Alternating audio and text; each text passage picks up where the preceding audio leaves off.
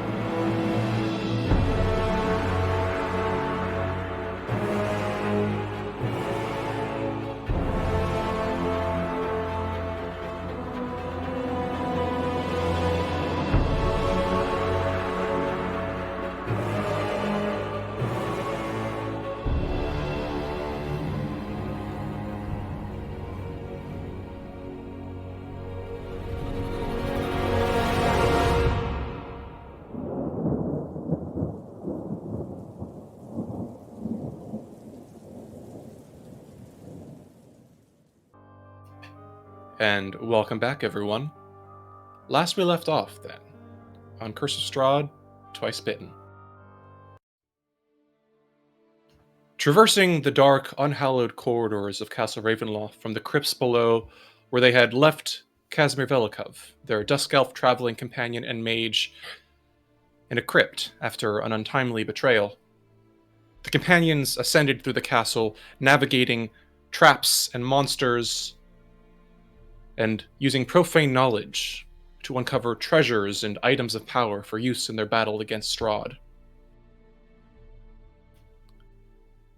After ascending toward one of the tallest towers of Castle Ravenloft, they found therein a crimson crystal beating heart, the Heart of Sorrow Van Richten had described, and coming together, destroyed it, doing battle and quickly dispatching a band of animated weapons and the vampire spawn that came to avenge the heart's destruction. In the aftermath of the fight, as the vampire spawn slipped away, the companions shared a brief conversation, Metreon and Ismark discussing a potential future when the day of tomorrow came to pass. After healing their wounds, the party descended the walls of the keep toward the main entry and proceeded into the chapel, as foretold by Madame Eva. There, they encountered Count Strahd von Zarevich, and the battle began. The vampire was slippery, evading our heroes' attacks, harassing them, and even, at one point, transforming one of them into a frog through a well-timed polymorph. But through their efforts combined, flickering through the ethereal plane, summoning the spirits of the undead, moving at blurs that defy human speed, and a bond of telepathy and trust that connected them deeply together, the party tracked Zarevich through the winding castle corridors. And as Strahd struck again and again before fading into the stone of Ravenloft and nearly slaying Davian Mardukov for the danger he posed, our heroes rallied, surrounding Strahd from all sides and with Ismark's aid, locking him down, forcing him into place from which he could not escape. Though Strahd struggled to break free, summoning vast winds to aid him, our heroes held firm, Amity and Erthrindir joining Ismark to hold him down, while Davian, the ally whose power Madame Ava had foreseen, inspired them to fight on. In the final moment, before Zarevich could vanish, Lillison called upon the power of the luck blade she had obtained from the crypts below, freezing him in place with powerful magic. And as Metreon roared in defiance from a new and mighty form, Kiva leapt forward, dealing the final blow with a mighty stroke of the Sunsword. And Strahd von Zarevich was no more. And so,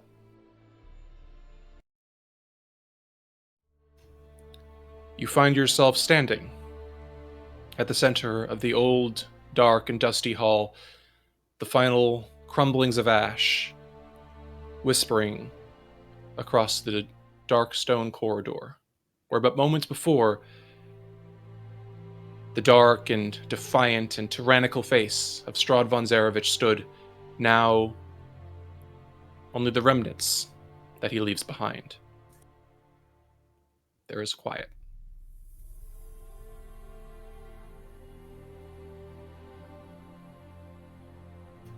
What do you all do? Well, it's quiet for a moment until Metrazilla lets out another giant roar, one as loud as he can, to just sound throughout the entire castle, letting anything or anyone who dwells in it still, letting them know that this fight was ours. It echoes through the dark, cavernous halls, from the massive stained glass windows of the chapel, through the entry of the foyer, down through every office and hall and cramped corridor. It rings through the catacombs far below, through the dungeons. It bursts forth from the tallest towers and spires and rings across the land around. And at that moment, the castle knows its master is no more. Kiva just is it a trick? starts crying and laughing. I think. Staring at everyone. Amity's still breathing heavy, like holding the ashes of Strahd in her clawed hands. Is it a trick? Did we do it? She's looking to everyone, to Esmeralda especially. He died in sunlight. He can't mist. He couldn't. That's right? She nods, breathing hard, still wide-eyed, her cheeks flushed. As far as I know, yes, it's the sunlight. He could not escape from it. He could not reform in it. The ash. I have only ever seen this a scattering of other times. When the vampire steps out into the light of the sun and perishes there's nothing left of them but cinders. And even his have already cooled. He's actually... You're sure? I am as sure as I can be without being a seer or a prophetess of some kind, yes? No, that's quite good enough. As Aerith's haste spell finally runs out and he just crumples to the floor like a piece of paper. God fucking starts crying. God fucking finally. Lillison is standing just stock still, very white, and her hand is still clenched tightly around the hilt of the sword. She watches everybody else's reaction, and after a moment, she turns and walks towards the giant window that was on the other end of this corridor.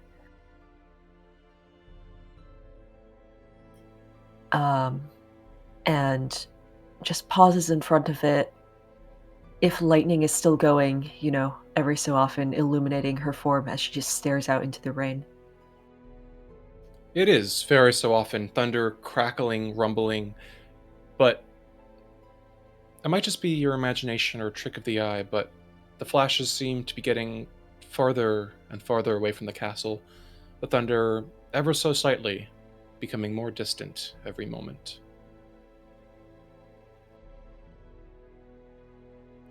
After a minute of composure, I think Kiva just the sun sword, she just momentarily sets down and just walks over to Irina and picks her up and literally lifts her off the ground into a hug. Just saying over and over, "You're free. We did it." She and just grabs her, you hard celebration around the waist, holding you back. Very occasionally, her breath hitching. You can feel her cheeks are wet, and she just murmurs, "Thank you, thank you, gods, thank you." Yeah. I don't know. She can't really say much else. She's just gonna keep holding her.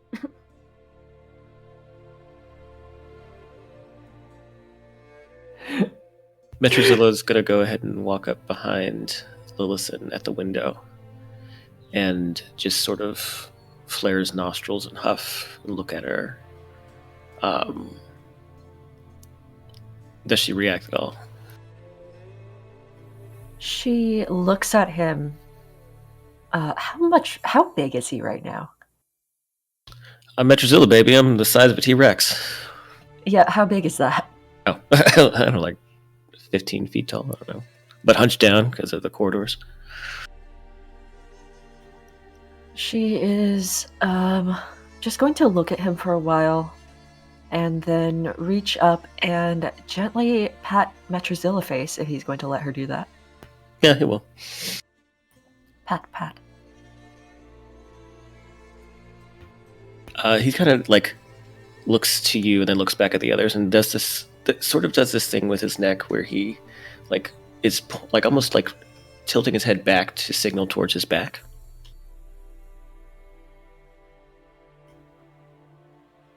Well, if that's what you want. And then Lillison is going to very gingerly see if she can climb up onto Metrozilla's back. It takes a little bit of doing. Metreon still getting used to the size and dimensions of his new form, but with some assistance, you're able to clamber on up and secure a position somewhere around the center of the shoulder blades.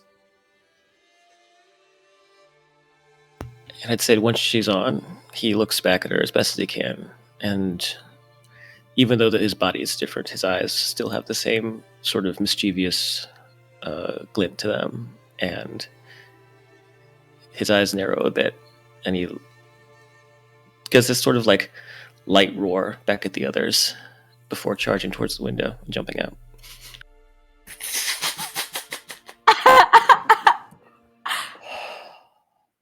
You just jumped out of the window, right? Just Yes. making sure I heard that correctly. Okay. Yes. You land with a shuddering thud. You hear the... Actually, sorry. Are you sure you want to do that? Because it is 50 feet up. I Airthwind have here will enough hit facilitate this. Yeah, I've got enough Okay. hit points. Wait, are you going to cast Featherfall on the T-Rex? I am. He just looks up from sobbing, sees Metreon charging for windows, just I was saving this for Strahd! And just casts Featherfall on them as they go careening through the plate glass.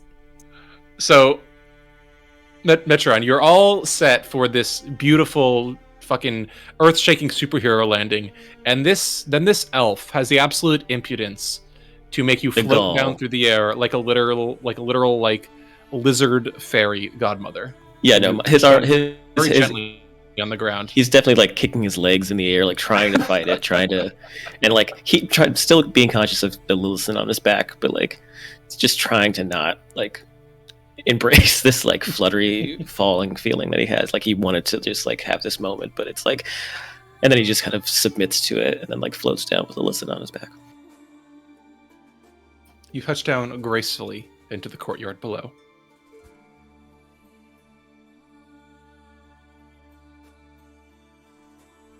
How's Lillison looking? Well, as the rain is soaking us, which I guess Lillison does not feel the cold still, she looks around and gently, and idly pats Metrozilla's neck, and just looks up and stares at the sky, and says, almost to herself, "Nothing's changed, has it?"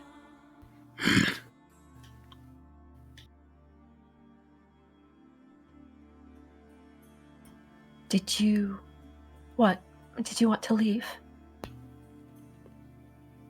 He just sort of shrugs his back a bit and turns back, and you see that as much as this sort of lizard can, is just sort of kind of mischievously grinning. And he starts to walk up towards the front door and like just kind of bats his nose against it as if like to signal, do we go in? Lillison will conjure her mage hand and open the door. The front door, you mean? Yeah. It swings open. And then much less cavalierly as he left the building, he will just kind of saunter back in, and if anything tries to get in their way, he'll eat it.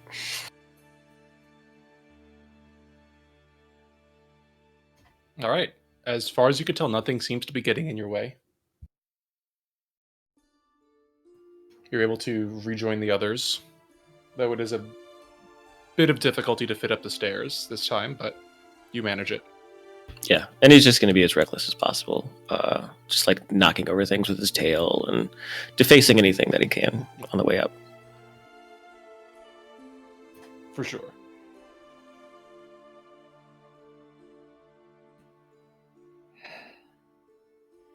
On the upside, Erthrindir finally, after like the aftershock of the haste, finally leaves his body. He stands clinging to the wall, and he looks over at Amity, looks over at Kiva, and says, "We're done, right? We're not gonna need to fight like that anymore." Kiva, who's still like clutching Irina like a child. Then just Amity, then. Yeah. No, I mean she can listen. I just sure. think like I get you. That scene is happening. That is important. I think she just sort of looks over and is like, I can't imagine why it wouldn't be done, but I mean, I suppose it's important to keep our guard up for just a little while. No. Does it mean we can leave? Is the Mistwall still there? I don't know. Fuck, we should go see. Look out the window at the T-Rex. Yeah, Kiva, is Davian in the vicinity? He is looking fairly woozy, a little unsteady on his feet, staring at the pile of Strahd's ashes. But he's there. Kiva is just going to give Irina a quick kiss on the cheek, let her go, finally, and then walk over to Davian and give him the old slap on the back, hit points, 5 check. So he gets 5 more hit points. And then she's going to ask, would you mind taking me outside on those big wings of yours? I want to see something. He gives you a skeptical look. Well, that's the stairs right there. There's the door, you know. I want to see if we can see the mist leaving. He sighs. As far as I know, if you'd like, we could just walk around the courtyard. If you'll excuse me, I'm not really feeling up to ferrying passengers at the moment. Oh, you're the worst. All right, old man, let's go. She'll That's offer right, an arm to like help him walk, like the He old lady accepts it across gratefully. the street. He accepts it for a moment, considers, and then just kind of grunts and pushes it away with a good-natured snort. Yeah, she'll walk with him outside to go see because she's curious now. All right, is anyone else following? Yeah. Yeah, Earth will. Mhm. Okay. Together, you descend the stairs, leaving the throne room behind, re-entering the grand foyer of Castle Ravenloft, and exiting into the front courtyard. You feel, as you make your way forward, you feel drawn ahead, as though something in the back of your minds, of your hearts, knows to expect something. The storm overhead has lessened, the rain moving down to a drizzle, and the lightning and thunder now far off in the distance to the west, like a dark cloud passing over Barovia, but not forever. You pass into the rear gardens.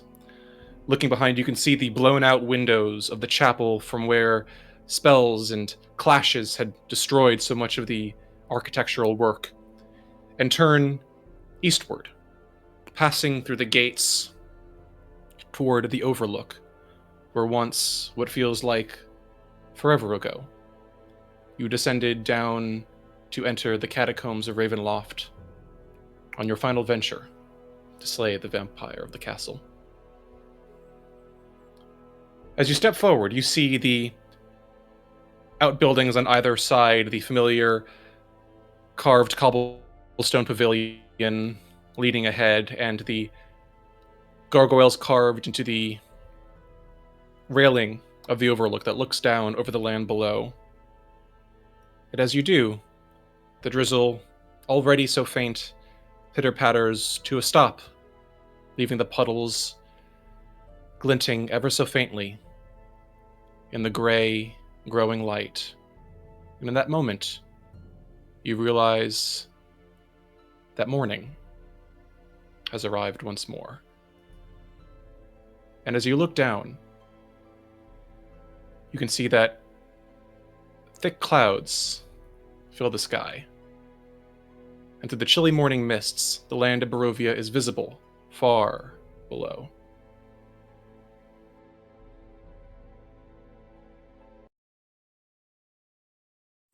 There is peacefulness here. Rest has come to the valley for the first time anyone can remember.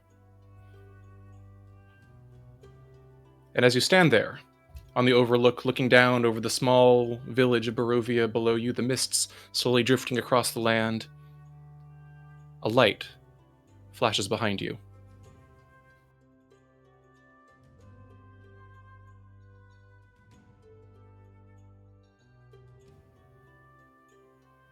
Please, God, what is that? Do you turn around to look? Yes. Yeah, Metrazilla. Yeah. I would say Yeah. to Metrazilla and would have walked out. If Lillison's still on his back, he would have walked them out.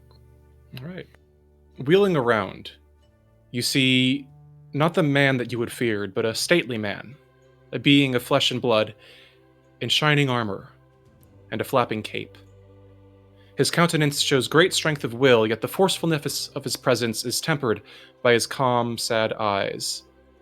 His features are those of Strahd, yet subtly different. His voice is calm and peaceful as he smiles and says, "My name is Sergei von Zarevich."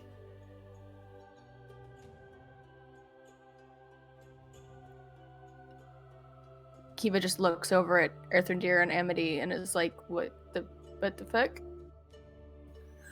Earthrendir has no more answers. Okay. He inclines his head Please don't very tell me faintly there's, in like- greeting. Do we recognize him from the pool? You recognize him from both the pool and the corpse. Yeah, he was Kiva, walking like, around with you guys most of the time, so. Yep. raises a hand and just waves a little bit, like, awkwardly, sort of expecting, like, round 2, fight, to, like, play somewhere in the distance.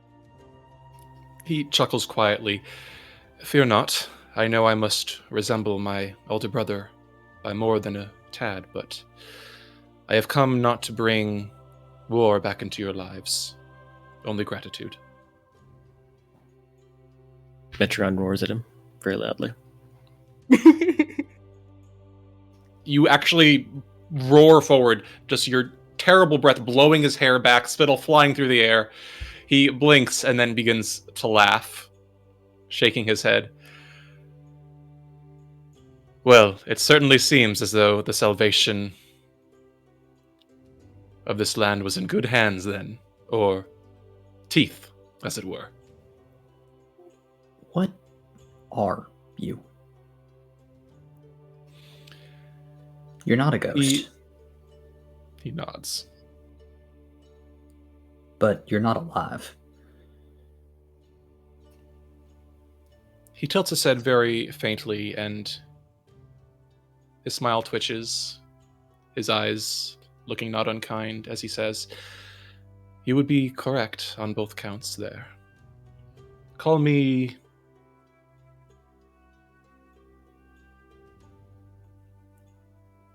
a memory. Too patient to be forgotten, but working to remember what no one else could." And he turns to Irina.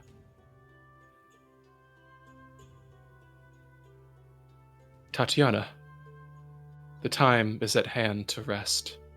Come, my love and my wife. And he stretches forth his hand. Kiva, Irina stutters a little Kolyana's bit. questioning eyes suddenly open with recognition and knowledge. Forgotten memories rush back to her in an instant, and she cries, "Sergei!" springing to him with the grace of a doe. They embrace. And after a long, lingering moment, Irina turns to you and says, "I am Irina Kolyana, but in my past, I was Sergei's beloved Tatiana. Through these many centuries, we have played out the tragedy of our lives, and now with our deepest gratitude to you, that tragedy is over. It is time for joy to begin again." And she pauses and steps away from him and looks up at Kiva and then grabs her in a big hug. "It's time for joy to begin again for all of us." I don't want you to go. I want to thank you, all of you. And she steps back, eyes shining bright, a smile across her face. I've learned so much, waited so long, and in all this time I felt like I was lost, wandering through clouds of mist and fog that nothing could ever pierce.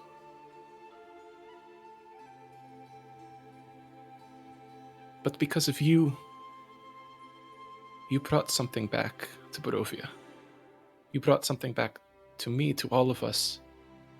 You brought back that light.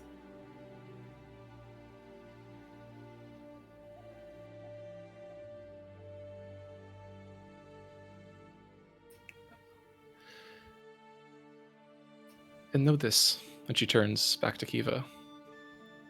No matter what happens, no matter where I am, I'll be with all of you. You know that, right? And she turns to Ismark, who is looking quietly stunned, and says, "Especially you." Then she hugs him.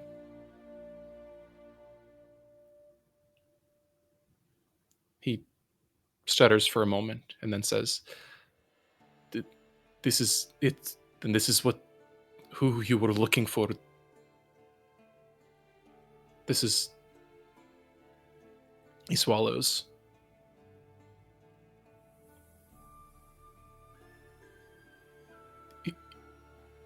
You're my sister, though. How can I see you go so quickly? Irina sniffles and holds him tighter and says,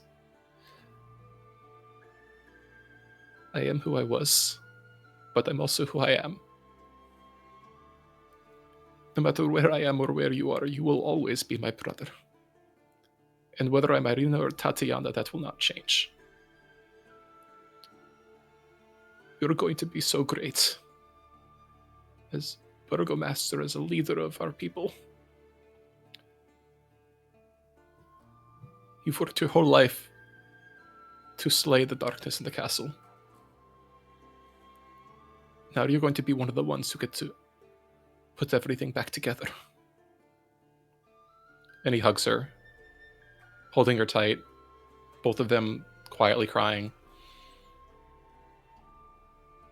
And then he exhales, all of the breath seeming to go out of him, and takes a step back, smiling.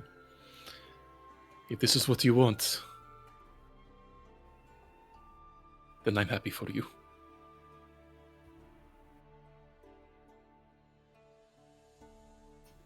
Kiva just nods as well, and looks over at oh my god, I'm sorry. And looks over at her friend and sees this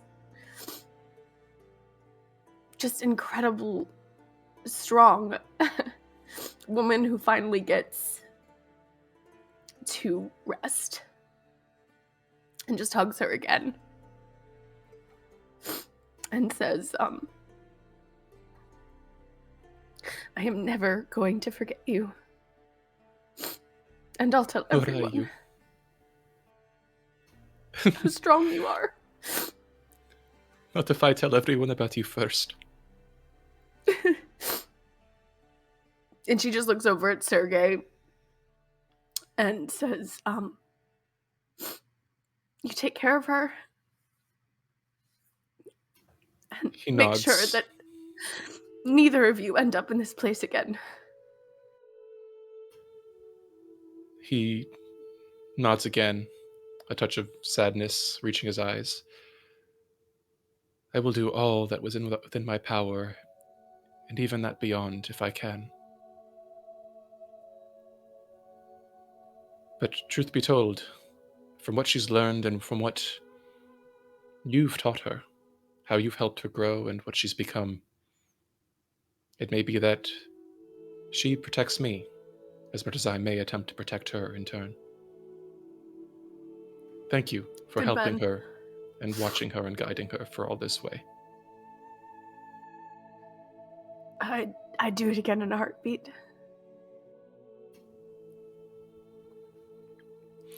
She'll He chuckles. let Irina go and stand back next to Ismark. Sergei laughs quietly and says, perhaps in another lifetime, we could have been friends. You know, the hymns of the Morning Lord are many, but there is one that I've always held dear to my heart, which is that no matter how deep the darkness or night, it's never so deep that the sun can't arise again. And even then, you can never truly tell beyond which mountains that sun will rise. The five of you might not have expected to be the harbingers of a new day when you entered these lands, but when you depart, please remember, carry our gratitude with you, and know that wherever you may go, you bring that light with you.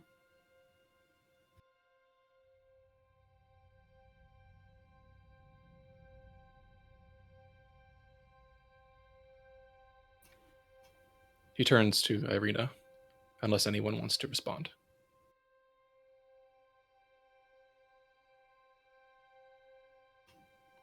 Very well. He holds out his hands, and Irina takes his hands in hers. And as you watch, shimmering light surrounds the both of them. Hand in hand, they walk east, toward the edge of the overlook, Their feet, though, do not touch the ground as they tread a path beyond this mortal world. Their invisible road takes them beyond the eastern precipice, their glow illuminating and thinning the clouds above Barovia.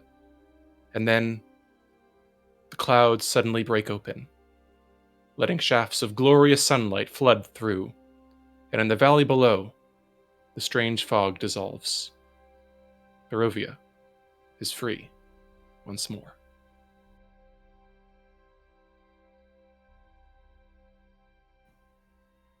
Goodbye, Irina.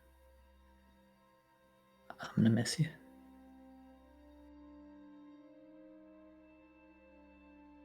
Metreon lets out another large but more solemn roar in the direction that they've walked in and towards the sunlight. Lillison pets Metreon's neck soothingly and stares off in that direction as well. I guess that's the gift, right? Like, she's mortal. She's human. Where she's going, it's a good place.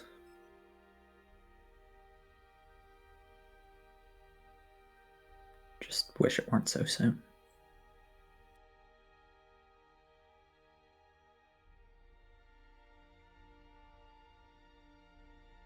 Metreon, noticing Kiva and Ismark kind of embraced in each other, just sort of kind of walks over there with Lillison on his back and just like puts his muzzle in between them. And just sort of like a dog trying to be comforting.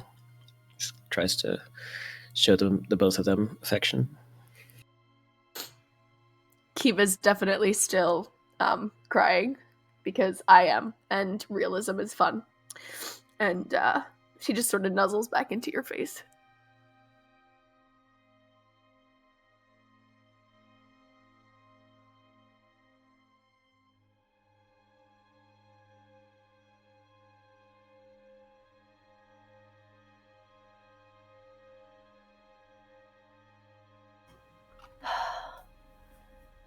We should go back inside and find those, well, everybody we left inside.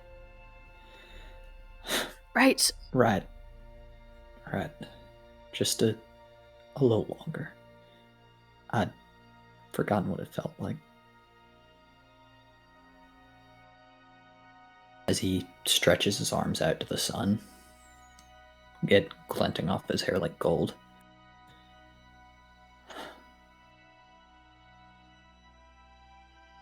Good morning, everybody. Good morning, Aircinder.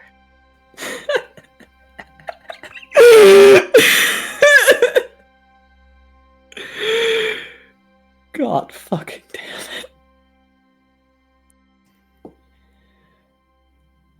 It's God. How long's it been? Has anybody been keeping track?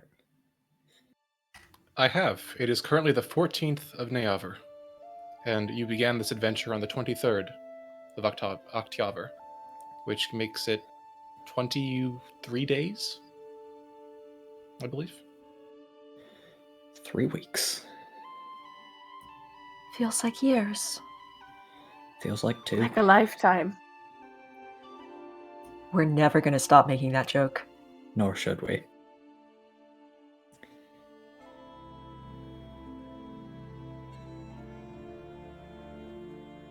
Metrozilla's going to go ahead and pull away from Ismark and Kiva, giving Kiva a little bit of a lick with his lizard tongue on the face before he starts to kind of wander back over towards the castle entrance. Kiva wipes the dinosaur slaver. Oh my god, he is like a big dog. And takes Ismark's arm, and if he'll let her, they'll walk back towards the castle together after one last look over the overlook. He will. Just silently exchanging a look with you. And in that moment, there's a connection of understanding that passes between the both of you. And then he nods and smiles tiredly. And you return toward the castle. Earth does one last thing before he leaves. As the others are walking back, he stands on the overlook, and then he draws Rahadin's scimitar from its sheath and slams it against the castle wall, snapping it in two. And then he takes the pieces into his hands and tosses them down into the forest below, and walks back inside.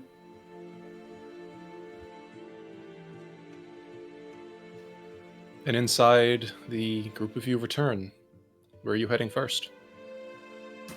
Casimir. And the folks we've met, the commoners, we need them. Mm-hmm. Sure. So, if you'd like, you can regroup with which one would you like to obtain first, the commoners or Casimir? Commoners, probably. Casimir can keep. So, you ascend to the third floor, back toward the study, and descend down the stairs, winding your way down the stone staircase until you reach the landing where the tapestry laid. The three Barovians perk up. And after hearing and rejoicing at the news, join your party as you descend down into the castle below. Despite their earlier ragging, even they seem to have enough tact to recognize not to push Ismark at this current moment in time. You enter into the catacombs, and you notice the bats are quiet, but seem to be sleeping. Their eyes black, not red, and aside from occasional fluttering through the air and the occasional dropping of bat guano, the murk, the menacing air that had filled their den is now gone, just soft chittering and squeaking and the occasional snoring of bats. Can I roar to see if I can get them out of here? I don't want them around me. You certainly can, and as you roar, there is screeching and chittering and squeaking and terror and fear, and many of the bats in the area near you flutter around, forming a torrent of black, leathery wings and claws that flutter through the air, vanishing up the central shaft of the main staircase entering into the catacombs. Congratulations, you have absolutely scarred these poor bats. Good. You know what? They deserve it. Unfortunately, as you return to the main avenue dividing the center of the catacombs, you notice something different about it. The slabs sealing the first crypt to the right and the last crypt to the right have been opened. Aerith just runs forward, first to the tomb where he left Casimir, and then, when he sees the inevitable, to Petrina's. Casimir's crypt is empty. You see the ropes slumped down in the slab, and in Petrina's empty. You see a number of coins clinking metallic along the floor, piles and mounds, but it seems that one of the mounds has been recently dug through, forming a small divot at the center. And as for Petrina's corpse, or the Banshee, there's no sign. They're gone. Both of them. That's not such a terrible thing, is it? I guess not. I mean, whatever kind of person she was, I think she deserved a second chance. Freeing everyone here meant freeing everyone. So, if they got away, then that's a victory for us. Yeah. It does mean I'm never going to get to punch Casimir in the teeth for lying to us, though.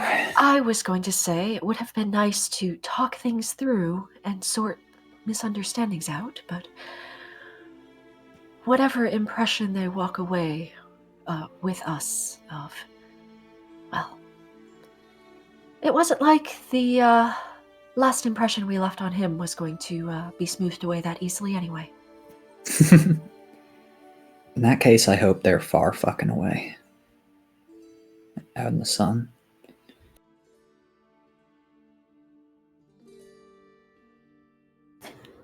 Amity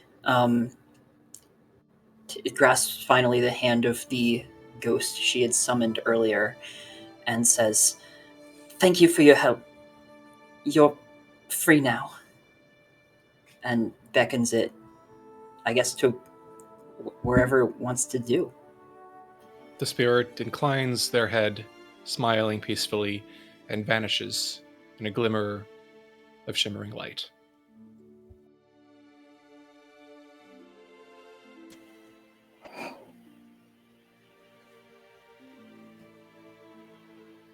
We're all free.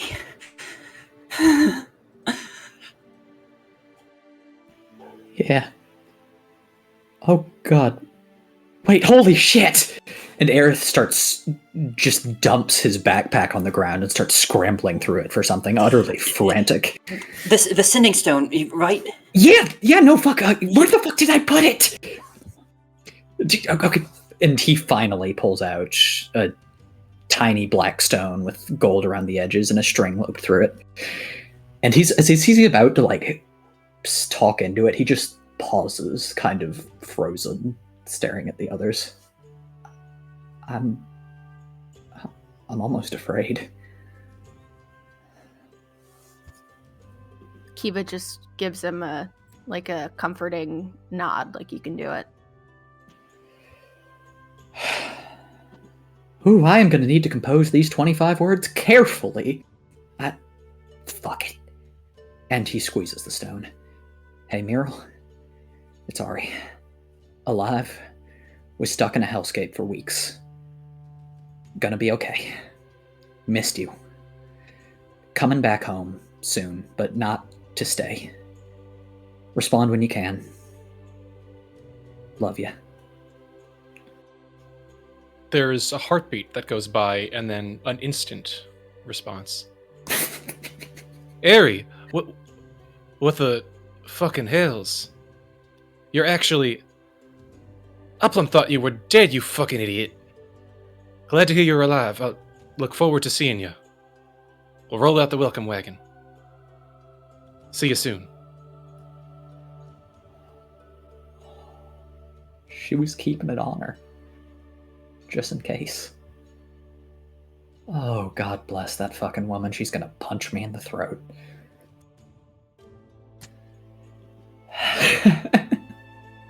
Wait, fuck, Amity, do you have that prepared? Sending? Yeah. Yeah. Amity's actually already sort of counting out words on her finger. And is there anyone specific? Because I'm... No, I was gonna say, tell my mom. Call your mom. Yeah. All right.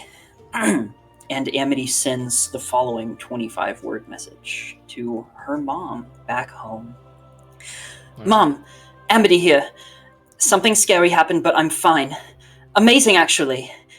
Can't wait to tell you soon. You can respond with 25 words now. Love.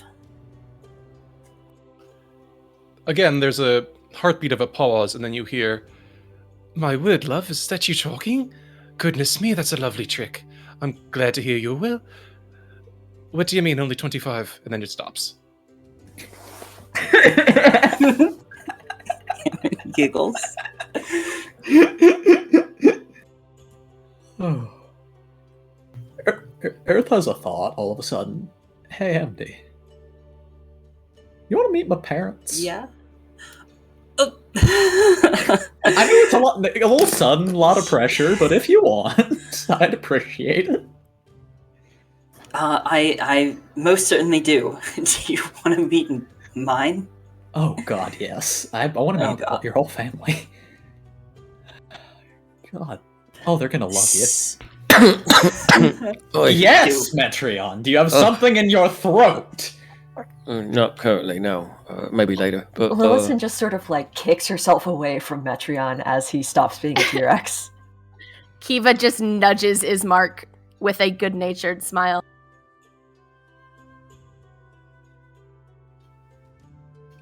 He is nudged.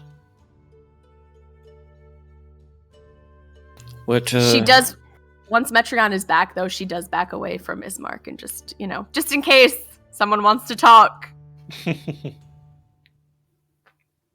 Yeah, I'd say if anyone turned to Metreon's direction, Lilithan would be there, obviously, kind of like kicking him away. But he would be like on his hands and knees, like having just transformed back into his regular self, kind of dusting himself off as he stands up. All right, well, fuck all. I think it's a good time to. I don't know what it's a good time for. I mean, he kind of reaches into his pocket. We got these gems, right? We could go in it, go anywhere, really. I mean, but we got the fortress, right? Filled with all the gold, and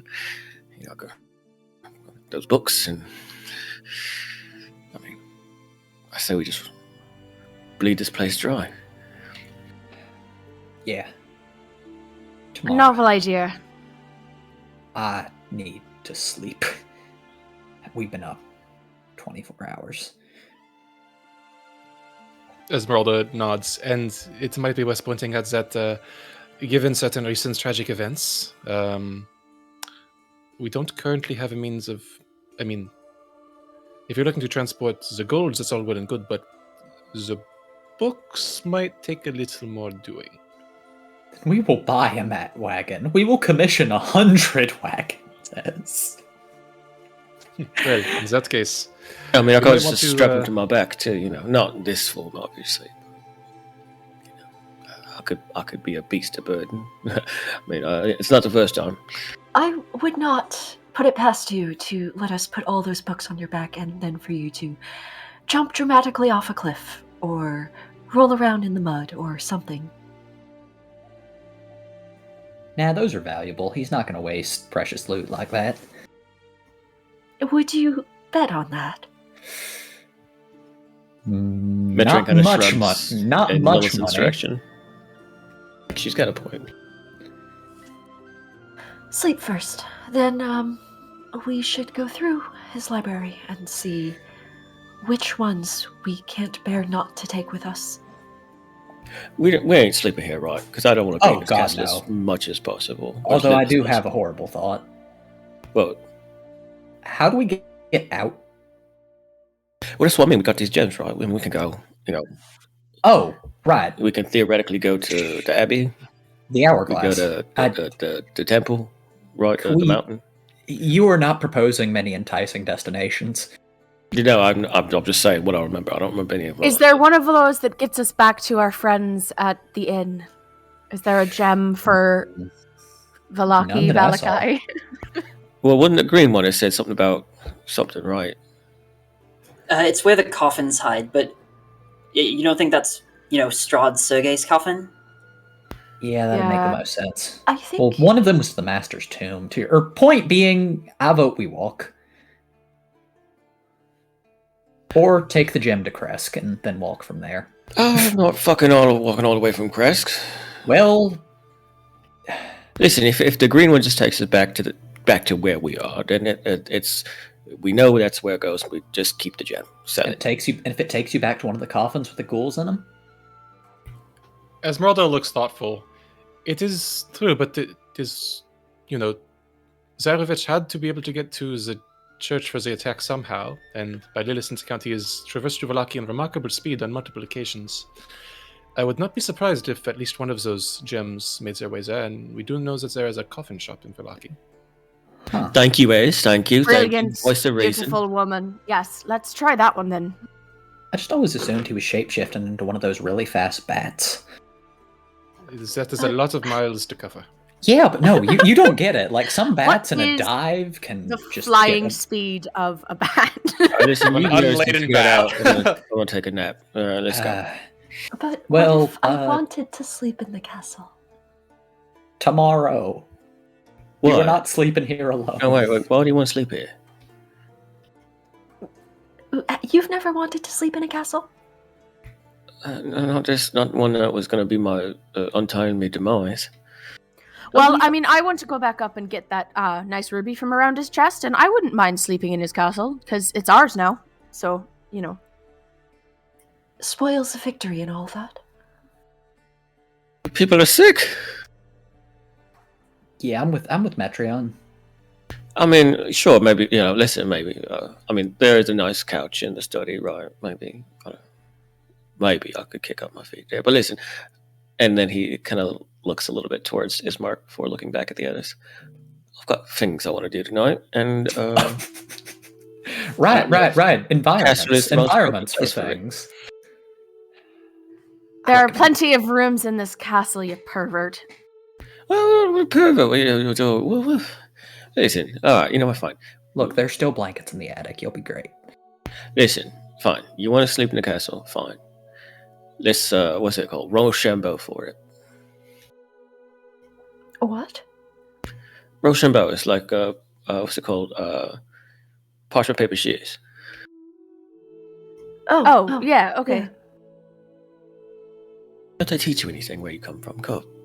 All right. All right, yeah, Kiva will parchment shears boulder with you. How do we do this? Just roll 1d3 and see who gets the highest. Yeah, it's you gets the Sure. highest. Go for Sure, it. that works. That's a 3. It's a 3. Back. You both roll rock, let's say. No, Serena got a 2. I got a 2, Oh. so fuck it. Wait, you're doing a 3-way rock, paper, scissors? What kind of degenerates are you? No, No, it's me It's and me and I thought Uh, Lilison was on it's it too. just Keith and Metreon. Oh, yeah, I it's think. 3 I did, rolls. That's what Kaya Yeah, I thought rolled. Lilison Yeah. was on it too. I did a GM You- roll by accident. We can say that Lillison started throwing, and then she just turns and starts walking off into the castle. Okay, in that case, Metreon wins. But then seeing Lillison just kind of walking off, he kind of breaks away. Well, come on, man. Fine, but listen, we don't want to split up too quickly, right? I mean, fine. Where do you want? Where do you want to even sleep? All right. I mean, where would you sleep? I mean, I was going to go into the study and take a look at all of the books, but if you want to call that couch, I'm sure Strahd had some rooms that were not all full of spiders. Kiva's just gonna throw her bedroll in the fucking chapel and stay there. Fine. I'll claim a room for the night. If I don't like it, I'm leaving. I'm taking one of the stones and I'm getting the fuck out of here. If I hear anything creepy, if I hear anything weird, if anything tries to bite me, if I see any fucking spiders, I'm out. Okay, so then, long rest at Castle Ravenloft. Well, Then- Metron's going to turn to Earthendeer and Amity. What are you two doing? I'm gonna be honest. I thought y'all were joking Why would we be joking about this? because we've spent. He just kind of throws up his hands. Fine. Guess I'll find a bed somewhere in the terror castle of death. We have cleared out the horror, the terror, and the death. Are you positive? No, You sure there's not any horror in the corners? no, but that's why I want to stay here, just to make sure that there isn't something else that's going to leap out and come towards Valaki at us right when we're, We have observed that there is at least one more vampire spawn somewhere in the castle. But it's also So- sunny out, so if we go to sleep now, we wake up, it's still sunny, and then we don't have to worry about it. Yeah, I mean, let's just blow out all the Good windows. point. All right. Blow out any Y'all windows that we're sleep. in. I'm going to stay on guard duty. Well, Alright, well- why you gotta stay on guard? Listen, there was those 3 Barovians. They was on guard. They could be on guard duty, right? They got their long rest. Thank you, Kiva. They can, they want to be of use. They could stay up for us. Aerith just puts his head in his hands. Come You on, know, we're now giving that all them the the job adre- they want. Now that all the adrenaline's wearing off, fuck it. Let's go. Let's go in castle. Let's go do things. Listen, I don't claim to be entirely sane right now. I still got a little bit of lizard brain going on. So I'm probably going to regret this halfway through sleep. No, fuck it. We've taken this many risks. One more. Let's do it.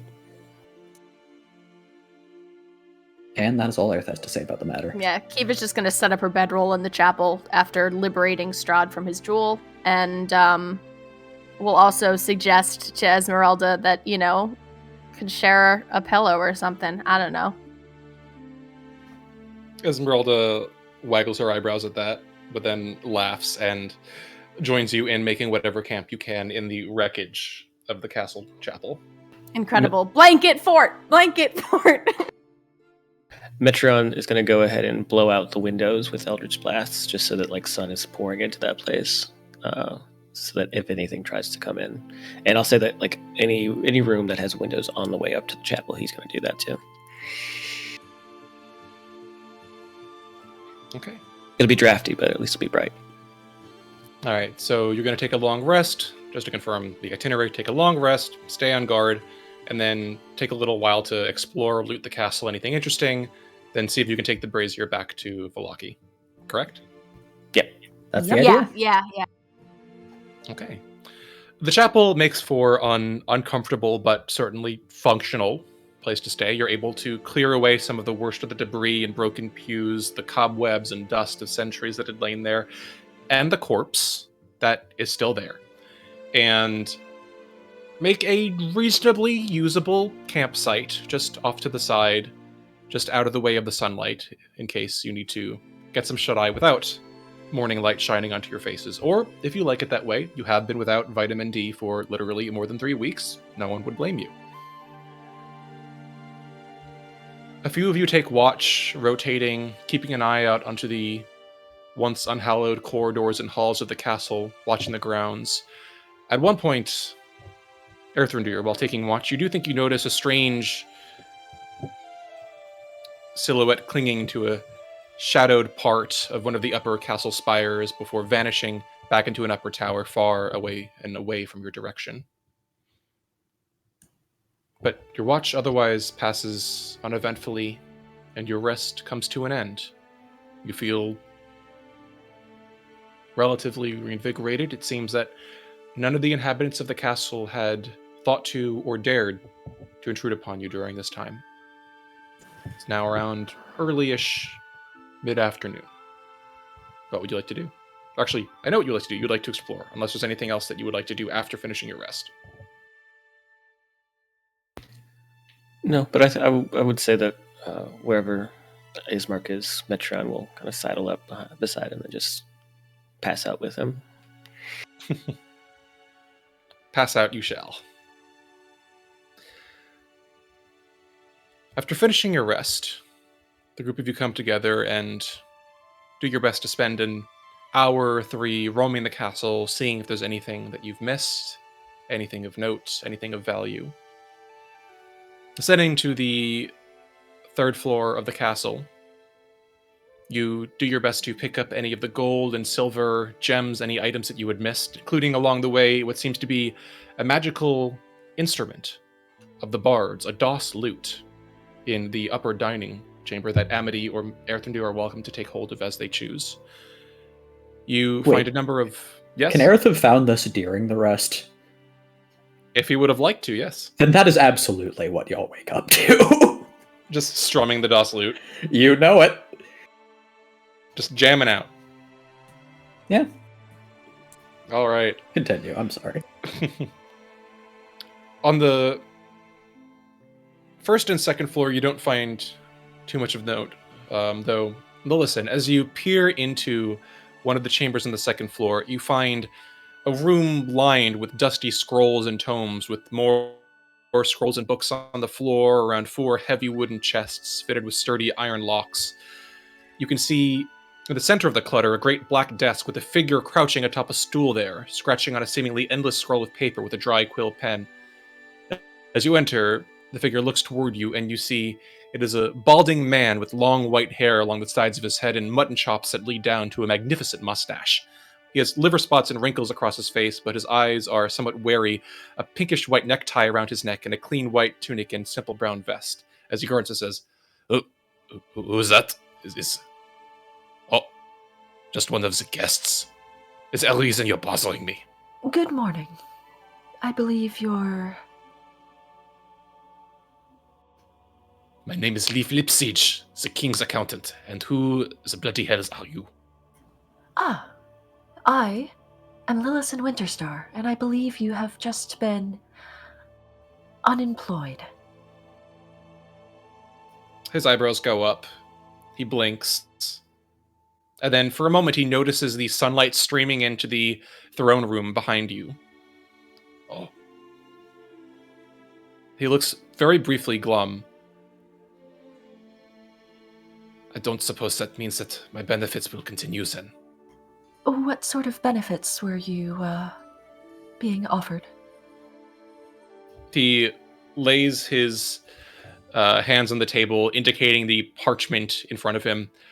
I was this close to getting the old bat to tell me where his last treasures were. Do you know how long I've been working on that? Now I don't know where they're going to be. Which treasures? She pulls out some of the the gems that she had gotten in the fortress, and just sort of like holds them up questioningly. He blinks. Where did you get those? And you notice his eyes dart down toward the lock chests behind him.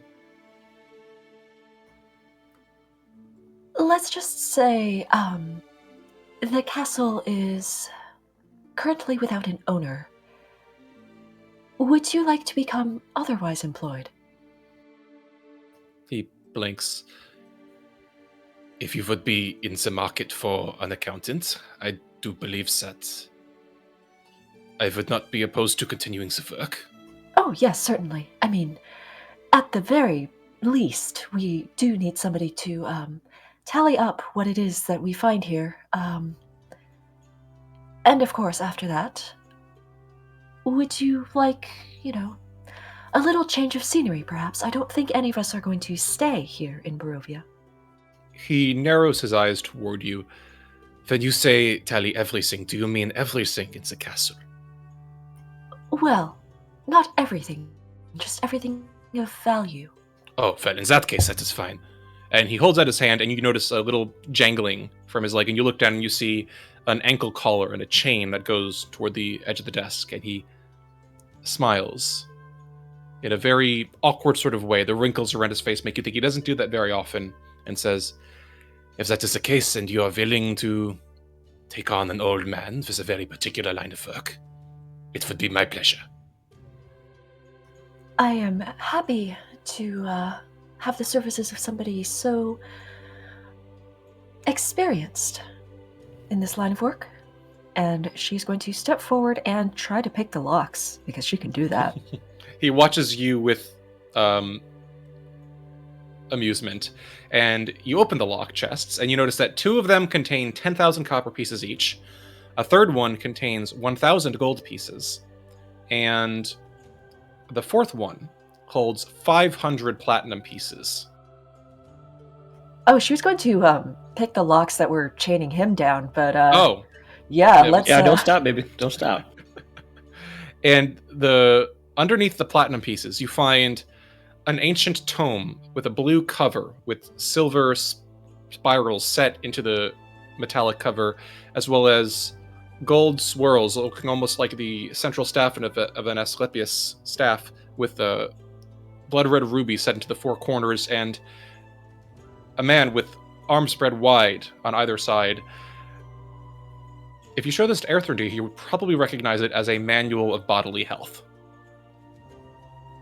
If you spend 48 hours studying its contents and practicing its guidelines, your constitution score increases by 2. Ooh, nice. Erthrindir, Lillison says as she actually unlocks Leif's shackles. Have you seen something like this before? He looks over it and his eyes light up. Oh my god, may I? Shit, what kind is it? Which one? Fuck. And then he just looks over the pages, and he looks up at Lillison, and he is grinning. Oh my god. Lillison, this is a legitimately one of the most valuable books in the world. It's magic. It's a series of exercises of sorts, so ways that you can sort of make yourself healthier, more resilient, that sort of thing. It's powerful stuff, like really powerful, but it loses its magic for a century after that sort of thing. But in the hands of an elf or another immortal, that's a treasure beyond worth. Lillison's eyes go wide and her hands just stop working for a moment. Hey, I'm gonna be honest. I don't need this. And I don't think any of them do. A century, you said? Yep, once a century. I don't know if it's for me, then. Yeah, but you can still use it once. No, I mean that this is a treasure that... Do you know how much people would pay for that? Depends. Do you know how much money you're going to have when we walk out of here, even without this? That is a...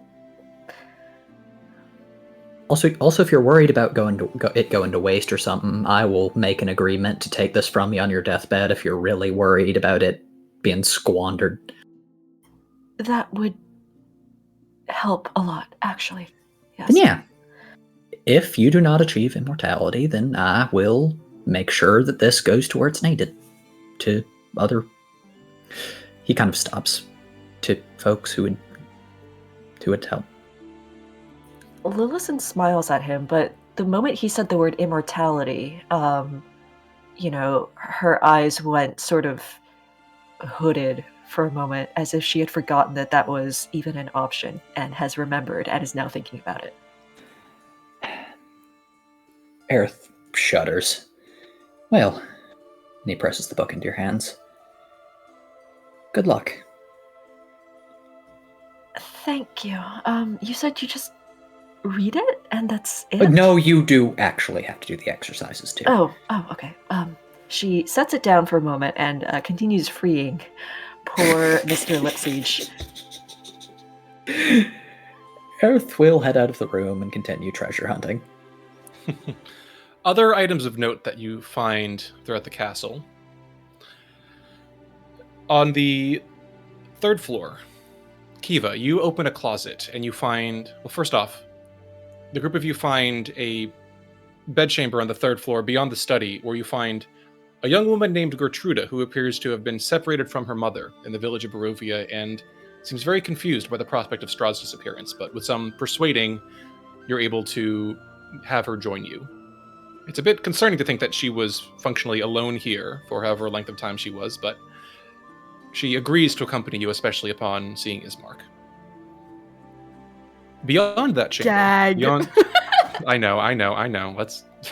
Beyond that chamber lies a closet in which, Kiva, you find no fewer than 28 capes. Oh my god. Metreon, my love, come to me. Yeah, what is it? What is it? I need you to behold something. Yeah, well, And she sort of steps aside, revealing the cape closet. He looks in and starts to flip through them one by one, and then when he realizes they're all the exact same cape, by the way. They're all the same exact same cape. He looks back at Kiva. What an asshole. He's such a fucking dork. She will take one, though. Yeah, he says that as he's pulling one off the hanger. Yeah. You gotta get souvenirs from Disney World, right? Yeah. Everyone come get one. He's got enough to share. Lillison's gonna mage hand one for herself and one for Leaf Lipsiege, who I'm just imagining is like trotting along behind us with a clipboard, just like writing down everything. Yep. Like in an extensive inventory.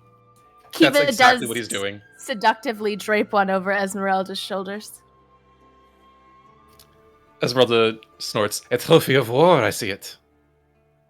It's like getting ears at Elven Disneyland. Oh, that seems terrible. Why would you say that? What's a Disneyland? It's an amusement park in Faerun. What's an amusement park? Oh, Lillison, you'd hate it. It's for people go to like smile and enjoy things. I can enjoy things, I just don't know what things are.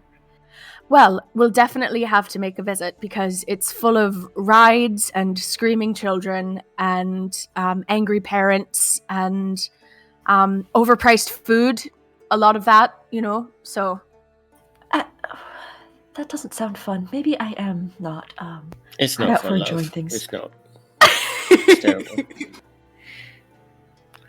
And Metron will look down at the cloak that he's pulled and just kind of tuck it into his satchel. He's not going to wear it, but he just tucks it into his satchel. Just, probably sell for later. And he looks back at Ismark. You want one of these? I mean, you ain't going to wear it, but maybe just, have as a trophy or maybe to sell or something. I think I would be fine without it, but thank you. I think that it is good for you to keep it. It's a reminder, yes. No, fuck that. No, as soon as I get out of this place, I'm getting rid of it. It's fine silk. Well, I mean, yes. That is a good point. I don't think that there's many people in the village that would take it, and if I would try to sell it to Piltrath, I would probably get a pittance. So we'll just mail you back some of the money we get from selling it in Faerun. I certainly would not turn it away, though. Well, I'm sure we have more to discuss later, but shall we finish exploring the castle? Aerith looks like he's been hit over the head with something.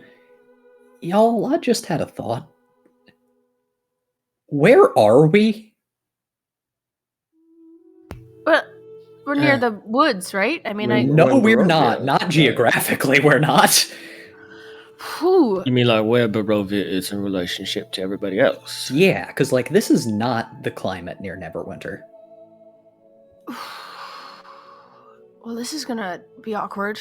Yeah, how do we get home? I guess we can ask the Vistani. They're familiar with this sort of thing. And they can't sell us any fake potions anymore. I suppose if nothing else, we can just follow this Fallich road and see where it leads us. The worst that could possibly happen is that we have a very, very long walk to get back home. Yeah. Well, God, I hope we're not out east somewhere. We got the gem, right? I mean, maybe let's just stop at the Blue Water Inn first. I mean, yeah, I presume we're not leaving that soon, right? No, there's a couple people I'd like to say goodbye to. Yeah. Good. Me too. Well, let's get this old man home, and Metron slaps Davian on the back as hard as he can. Can you fucking not, lad? Ugh. I know you missed the early bird special. Pun intended. We'll get you home safe, don't worry. Right. Appreciate it. He slaps him one more time on the back.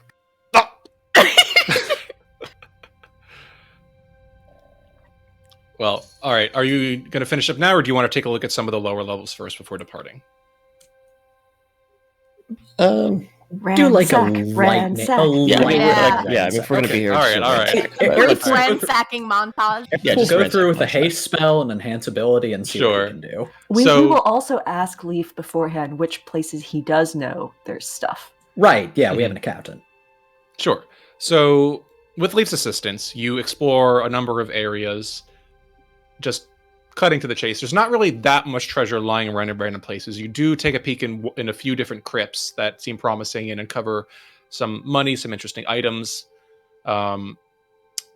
Interestingly enough, on the basement floor, just one level above the crypts, you locate a room that is a grisly sight. It is utterly wallpapered, covered in bones, skulls, the table formed of bones, the chandelier formed of bones, the doors sheathed in bones. It is incredibly horrifying and tacky. But notably, mounted on the wall, just above the double doors leading into the chamber, you see what seems to be a dragon's skull mounted there. Is that... It certainly looks like it. How do we take it down? Can your mage hand handle it, or is it a little too heavy? I assume something of that size weighs more than 10 pounds. Probably, if he was an adult silver dragon, then probably 400 to 500. Okay, yeah, that stretches the limits a little bit. It's going to be around, estimating, you think it's probably going to be around 250 pounds. You know that dragons biologically have thinner, lighter bones. Aerith smiles and realizes something. Oh, wait, hold on a second. And he takes the new loot he's been found, which all have seen him tuning and meticulously messing with sort of over the course of this whenever he's had a free moment. And he strums it just once. You're not going to play Freebird tinkling. again, are you? That's just once. He can't do it without the solo. Alright. And then he's going to use it to cast Levitate. You what? Okay. On the skull! The skull floats gently up off of its perch, and I'd say using swords, 10-foot poles, anything you've got, you should be able to gently guide it. We're trying to grab a towards space. balloon. Pretty much. It's pretty much like grabbing a balloon that's kind of bumping very happily along the ceiling of a party room. But You All just right, like you tie are a able rope to to get it it with the down to the grappling hook, ground. right? You just kind of like guide it. Alright, y'all, I only Oh, have this yeah. for 10 minutes, so we need to expedite. Oh yeah, we should probably we grab on the way out. Yeah, it really should have easy been. access. There is easy access from here directly down into the brazier room. So if you want to head straight down there from there, you can do so and head out. Yeah, let's do that. Let's do that. Let's Then we do can that. just come back for anything else if we need to. Yeah. Okay. All right. So with that, then you make your way down, descending the stairs, finding the enchanted brazier, and fling the green gemstone into the flames. It burns with a great emerald glow, and one by one, you vanish into the fire, bringing your treasures, your skull, and your new assistant along with you. And open your eyes and find yourselves on the second floor of the Vlakian coffin maker's shop. With the giant skull of dragon. With the Oh. giant skull of a dragon. Let me go first. We're going to give this poor man a shock. And then she scrambles for the stairs. Kiva's I'll like say that standing under the skull waiting for the 10 minutes to go up. She's just like, all right, we gotta move, guys.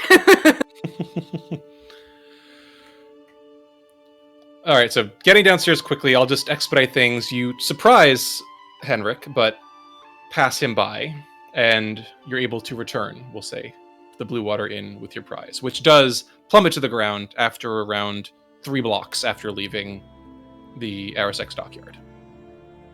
Wilson's going to toss Henrik like 5 gold as a passing tip on their way out. He accepts it, looking very confused and Excellent. slightly frightened. So once the skull sort of like just clumps to the ground, Lillison's like, "Do we just leave it now, or?" Oh, we could probably get it back to where it belongs, right? Wait. Kiva, you mind if I cast a spell on you? Yeah. And he casts Enhance Ability.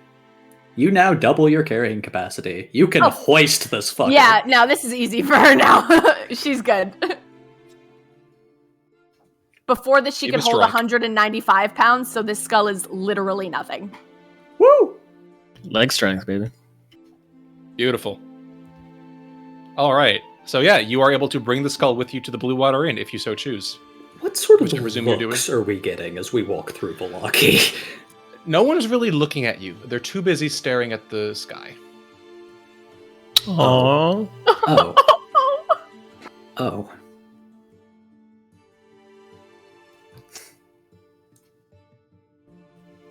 Like, as you pass through town, you can see that there are people just sort of lounging out their windows, sitting on porch steps.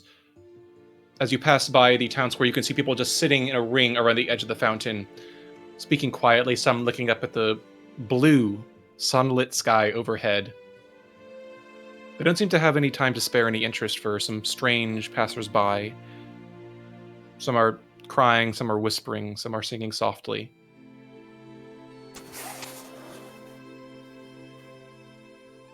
they've never seen it. It's beautiful, right? I mean, it's different when it's everywhere, you know. I mean, the sword is one thing, the symbol too, but just seeing it in the sky like this. You don't realize how much you miss it till it's gone. Yeah.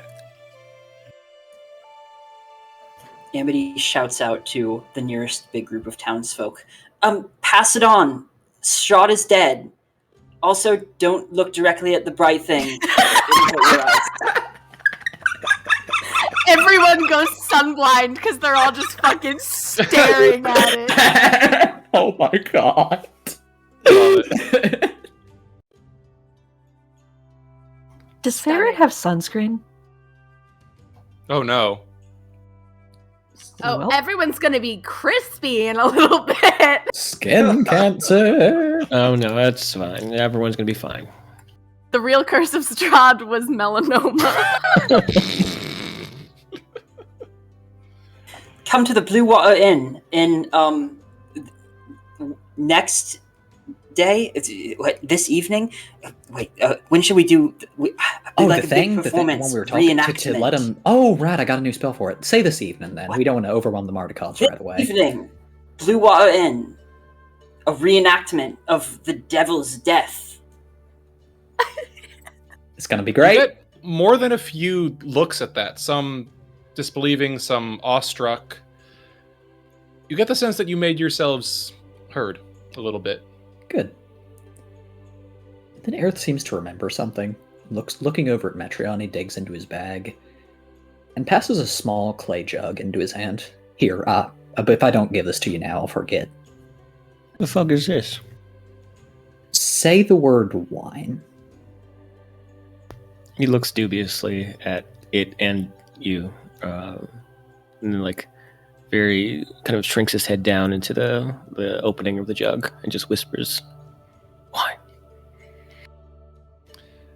As you do, you can hear the sound of sloshing liquid from within, and a intensely sweet smell a delicious scent begins to emanate from just below the cork.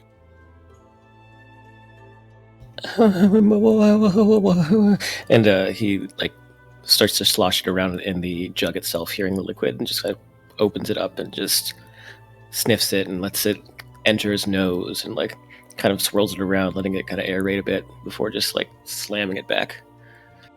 It's some good shit. It is a full gallon of wine. You cannot drink it all at once. He's gonna try though. Oh no. Pretty damn close. But when his belly's full with it, he'll wine's on me, and he'll kind of start to pass it around to everybody. Is that unlimited? Because if so, I think you just killed him. It's a gallon a day. So, maybe. No, it'll be fine. And Kiva will also glug glug. Or 4 gallons of beer, but he seems more like a wine man. Or 2 gallons of that weird egg substance. I don't want to talk about it. Anyway, we should get inside. I will pass, thanks. Yes, let's get inside. Yeah. We don't want to explain to Lillison what mayonnaise is. No, we don't. As you approach, the door bursts open, and several Mardikovs flood out as you hear the excited shouts of a child looking out at you from the window echo from the interior of the tavern. Which child is it? It seems to be Brahm. Yeah. And at the sound of the child's shouts, the Mardikovs you hear footsteps thundering toward the door, tears open, and you see Erwin, Danica, Adrian. You see the kids pushing forth to see what's going on. And you see at Erwin's side, holding onto the side of his apron very shyly, Yeska. Erwin's eyes wide as he looks down at each of you. Goodness. You all actually did it. He's gone. He's gone. Kiva holds up his little ruby and wiggles it.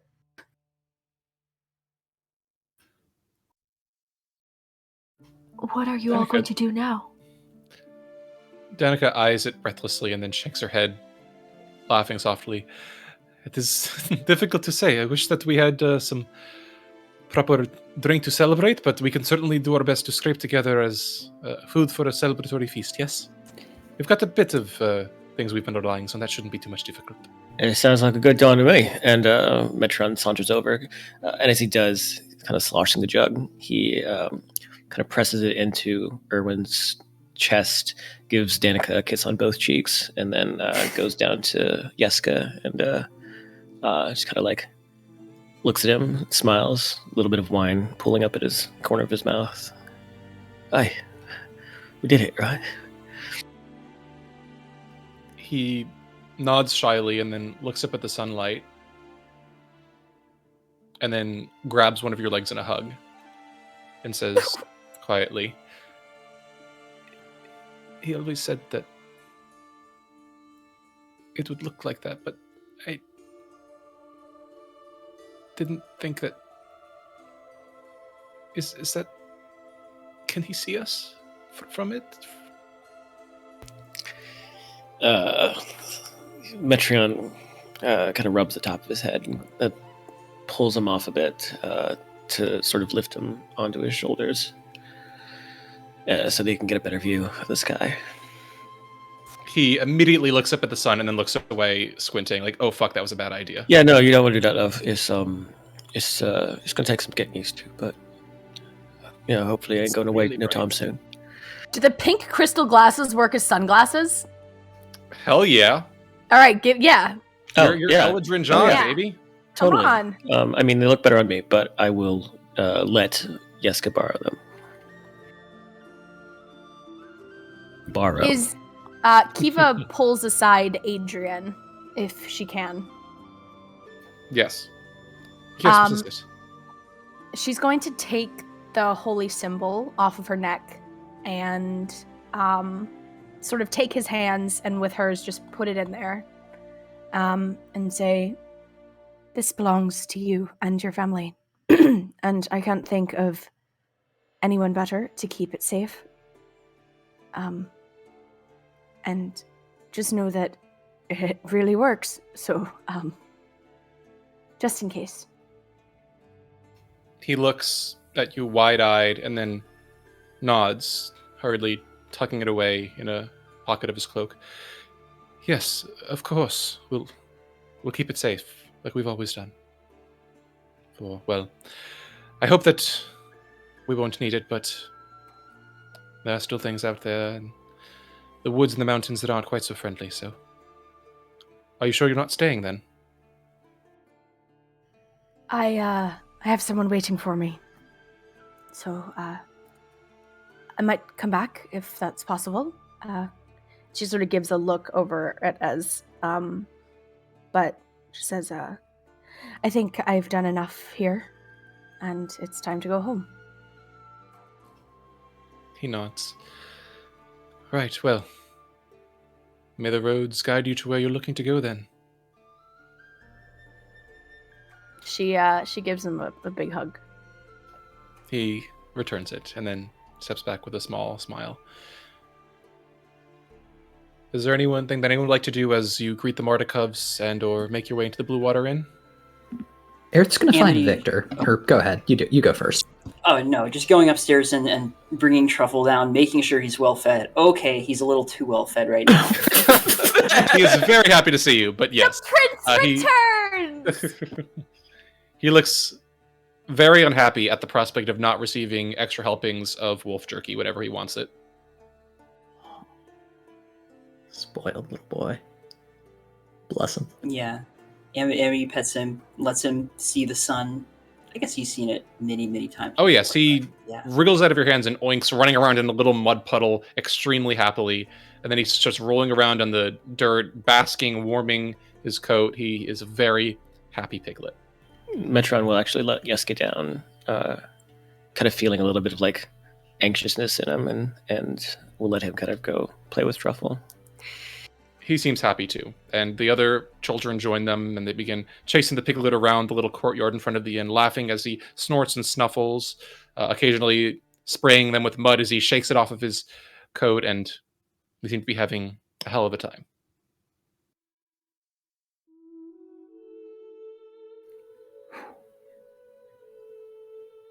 Aerith is going to find Victor, because he has a hunch that with everything, he is probably hiding.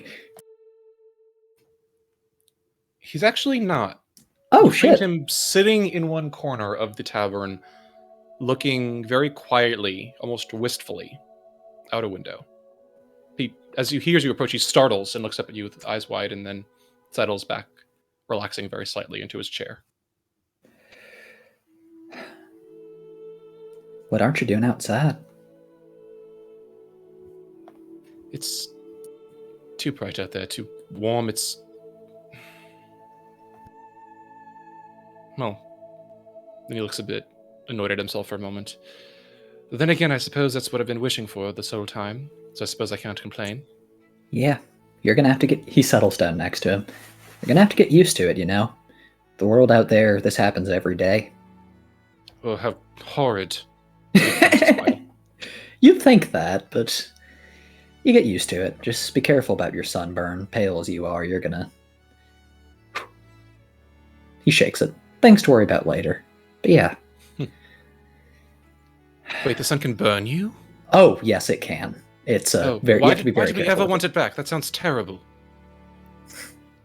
Well, there's actually some things about vitamin D and sunlight and retention, and it's a long story. But no, it's... He kind of chuckles. But yeah, it's... He's gone, so... Aerith kind of looks momentarily uncomfortable.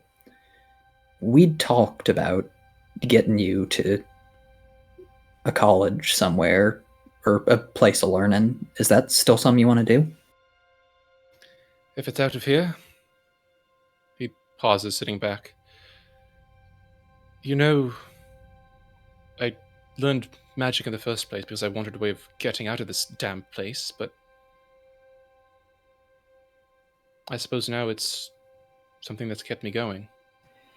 I suppose it's something to do next, right? Aerith looks at him very serious and says, only if you want it to be. There's a big old world out there. And you are already powerful and accomplished and knowledgeable. You don't have to. You can, if it makes your heart sing. But if this was a means to an end,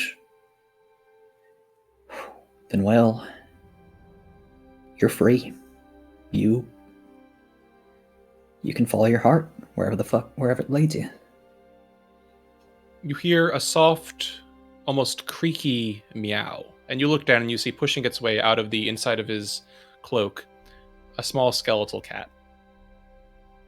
And he looks down at it and scratches it behind the skull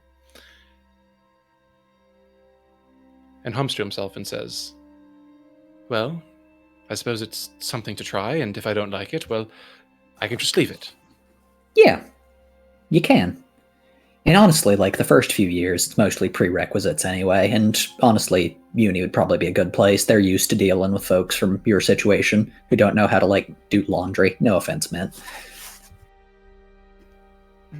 He raises his eyebrows at that, but doesn't respond. But yeah, I mean, you're free to... I'll be heading out, not soon, but when I do, if you'd like some company on the road, I'd be happy to go with you, at least till our paths diverge. Make some introductions. Oh, God, yes, please, I have no idea where the fuck anything is. Neither do I. Neither do I. That's all.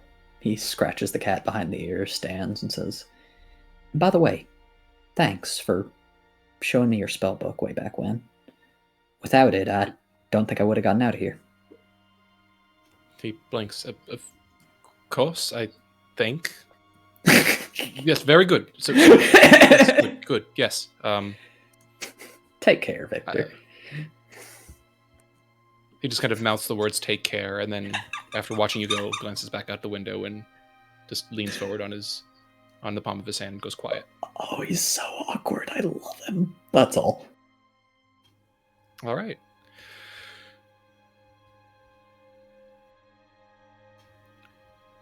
The afternoon progresses, becoming late afternoon and then dusk, and individuals begin to fill the Blue Water Inn.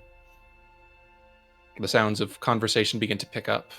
There's not wine per se, but the rich smells of steaks, of stews, of fresh baked bread begin to fill the tavern and tap room. And eventually, a few individuals sitting at their tables, a few Valachians. The atmosphere, though most of the room seems still relatively quiet, reserved, somewhat glum, there are a few individuals that seem raucous, excited, happy, celebratory, and a number of them eyeing Amity. And you were reminded of the promise you made earlier while passing through town. Yeah, Amity looks around. Ready? I know. You said you had a spell for this. I don't know who else wants to join in. I got it. Anyone else in the gang? Planning to be actors, or you gonna leave this to the Eva bards? is happy to sit back with her friend and watch. She's not a center stage gal. Metron's performances are really more of a different kind of crowd, so I think he'll just make off-color commentary during it. Understandable. Metron's have a nice performance day. is saved for the After Dark, actually. Yeah, that's true. Aerith looks over at Amity and nods. Whenever you're ready. All right. Amity uses minor illusion to make the sound of a thunderclap to quiet the crowd. And then she says, "It was dark. We were wandering in to the vampire's castle, taking the back entrance. We snuck through his castle, gathering loot like this." She shows off her helm. And then we saw him. Amity sort of looks at Arthur here like, what is And this? he flicks his wand and casts Major Image. And Strahd von Zarovich is in the middle of the Blue Water Inn. There are gasps and screams of fright, people jumping back away from him. Metron just booing very loudly. Not at Aerith and Deer and Amity, but at like Strahd himself. Yeah. And Aerith makes him walk around the room. And as he does, they can feel that he actually disturbs space. He has weight, the movement of his arms. He's not real, but boy, is he a very convincing imitation. As he then He was turns just- to him. Yeah. Gripping the sun sword, terrified a little bit, not trying to show it. As he turns to Amity, a befanged sneer on his face. Ever since we arrived, we were his prey here. He'd hunted us, tormented us, taunted us. But tonight, it was different. He was our prey. Amity lunges towards him. And go ahead. No. What does he do? And he snarls, and as your arms wrap around him, he's really here. He's got weight. And as he tries to buck you off, but suddenly, Amity, you're not alone. As Aerthrandir concentrating fiercely from the corner, suddenly there's Ismark next to you, and Aerthrandir himself, and Metreon roaring, and Kiva with the sun sword raised in her hands, blazing high. And she stabs it into it. Go ahead. Ismark the Greater, Ismark the hero of Barovia, grabbed him. He wasn't able to run away. He was surrounded. And, you said Kiva's part of the illusion here? Yep. I have a 20-foot radius. The whole gang is here. Bathed in sunlight, he was helpless. All we needed to do was finish him off. Stab him. She looks out into the crowd. Are there any volunteers? Looking Come for a on. stabber? We're looking for a stabber. Or the illusory Kiva can do it if no one volunteers. Yeska. Yeah, Metron will look down at Yeska and see what his vibe is. If he's He seems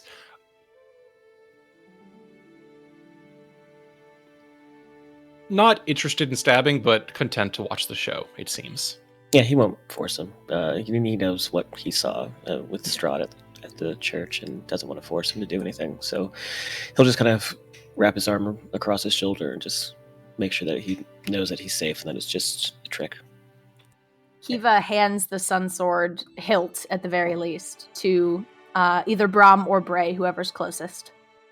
They grab for it at the same time and both pull it together, Oh Great. my god. briefly squabbling over who's she'll going to let get she'll let the two of them handle it. it.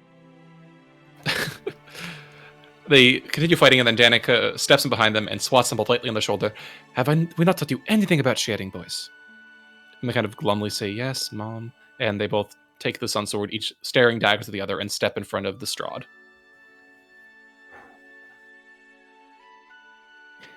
And Strahd looks down at them, says in that horrible voice, "Oh, now, what could those such as you possibly do? You can't hurt me. No one can." Before he finishes his monologue, the two of them scream in happy defiance and stab him right through the chest. And although And- it's because they're kids, it's more like straight through like the lower stomach / crotch area. It looks pretty uncomfortable. Stab him in the dick. Stab him in the dick. Yeah! And Strahd dies a bit more ostentatiously like this than he actually did. There's screaming and flailing, and Erthandir may be hamming it up a little, but the end result is the same, which is he's bathed in golden radiance, and then slowly crumbles to dust. That was a fucking show, wasn't it? Yeah. And, Metron kind of lifts his jug up, like kind of tries to coerce people into applauding. Kiva will clap. The applause does come forth.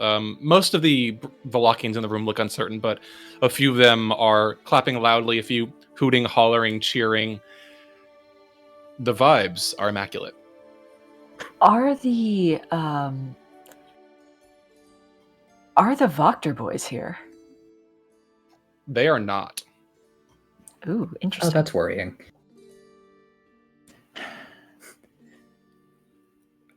Aerith looks over at Amity. Go ahead.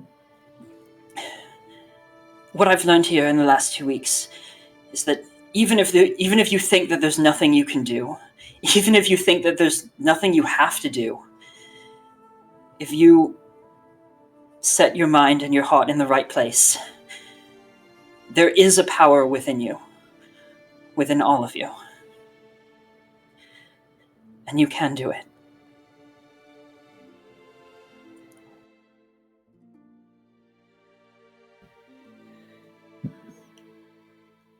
Aerith looks over at her, and there's just such immense, quiet affection in his eyes.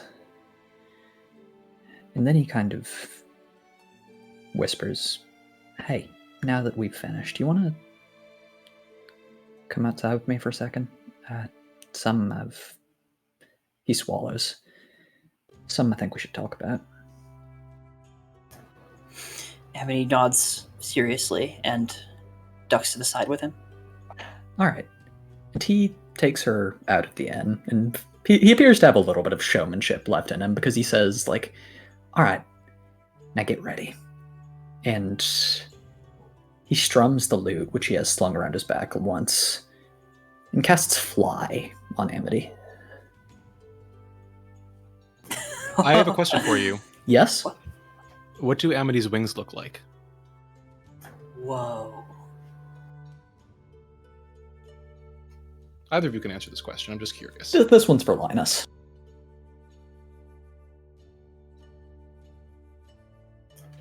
This one's for me. How on earth am I supposed to answer such a question? I think sort of like an angel wing, but the like white but red tipped feathers. So fallen angel vibes, or like You can interpret it how or you, like battle how you seraph wish. vibes, perhaps. It's battle seraph. That's correct. Oh, that's excellent. I love it.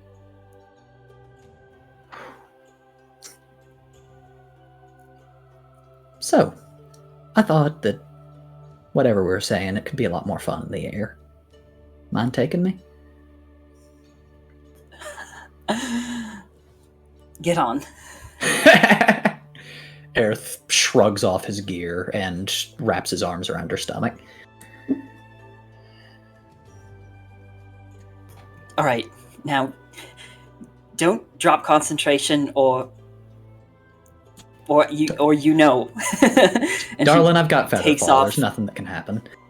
into the air, out the back door. Oh my god. And into the air you fly, spiraling up through the clear, open skies, into the night sky that looks down overhead, and the clouds have cleared away, leaving it open, bare, and thousands of glittering, diamond-like stars gazing down from above. The crescent moon rising above Barovia, bathing the land below with a beautiful silver gold light. In the Aerith is distance, just you can see the laughing. Balanok Mountains crowning the horizon of the landscape, the mirror-like surface of Lake Zarevich rippling ever so faintly. And far below, the glimmering candle lights of the hundreds of homes of Valaki far below. It's beautiful! I never... Oh my god. I can do this every day. We can do this every day if we want.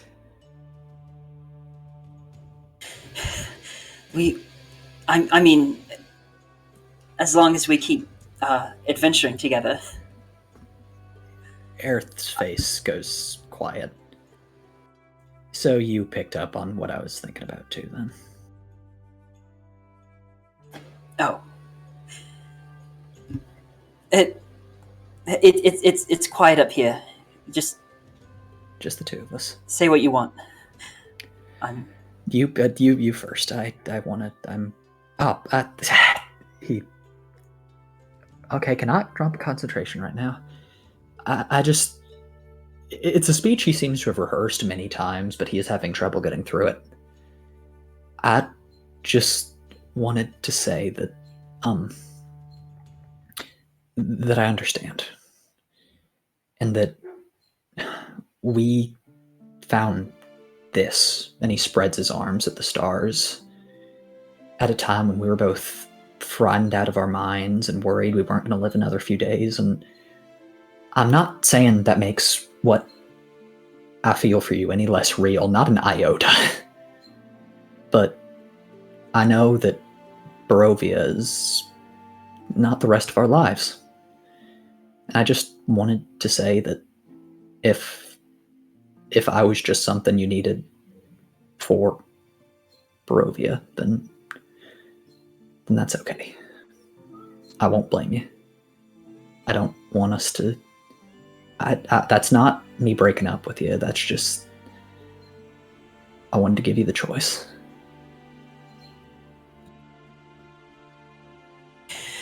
When I fell in love with you...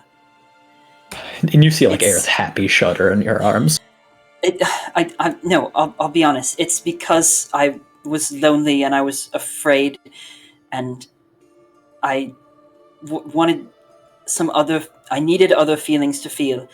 And I mean, of the people around me, I guess you... Well, the sweetest, the most knowledgeable, the most interesting.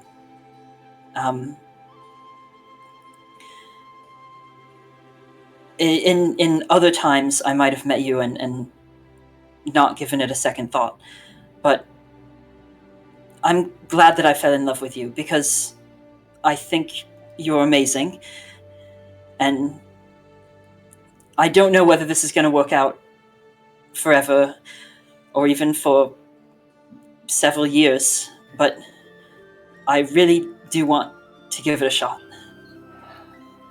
Earth is. I mean, besides, I don't. Yeah, I feel like I'm so incredibly magically powerful right now. I mean, am I? Says the would I woman really want flying to through the settle- clouds. Would I really want to settle for someone? I mean, who I don't feel is equal. I mean, I want You want someone who can keep up with you. I want someone who can keep up with me. Yeah.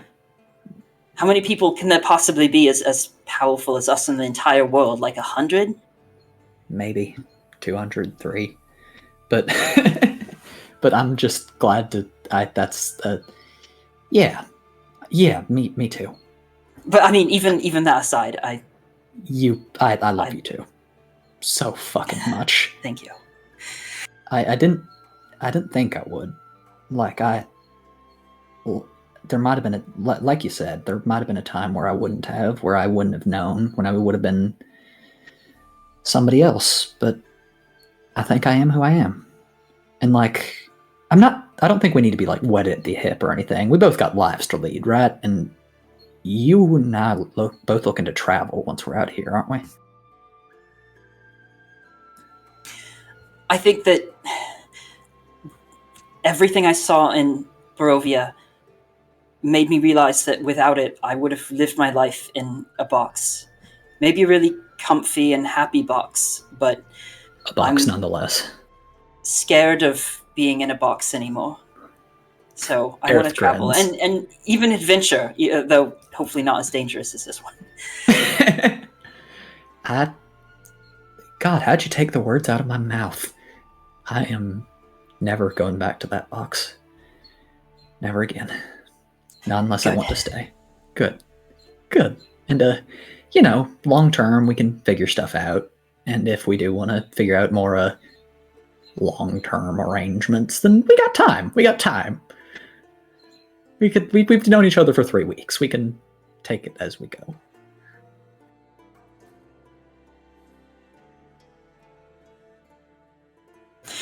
All right. All right. That Oh, worked thank out. God. Yeah, I was so. Yeah. God, I was so scared.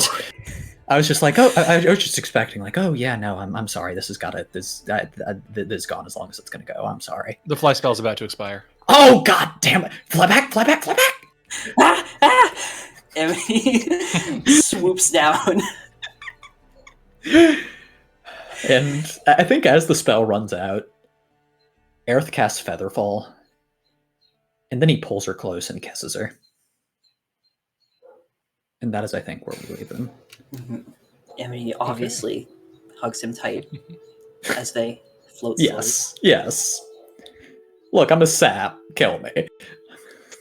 I tried. I mean, if you didn't cast that Featherfall, you might have died. Oh, please. We're high-level adventurers. Let's roll that 20d6. So, as Erthrindir and Amity discuss their future in the skies above Valaki, what are Kiva or Metreon doing? You go first, babe. Yeah. I mean, these things are winding down. The gallon of jug, the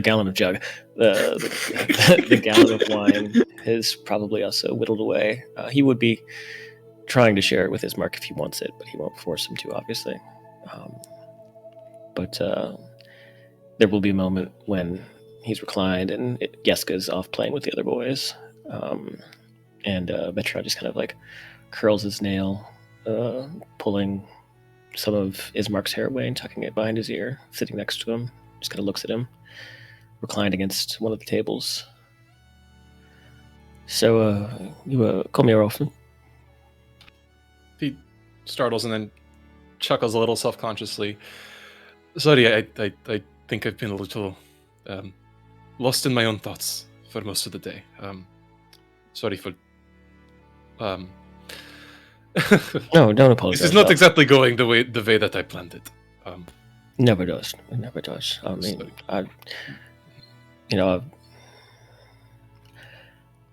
listen, I saw what happened after everything. I saw that's all I go to, and it's doesn't make sense, and it's weird, and I mean, you lost someone close to you, you lost your sister, and I guess what I'm just trying to say is, while I'm here for you, in any way you need. He smiles at you genuinely, not guiltily, and then pulls a hand around your shoulder and then very slowly and hesitantly lets it slip down to your waist. I think that if you'd like to... Well, I don't know if we'll have... He blinks and then says, "Oh, for fuck's sake," and then he turns and kisses you. Yeah, Metreon lets it happen. Kind of like struggles to place the jug onto the tabletop, but he does, and kind of hangs there. And it's not like this. I mean, it's passionate, but it's not lustful. It's like two bodies just sort of finally relaxing into each other, and Metreon, he just kind of holds him there and pulls away a bit, licking his lips and kind of chuckling to himself, smiling. Yeah, it was all right. It was fun. Oh, I remember. That's good. That's good. You remember the first time we met? Is that other tavern? Was it blood in the vine, blood on the vine, blood is a It's vine? gone through a few names over the years. I Right. wouldn't worry about it. But I got It's- to admit, at first I was just kind of, I mean, you're beautiful, obviously, you're fucking gorgeous. But when you said, "Hey, I got a place," you certainly was more well put together than anyone else in the bar, and talking about the Burgermeister and all that, and I was like, "Oh, this is someone I can get something from," and I mean, I did, but I got something more than I was, I think, ready for, and I'm glad I have it. I'm glad I can call you friend, and we can do this, and I just let's just enjoy the night, all right? I think that works for me and them. Well, we've got a few days before I have to head back to the village, so I suppose we can enjoy them, duh? Yeah, just no pressure, no rush.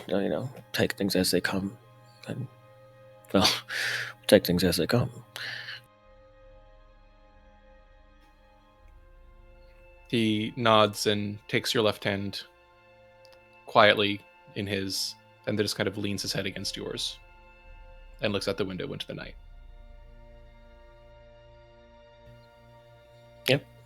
Metro will just hang there, have this almost wistful expression on his face. It's first time he's ever been kissed, and it feels like a lady. It feels like he doesn't feel like a piece of meat, which is still sort of hard to process, but he's doing it in his own way. Okay. And shall we leave those two there? Yeah, I mean, it's a given that they will find a room and do terrible yes, things of to each other, course. but Yeah, as a fade to we'll black. leave that. We'll leave that. I love that. All right, so Kiva, God bless. as you're sitting and chatting at the end of one of the tables, there are footsteps approaching you, and you hear an empty chair beside you scraping as it's pulled back, and Esmeralda looks down with an eyebrow quirk, says, "Excuse me, is this seat taken?" Yeah, it's a pretty lovely looking Vistana woman coming over to sit, so I think she's got it. Well, I suppose I better let her have it, yes? No, I think you can sit there for a little while. Well, in that case, and she takes a seat next to you. Well, this has been an experience. To put it incredibly mildly, yes.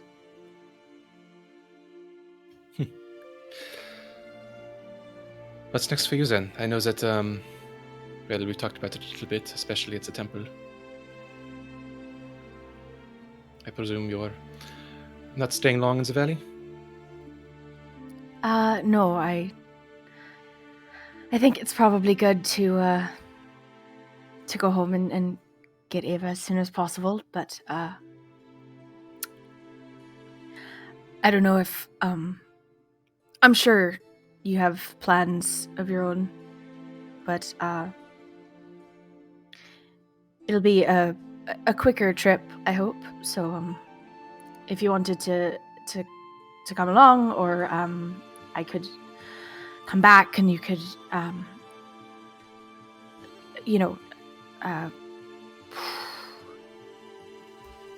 don't know, I'm not really good at this sort of thing, so obviously I think you're incredible, and I would like to continue to get to know you, and if you're she just sort of like taps her hand on the table. Do you want to try saying something? Maybe it'll be easier. Sure. Okay. Well,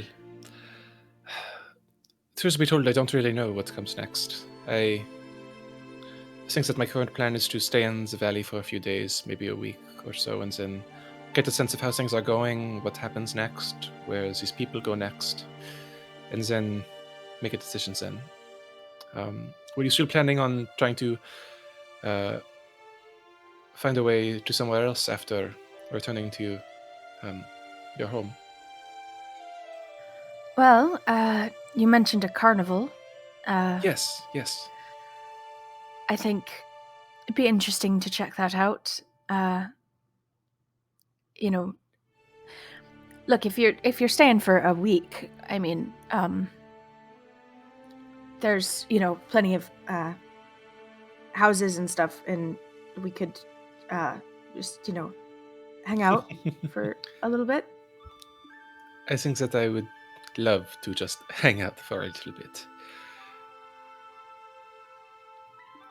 Good. She smiles, and her hand just rests quietly atop yours on the table.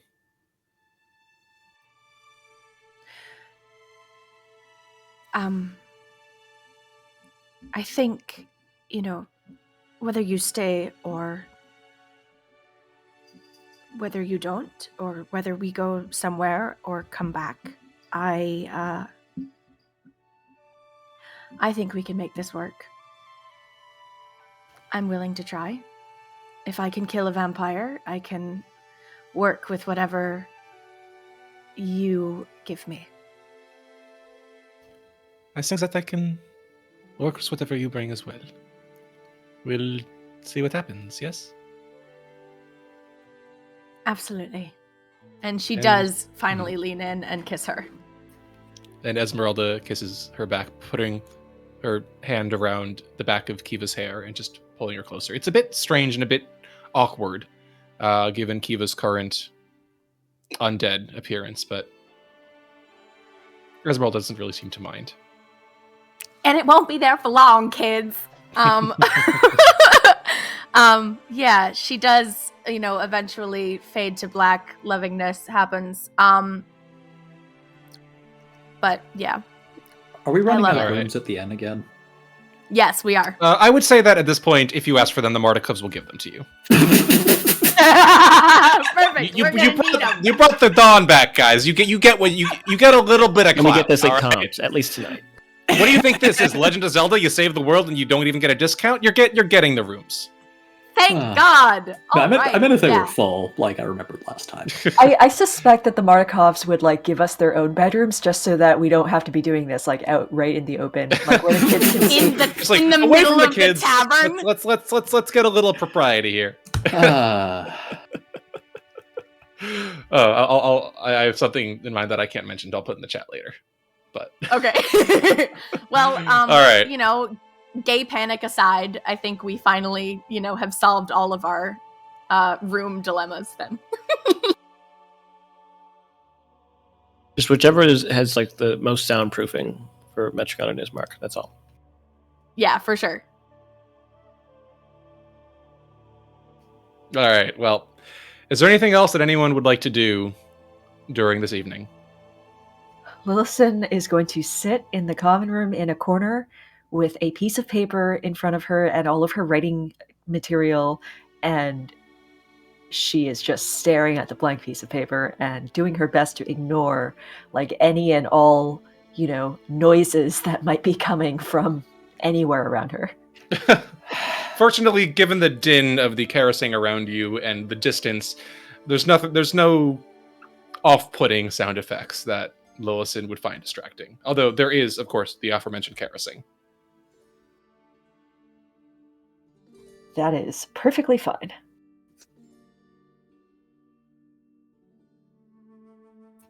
All right. Is that all for our good folks for the evening? In that case, as you all turn in for the night, fading to black and enjoying a happy evening, some in the company of others you love, others content to remain lost in contemplation, that's where we'll take our break.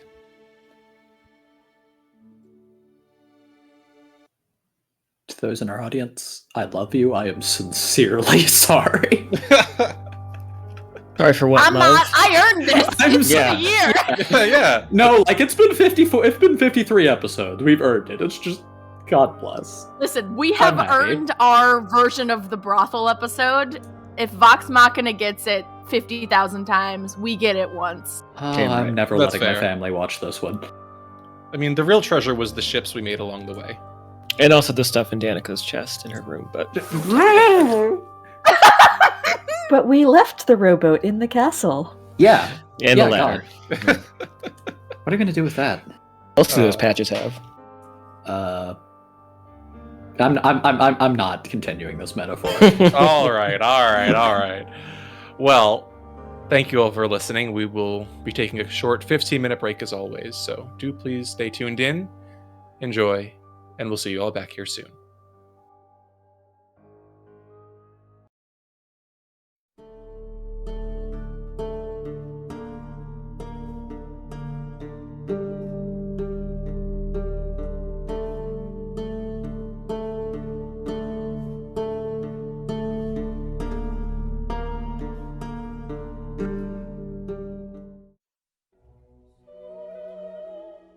Good evening, and welcome to Adventuring Interviews.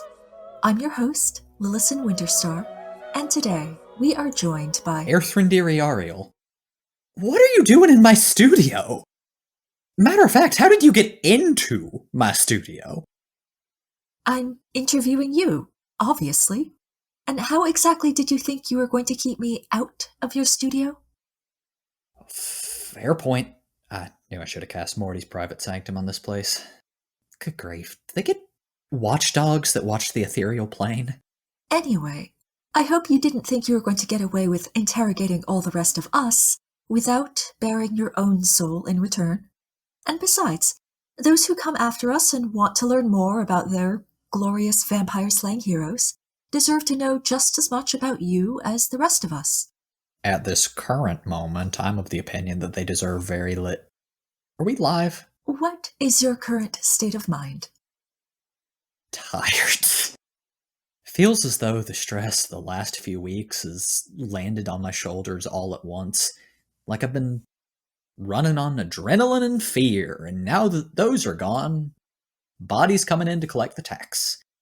If I never have to use haste on myself again, I will be a happy man.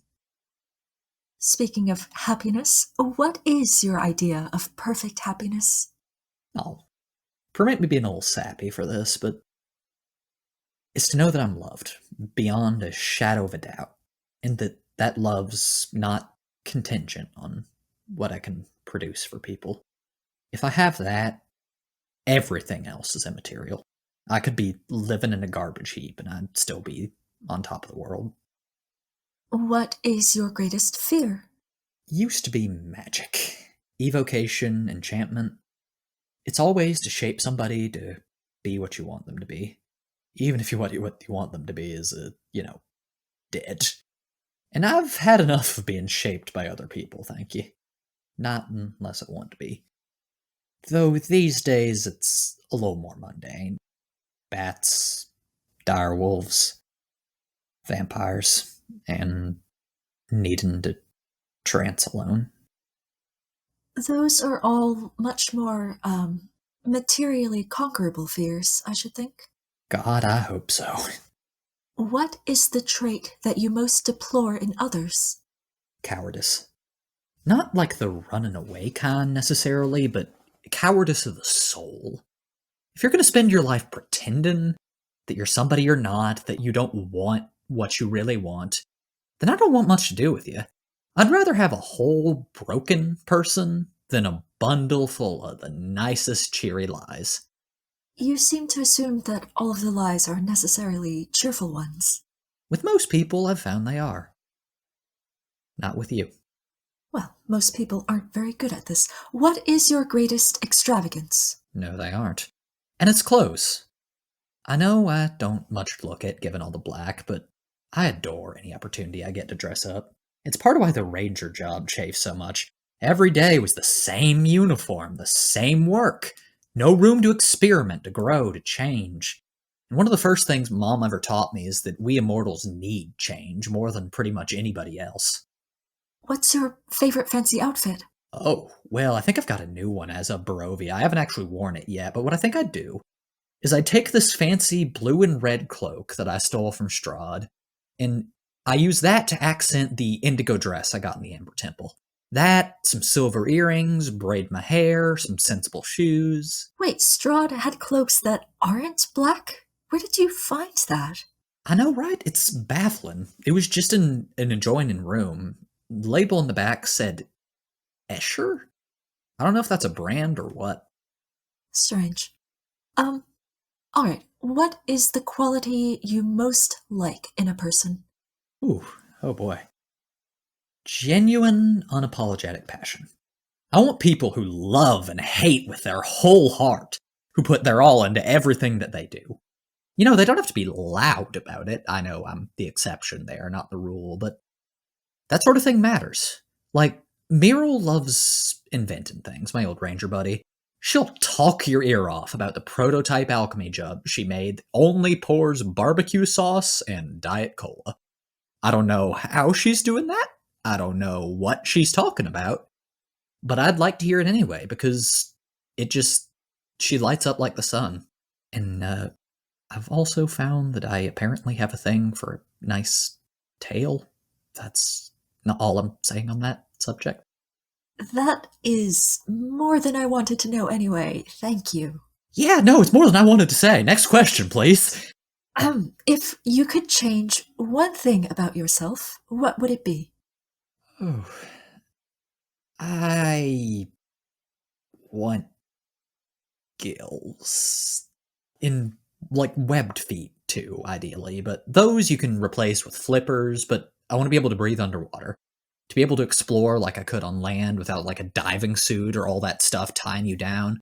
I just like to be able to go into the ocean and live. I swear, if I had those sort of facilities, you would not see me above the surface for months. What do you consider your greatest achievement? Well, give killing Strahd, that one's kind of a gimme. But second greatest?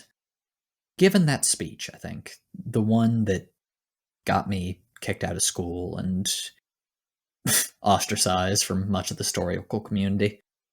It was reckless and stupid and, in a lot of respects, really childish. But I'm still kind of proud that I was willing to stand up for myself and my people and say, no, you will not use our pain a moment longer for your own ends. You know, I didn't tell y'all, I heard I inspired a few copycats in the years afterward, to the point where they started getting speakers at this conference to sit in a zone of truth and say that They definitely weren't going to make any sort of political statement during their speech that wasn't on the agenda. I'm so proud. What do you regard as the lowest depth of misery? Out of 35 options and you pick this one? You seem surprised for some reason. It's just, people don't usually ask. Most folks don't really want to know. Why wouldn't anyone want... Anyway, you were saying... Alright, so it's not physical pain, you understand. It's ennui. The slow ticking of the clock. The days turn into months, turn into years. Pain, at least, is some to feel. Some that keeps you in the moment, makes you feel alive.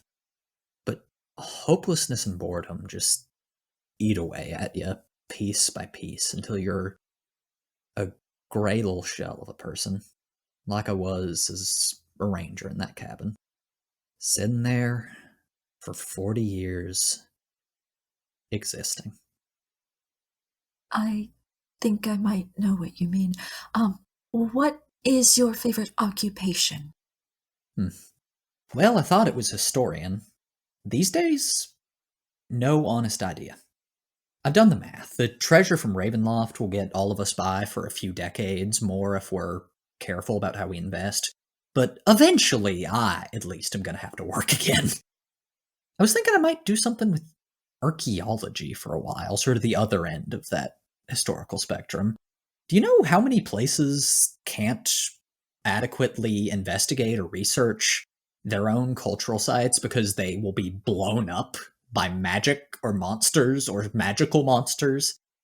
You know, I feel like with the experiences I've had, I could actually help folks claim and study their history without exploding. What do you most value in your friends? The willingness to tell me when I'm being a jerk. I've met way too many people who will just tolerate me, Lillison, because I'm loud and cheerful and I don't always know how to read a room. And I get that, but it's refreshing to find folks who will help me.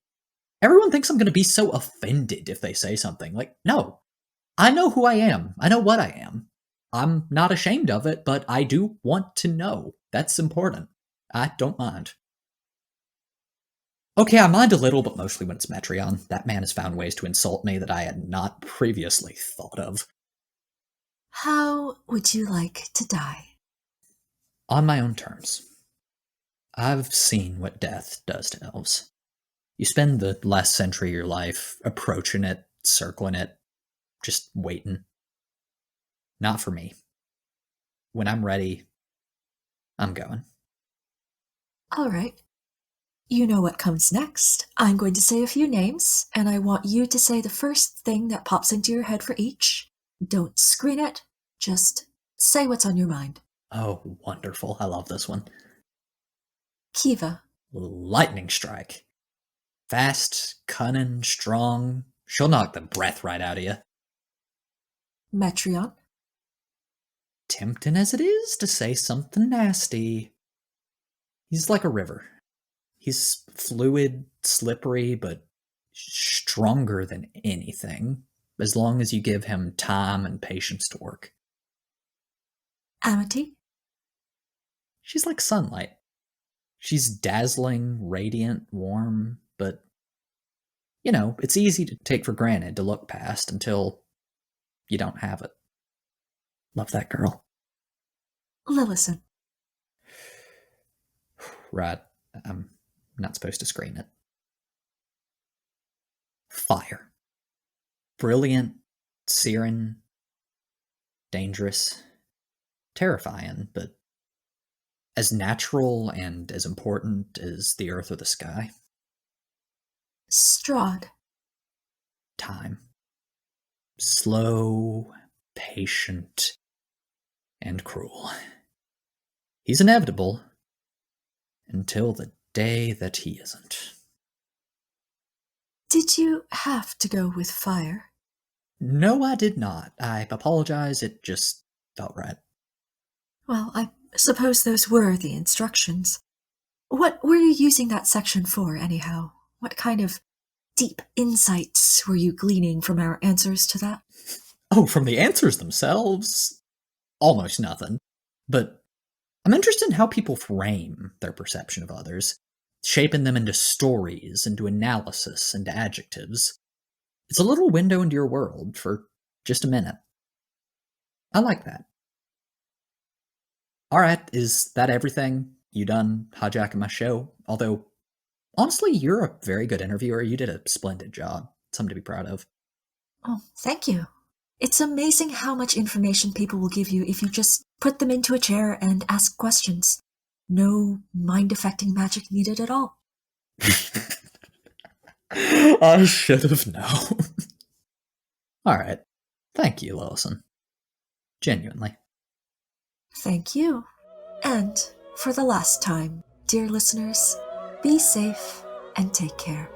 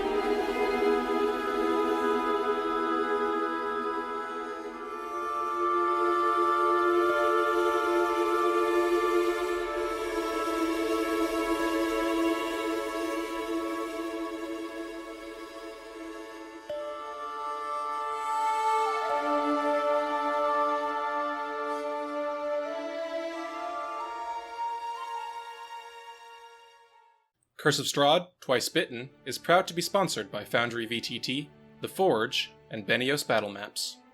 If you're looking for a self-hosted, modern, feature-rich virtual tabletop for your D&D or other TTRPG games, make sure to check out Foundry Virtual Tabletop, a one-time purchase software that lets your players connect and play for free. If low-effort automation, a gorgeous, user-friendly interface, and an endless library of additional features sound up your alley, make sure to check out Foundry at foundryvtt.com. If you're looking to host your Foundry VTT game in the cloud, make sure to also check out The Forge, a no-hassle RPG platform that's uniquely integrated with Foundry VTT. Manage your games online efficiently and easily, and stay focused on being a great dungeon master instead of spending precious preparation time managing local servers. Check them out at forge-vtt.com. Finally, if you're running a Curse of Strahd campaign of your own, make sure to check out Benios Battle Maps, a creator of high-quality, animated 3D battle maps and tokens for your D&D game. Become a patron at patreon.com/BeniosBattleMaps to receive animated battle maps for Death House, Argynvostolt, and a full render of Castle Ravenloft, complete with built-in sound effects, scene handouts, and a full, automatic Foundry integration. To see Benios' Ravenloft maps in action, make sure to watch Twice Bitten's climactic finale, as our heroes delve into the depths of Strahd's lair. Hey y'all, Serena here. If you like what you're watching, you can scroll down the page a little bit and hit the subscribe button, as well as the bell to stay notified for when our next episode goes live. You can also click through to our channel to watch all of our past sessions, fireside chats, and highlights from the stream. If you want to stay connected with us, you can do so via our Reddit, reddit.com/r/twicebittendnd, or our Twitter page at twicebittencos, or by good old-fashioned email, twicebittencos@gmail.com.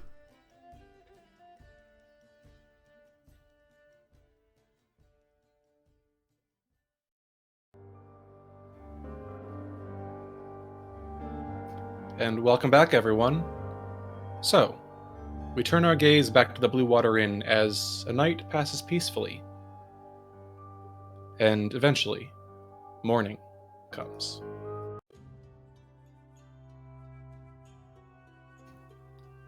Each of our couples or non-couples awaken on their own time, and one by one or two by two, you make your way down to the central tap room of the Blue Water Inn, much now cleared out compared to the previous evening. You can see the bright morning light, now mid to late morning, depending on how late you stayed up, flooding in through the shutters of the open taproom windows. You feel a slightly warm breeze turn on the air. And as you gather together, you hear footsteps approaching from behind the bar as Erwin steps out, holding something in his hands. Good morning to you, Sunshine. And to all of you, I trust you slept well. Aerith, who is now wearing a very familiar jacket, shrugs, looking a little rosy. Better than I have. I feel. Yeah, I felt. Yes. I think Good. many of us made good use of them beds. Yeah. Right, yes, very good. I'm not sure of the fellow who delivered it, but there was someone by to see you earlier this morning. He dropped off a letter. I didn't recognize him. But he said he wanted to ensure that it reached you. He seemed quite in a hurry to leave. He said that I was to deliver it to Miss Davenir first, but also to the rest of you. What on earth? Oh. Ez, I guess this is your cue. She blinks and steps forward to take it. She opens it, reads it for a few moments, then a minute, and then chuckles quietly, shaking her head, and wipes a tear from her eye and holds out the letter for someone else to read. Who would like to take it? Lillison will take it. Kiva's probably closest, or Lillison, yeah. Lillison, take it. All right. Well, if everyone would like to check the handouts of your items tab in Foundry, you should have access to Van Richten's letter. Lillison will glance over it and then read aloud. To the conquerors of Strahd von Zarevich, in my folly and arrogance, I believed it my destiny to slay the Count of Castle Ravenloft, or to fall in battle with the shadows therein. It would seem, however, that the time has come for a new generation to bear the torch of mortal's courage against the creatures of darkness and terror. Consider this letter my congratulations and gratitude for the monumental task you have achieved, and a warning for the dangers you may yet face. Try as we might, the evils we battle will endlessly be reborn, but it is our duty, our privilege, to continue the fight from today until the end of all days. Even so, as I have learned, we must take precious care to ensure that, as we peer into the abyss, we do not harden our hearts in kind. It would seem that, as much as I fancied myself a teacher, it was my obligation to become the student in the end. Esmeralda, you have become better, wiser, and stronger than I ever was. May the companions you have found guide you to brighter places, and may your spirit burn bright to all you encounter. If you are reading this letter, I have already departed Barovia for an overdue retirement. Please do not attempt to find me. With well wishes, Dr. Rudolph van Richten.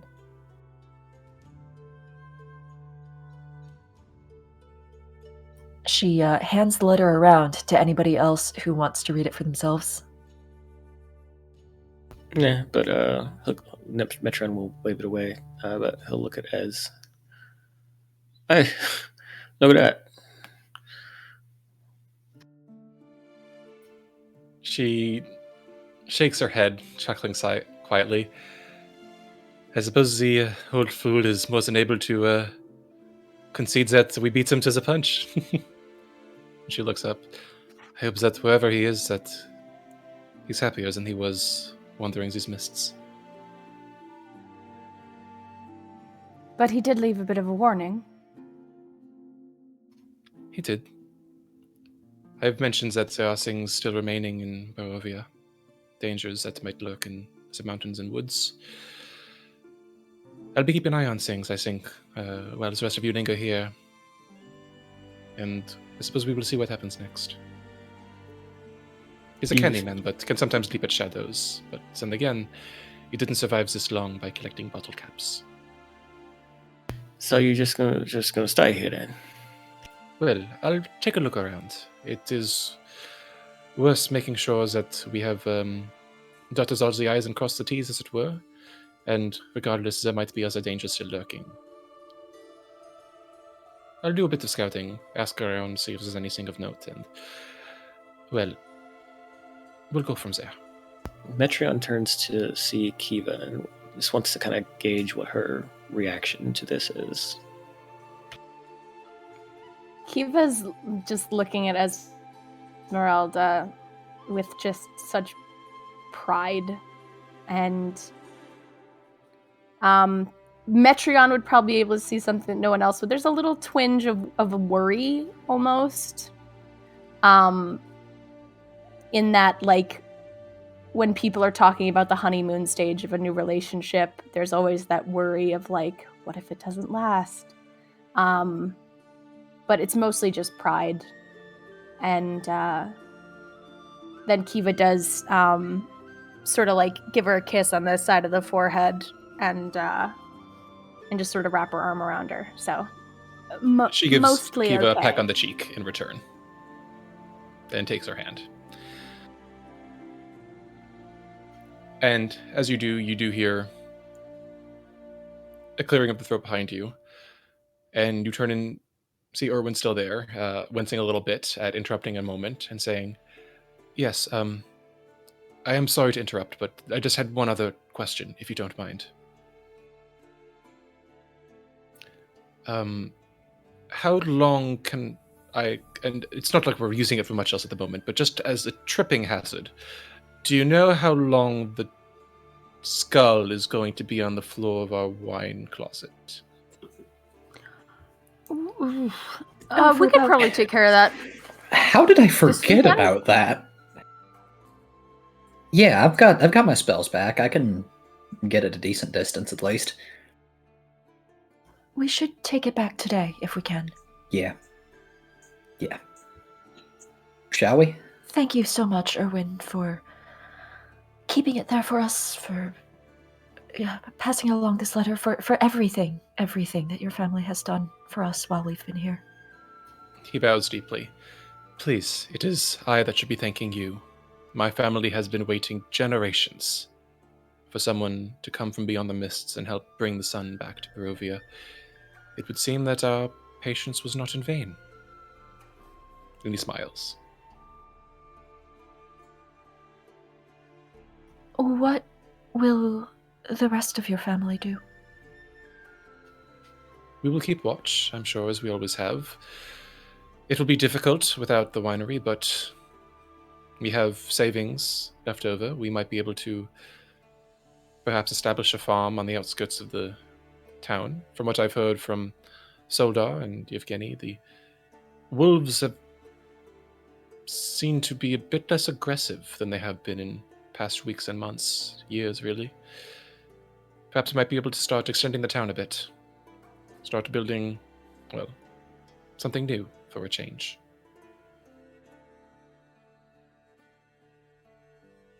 Lillison looks at everybody else and then turns her attention back to Erwin, and she says, if it's funds you require, I don't know how much of it is funds and how much of it is simple manpower, but we owe you a great debt, which we can only ever start to repay, but in concrete terms, we can repay it by quite a lot. And she starts just, like, pulling gems and coins, like, out of her pockets. He, like, chuckles and says, "Oh, my dear, there's no need. Oh my, that's quite a lot of money there. Oh goodness." Clink. Just take it. Here, let me swap out that old princely sum. Yeah, no, let me swap out that old scepter I gave you. You're not gonna have any luck in swapping that out. That'll be about 2,500 gold. Yeah, let me get some of the platinum pieces. 2,500. No, not just from me, not from everything. I think, what we agree on? Like 7,000 total? Yeah, something like that. Yeah, I think so. I please, I appreciate it dearly, but are you certain Barovia is not the richest land, and I'm sure that you'll be able to find many better uses for such funds beyond the Balanok Mountains? Which one of us is gonna shut him up? Leaf, Mr. Lipsage, we have some accounting to do. It. Yes, oh, very good. Allow me to start the tally, sir. Let us, and he starts jotting things down, and it's like, where the fuck did this guy come from? But he just seems kind of overwhelmed. After a bit of a moment, when people are starting to kind of like get themselves together and prepare to get the skull to Argynvost Holt, Metron does want to pull Erwin aside. Oi, here, take this. I trust you all, and you've been good to Yeska, and I just want to make sure that he's set up for when he's a man. You know, he's got to get on his own. And he will give him 300 gold. That's like what, $30,000, right? Pretty decent amount. Yeah, I'll give him 300 gold, and this is for him. If I don't get to see him before I'll get out of here, just hang on to it for him and let him know that it's waiting for him, and that it's the least I can do. Erwin nods solemnly and accepts it. I can assure you that I shall guard it dearly, even more preciously as I would with my own families. Thank you. And he'll go back and join the others as they're preparing the skull. You mind if I just break off from you guys a bit? We can meet back here maybe when you're done. I just got something I got to take care of. Yeah, of course. Just don't go scarpering before I have a chance to say goodbye, alright? No, nothing like that. I just need to, unfinished business and all that. Oh, then yeah, follow your heart. And Metron will wait till they're ready to leave, but as they start to leave, he's going to break away and head to the graveyard at the church. The graveyard stands quietly, serenely, actually. You can feel the weather is still turning slowly wintry. There's a small chill to it, but it's a softer breeze than you felt in a number of weeks. The air is crisp, and you can hear the sound of the breeze rustling through the trees and the green grass glinting beneath the sunlight as you make your way through the mossy gravestones toward one in particular. Yeah, he settles at the site dedicated to Father Lucian, and even though his remains aren't there, at least not in the way that they were supposed to be, he pulls out the jar of ashes that he's been carrying with him, kind of holds it up to the sunlight, kind of letting some of that sunlight flicker into it. Here you go, old man. Hopefully this is the rest you need, that you deserve. And thank you for being with me, for being with all of us. But Yeska's in good hands now, and we did it. And I hope you're proud of me. I hope you're proud of all of us.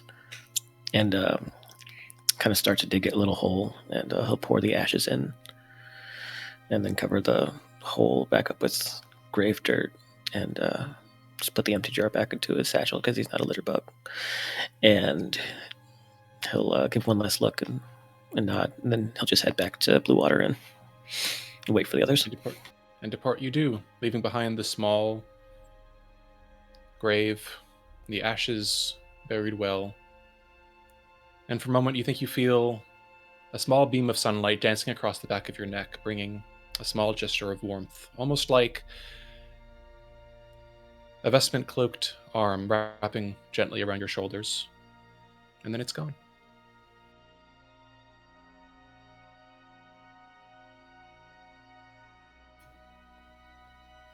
Would anyone like to do anything else at the Blue Water Inn or in Vlaki?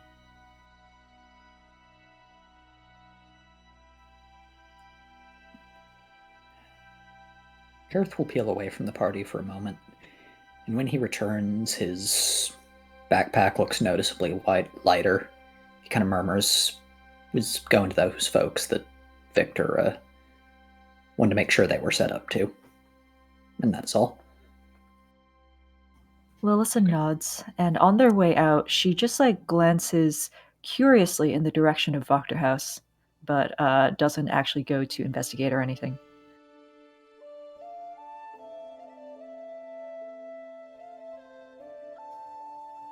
At this, Esmeralda and Ismark rejoin the group, and you hear Esmeralda say, "All right, then. Where are you all off to next? I imagine you have a few things to clean up before heading out?" Yeah, we got the skull. We made a promise. And I, at least, also want to go back to the Abbey. If the Abbot doesn't already know that Strahd is gone, then we should be the ones to tell him, and I want to make sure that he doesn't see Vasilka as somebody who can just be discarded. I'd go with you if you want to do that. Think we could probably set her up somewhere nice as well. I'd appreciate that.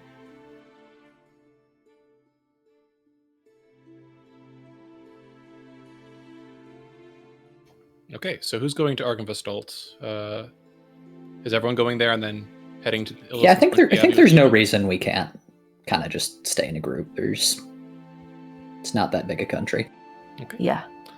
Very good. So also, more to the point, we need to get into Kresk. Yes, very fair. Bringing the skull along with you, floating it when you can, and moving it where you can't. You traverse the Svalich Road and feel an absolute absence of any sort of watchful eyes for the first time in you don't know how long. There's no prickling in the back of your neck. At one point you think you see a wolf quietly trotting through the woods at a distance, but as soon as it catches wind of you, instead of creeping closer, it all but gallops away into the underbrush, away from Castle Ravenloft. It's not long before you arrive outside of the old, lonely manor, and thundering open the old doors beyond the dragon statue, enter into the dark chambers beyond.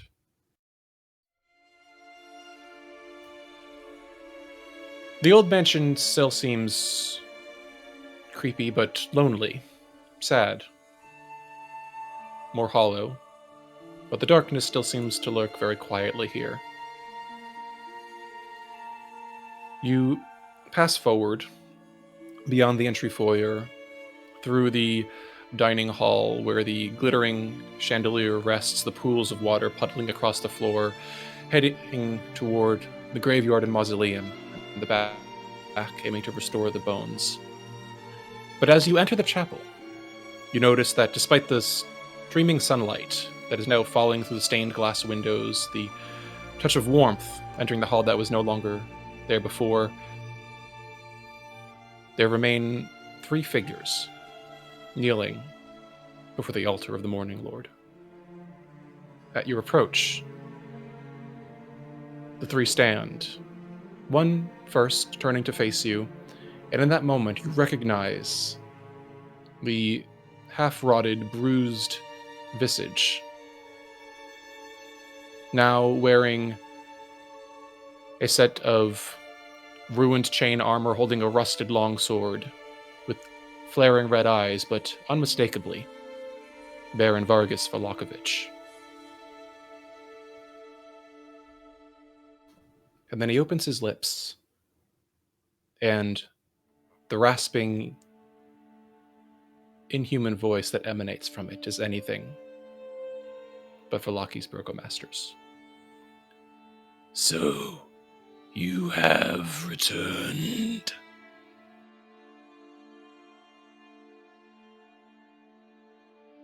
We have returned in order to bring back what belongs here.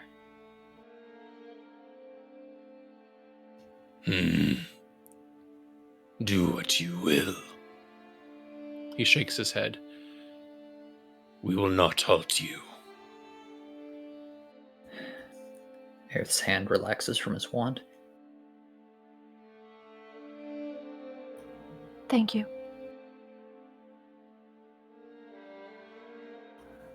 Well, shall we? Shall we? And so you shall. Stepping forward, the Revenants watching you go as you progress toward the door, but as you open it, just before the remainder of the party exits, the Revenant wearing Volakovich's face clears its throat and says, It would seem that the clouds beyond the manor have cleared, at least for now.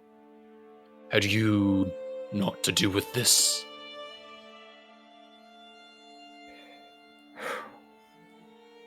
We killed him. And we brought back the sun. If you have quarrel with that, then state it now. His head tilts, looking at you very curiously, eyes wide, and then, after a pause, finally says, Returned it, yes. For now. Returned it. And he walks away. The Revenant watches you go, silently, and the chapel door closes shut behind you. Can Kiva stay behind and see if she can ask a question? By all means. They don't seem to be going anywhere. She's going to try to wait until most everyone is not around because she doesn't want to bring this doubt into the group. But she just go over and say, has this happened before? Have people brought the sun back before us? Never. And yet. Our quarry is slain, you say. And yet, here we stand.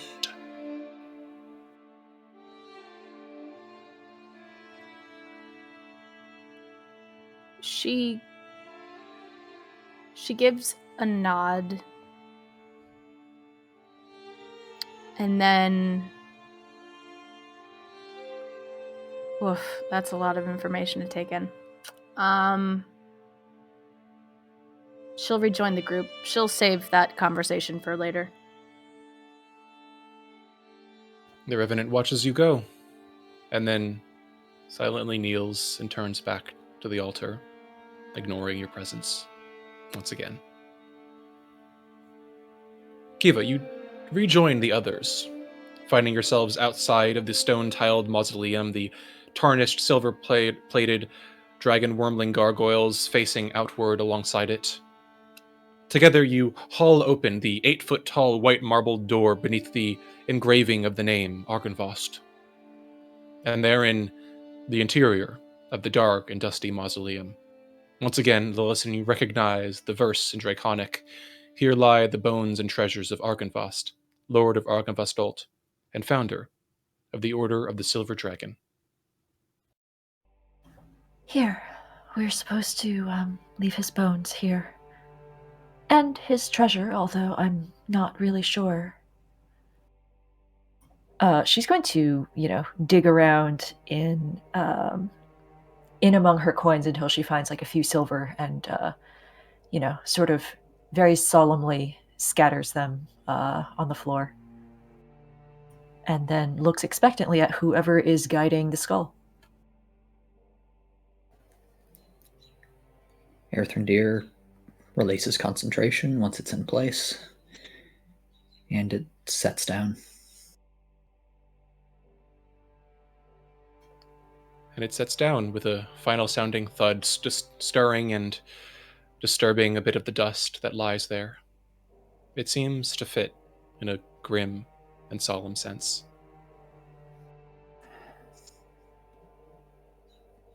Good night. And I hope you get some rest. And Dareth will move to swing the door shut. And the door slams back into place, the marble slab fitting neatly back along the opening. You turn away, a few steps taken down the path of the graveyard, and then you see a shimmering of silver light up above behind you. Atop the mausoleum, you can see each of the silver gargoyles, the dragons now glimmering with a faint silvery ethereal glow. In turn, from the north and then moving all around, each one opens its mouth until white stirrings of mist begin to emerge there. And as the wormling's eyes glow with deep, vibrant, iridescent silver, the silvery mists begin to rise, forming into a great cloud just above the mausoleum. This mass of silvery mist stirs, forming the shape of a massive silhouette. Wings flung wide, great claws pulling through the air, a long tail that extends, snaking around the edge of the graveyard, and a long, glinting neck, scales, and a helm of scales. And for a moment, a flash of wise, ancient silver eyes looking down upon you with deep and undying gratitude. And then the dragon's spirit looks up, and there is a flash of light, and like a whisper, the spirit's arms and wings pull in an orb of glimmering, searing radiance, and flies, rocketing toward the top of the beacon of the manor. And from there, exploding into a mass of beautiful silver light, flashing brilliantly across the valley all around, like a beacon.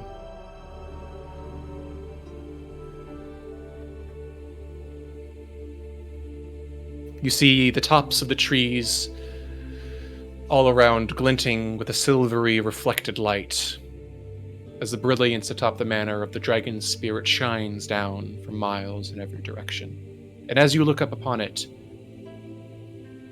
many of you, Erthrindir, Amity, Kiva, feel glimmers of hope and joy burning in your heart of hearts, though Lillison, you strangely find it a bit disconcerting.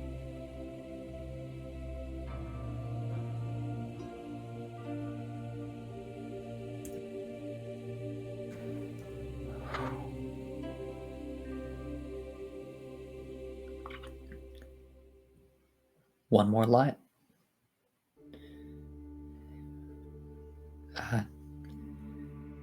God, it's beautiful.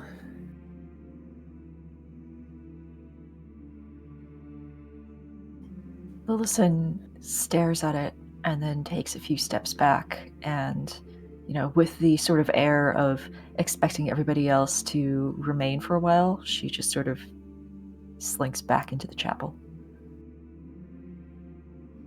And within the Kiva chapel, actually yes, follows as well. She's a little put off too. And the two of you, as you re-enter the chapel, find the revenants where you left them, but in a slightly different position.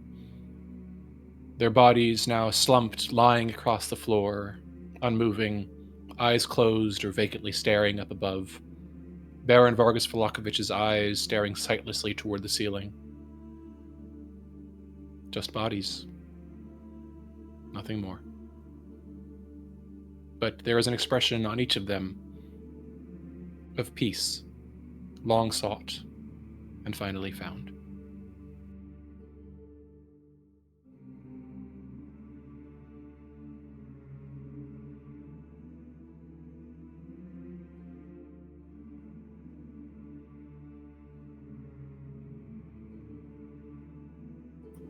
They must have been so tired. Another empty castle, then. For now. Yeah.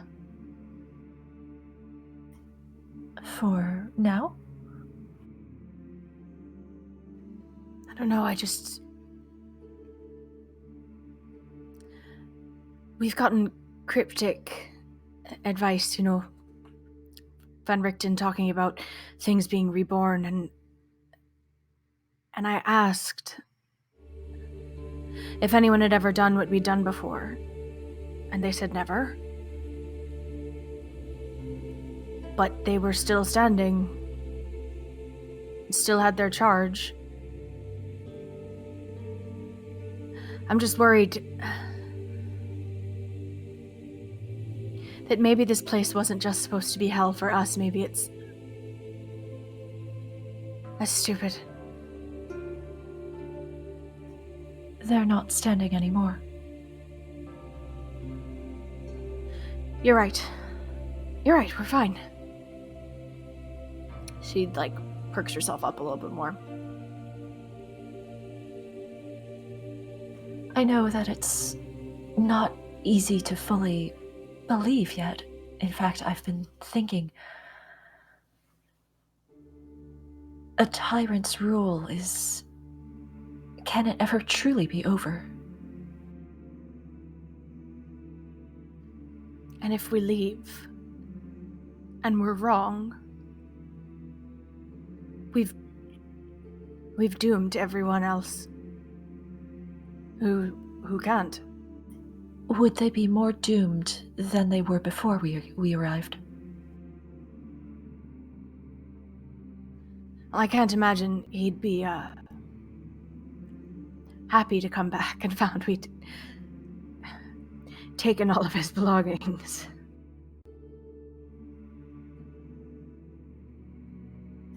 Well, surely you're not proposing we go and put them back. Oh, absolutely not. This cape is mine. Are you going to follow through on your, and she sort of gestures to her own gift as though trying to communicate that? I intend to go home and have a long talk with my parents.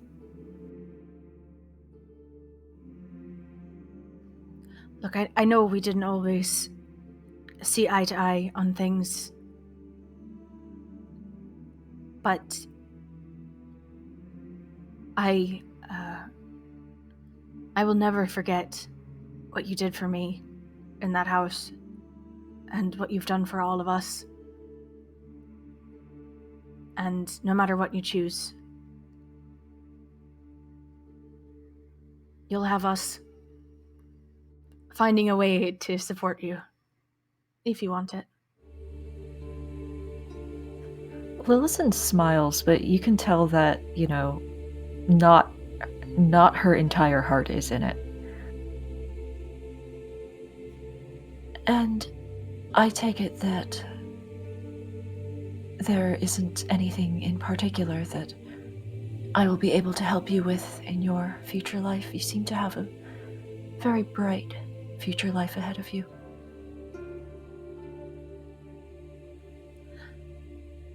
If we are wrong,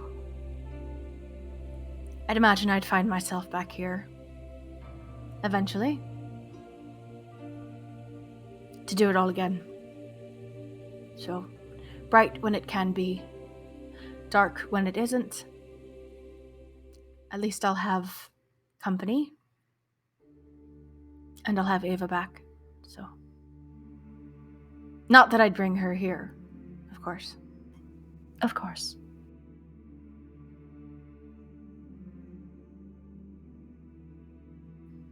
She just sort of gives Lillison a little, half curtsy, half whatever, and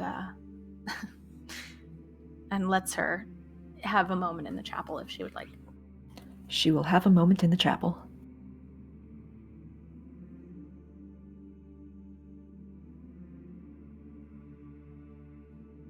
Is Metreon with us, or is he still back at the graveyard? Was the plan to go to Kresk after Argynvostold? Yeah. All right, then he would have come with. I thought it was just there and back, but no, he would have come with then.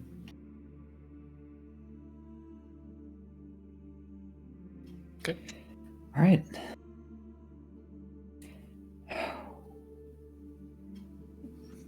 Is there anything more you would like to do in Argynvostold or to Kresk? Aerith has a small thing he's been doing while this is going on, which is just getting the bodies into more natural positions, closing their eyes, that sort of thing.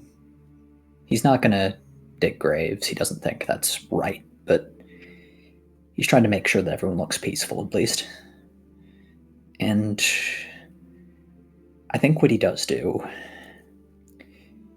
is take Vlad's corpse from the Great Throne, I presume it's slumped in, and drag it to the conference room on the 3rd floor, next to the man that, well, yeah, feels right. They look strangely peaceful together in death. Aerith lays the sword between them and heads downstairs. Time to go to Kresk. Their hands resting on the sword.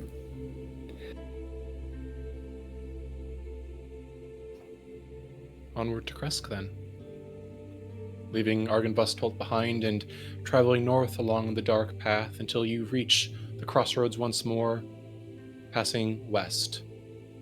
Bypassing the path toward Lake Baratok, crossing the bridge over the Raven River, and before long coming to the snowy hill upon which the walled village of Kresk rests. There is a brief finagling of making your way back inside, but given the sunlight, the residents and Baron seem willing to entertain the notion of allowing you inside the walls once again. And so, with that, you climb the switchback road above the village, heading toward the cliffside peak, the spur of the mountain upon which the Abbey of St. Markovia rests. As we go into the Abbey, Metron will just give any mongrel folk that he sees at least 1 gold coin. It's just something shiny for them to have. Whether or not they use it to actually buy anything, which is doubtful, or just something to have as, like, a trinket. He just wants them to have something. Otto and Siegfried seem stunned and beyond happy to have the quote-unquote gooder shiny that you have bestowed upon them. Very grateful. Fantastic. It's easy enough, especially with your now inspired, enriched guides, to return your way to the abbot, who is on the 2nd floor, the belfry above the dining hall, joined by Vasilka, who is sitting quietly in a chair. He turns toward you. Well, I was not expecting guests, but it is a pleasure, as always. Good afternoon. I assume you've heard the news. I have my ways of learning things, indeed. The skies and the sun that comes with it were indicative. I take it you believe your efforts to be successful? Do you not?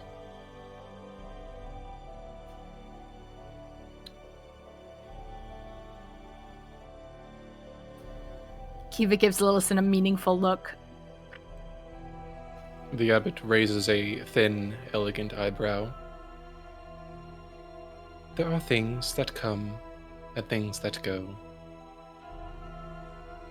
I would say that, well, if it was not by your will that you came here, you certainly seem to have earned an ending. But unending. Few things truly end. And some stories are told. But some books have chapters yet to be read.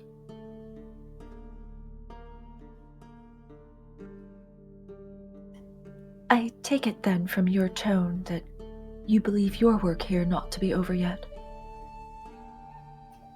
Indeed not. And he moves and begins looking out the window, his hands clasped behind his back.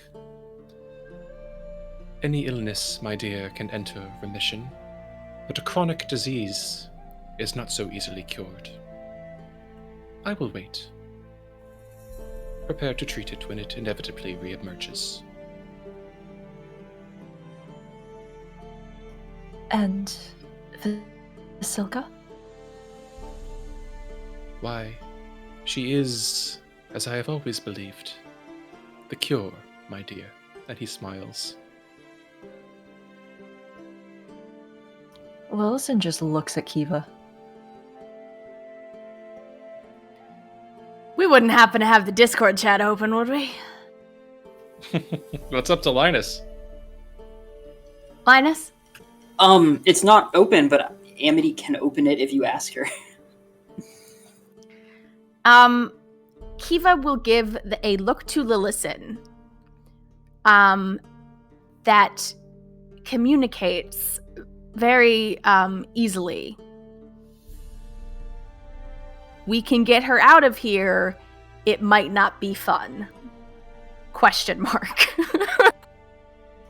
Lillison just shrugs, and she says, Well, in that case, I trust you will continue to take the best care of her in case she is needed.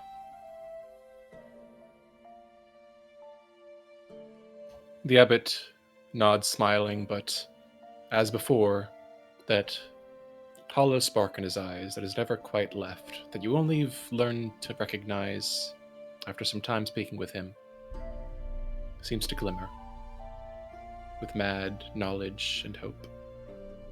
And he bows his head to you.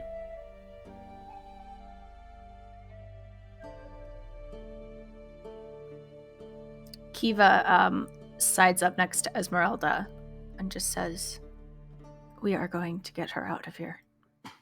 And walks away. She's done with this fucking creep. Esmeralda sighs and follows. Is this a conversation that Kiva wants to have? Or just a moment, a statement of future intent? I think a statement of future intent. She does probably want to talk about her now rapidly growing concerns. Everyone's being so cryptic.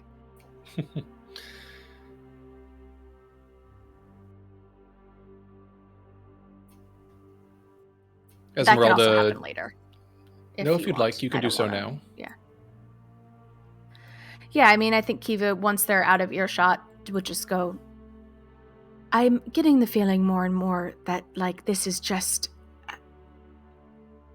It's not over. She sighs. I'm afraid that my suspicions have been raised as well.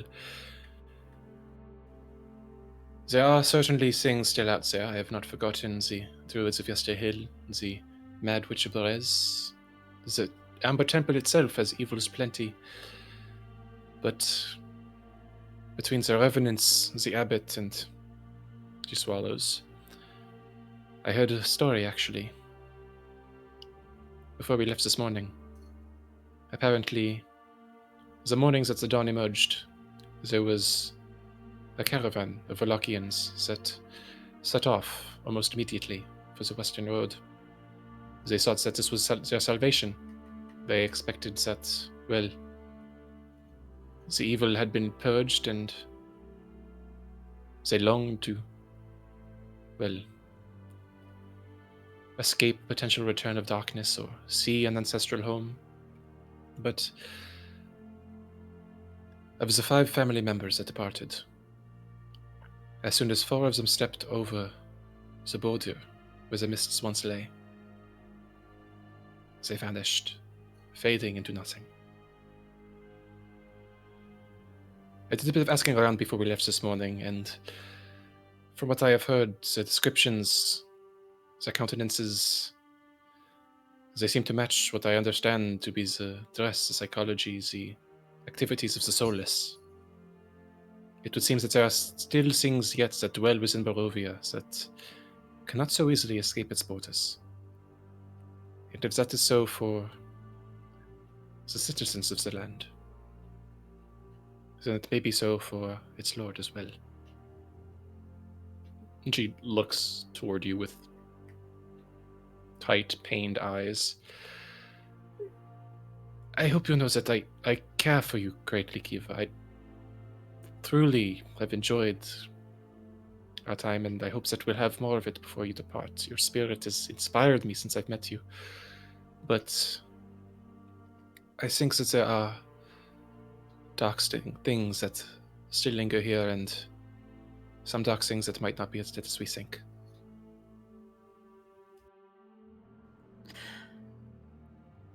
You can come and go through the mists, right? That's part of your arrangement.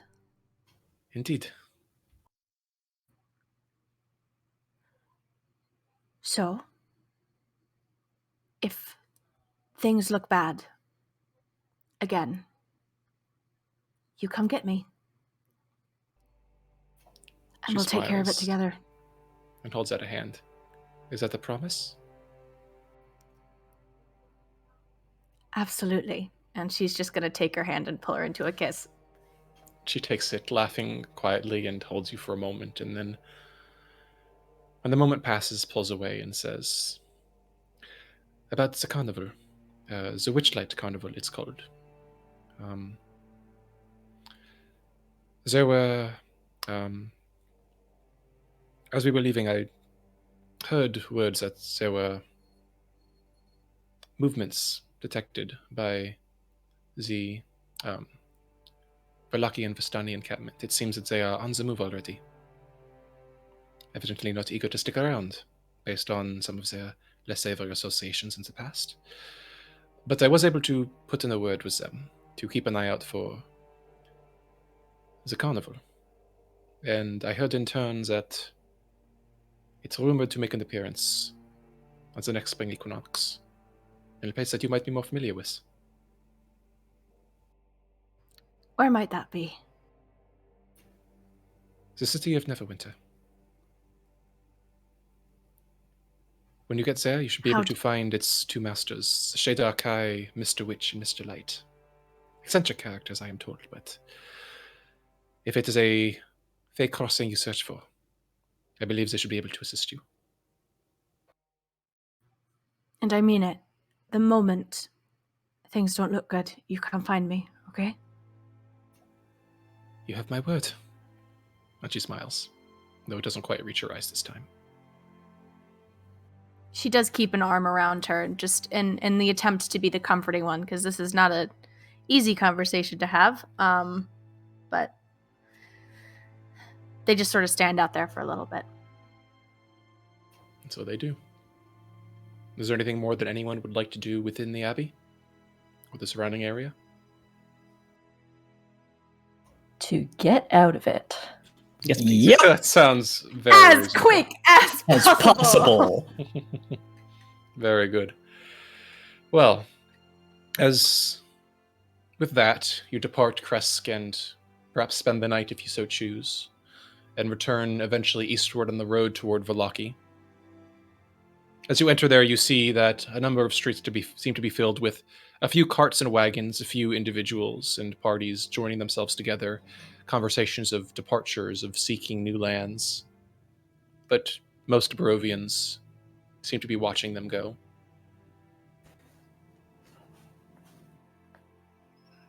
I wish there'd be more, but I get it. You can't just drop everything you know and go into the wide unknown. As Mark nods, they have nowhere to go and no reason to leave. And it'll be our duty when we're left behind to look out for them. And he smiles. Make sure that they turn out all right. And Aerith's head snaps upwards as he remembers something. I have something I need to do. I'll be back. And Aerith takes the robe from his pack, pulls a patch off of it, and there is now a live riding horse standing next to all of you as he hops onto it frantically. Metron just does the shrug, like the John Travolta meme. Just the fuck. See you all in a few hours. I'll be at the Vistani camp. Peace. And he's gone. And you scamper away. Okay. At the camp proper, Earthrender, you find at the top of the hill fresh wagon tracks leading away. But the Vistani camp itself seems to have vanished. You do see, however, the hovels of the Dusk Elves, many of which are sitting upon the hill, basking in the sunshine, a few gathering firewood from the nearby trees, or just luxuriating amid a departure of the clouds and mist. Aerith will approach them, but first he's going to go by Casimir's and let himself inside. The door opens easily, and there's no response to your entrance. What does he find? Nothing. Just an empty, cold room. Damn it. And then he walks up the hill. As Earthrendir is going to spend the next several hours talking with the Dusk Elves at length about a variety of topics. About sunlight, about moonlight, about new chances and new possibilities born from grief. And specifically about a group of elves not too far from here, who have themselves lost and lost and lost, who would, if nothing else, appreciate friendship, company, those who understand what it is to lose. No pressure, no obligation, but he can make introductions. He will make introductions. Set people up. Do what he needs to do. One of the elves, a taller, older male dusk elf, who seems to, in Casimir's absence, be speaking for the group, steps forward and says, "Well, I reckon there ain't much for us here. We've been on the outskirts for so long, but these houses ain't really homes, if you understand me." I do. They're just places to stay, to be safe. Well, they're safe, but there's a world out there now. And there's a bit of a cynical smile. I promise you, as long as y'all play your cards right, y'all are going to be very famous very quickly. He looks a bit taken aback at that. I don't know if I could speak to that, but... Oh no, trust me, y'all are a previously uncontacted group of elves. I'll help you manage it, don't worry. It can be maddening, but but you can use this, and I think you should use this. I can show you all the details, don't you worry. You just gotta figure out what parts to play up and what parts to lead be. But point being, do y'all want to come to Little Offster with me? Or I can, you don't have to go there if you want, but I figured it'd be a nice launching off point, and from there we can, Do you mind if I slip a word in? Please, God, spare me. Yeah. I reckon that we'd be pleased to discuss your offer. I don't see why we wouldn't be obliged to at least entertain it. There's, like I said, not much for us here, and, well, everyone's looking over their shoulder, thinking this is almost too good to be true, so I don't think we'll be sorry to see the last of the valley. It's not like we came here by choice. And regarding where to head next, I don't suppose you'd be able to tell us where to find this place you're speaking of. When the sun's light re-emerged and the mists went away, we sent a few scouts to the edge of the valley to make sure we were where we thought we were. And if you can provide directions, we might be able to get a sense of where things are. Honestly, if you could tell me where we are, I would be immediately grateful. Let me find my map. And oh, right. I can't speak to the map. It was a long and arduous journey, but we recognize the 4 sister peaks up to the north, beyond the Balinoch. First, second, third, and fourth peak. They used to be part of the spine of the world, but we ain't seen them in centuries. Wait, but if we're up by the spine of the world and they... Oh, god damn it, we're in the Lurkwood. Oh my... Oh, that is just perfect. We're like 50 miles from the nearest entrance to the Underdark. That's wonderful. His eyebrows are creeping up tall. Like that I reckon that doesn't sound like a place where we want to linger too long. Not under the current Drow society, not particularly. Come back in a few centuries, they might have made some reforms, but for now, probably not. Right. We'll discuss here often. We'll get back to you. But for certain, I imagine we'll probably have more than a few interested. Thank you for everything. I just wanted to be sure that y'all had somewhere to go. Appreciate it. And you take care, all right? I reckon you've seen some shit. So, that is one way of putting it. And he clasps his hand. And that's all. Okay. And what's going on back in Vallaki then? Anything of note?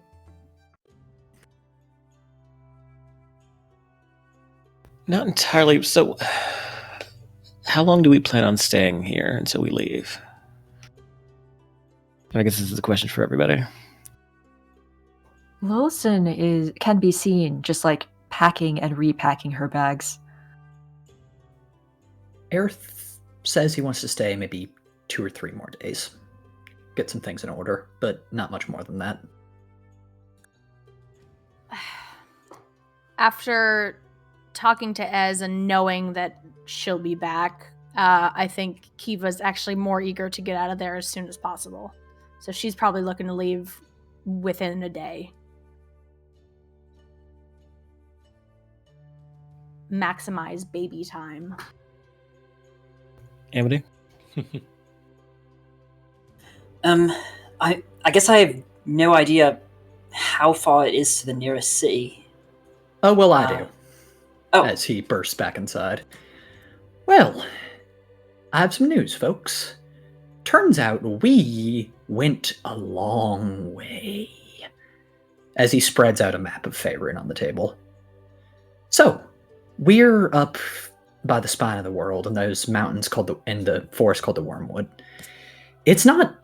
Good news is, we're actually pretty close to civilization. The Sword Coast is to the southeast, there's a few dwarf holds near here, and if you follow the road south, you'll pick up on a major trade route without too much trouble. But it will be some walking before you get to anywhere like Neverwinter or Waterdeep or something. We got steered way off course. The distance scale here says 1,000 miles? Sure back? Does. No, that's a typo. That would be if we were like out way in the east. It's maybe Oh wait, where? 200 or 300. Okay, still a lot. Still a lot, but we aren't going to be needing to be crossing any oceans or anything.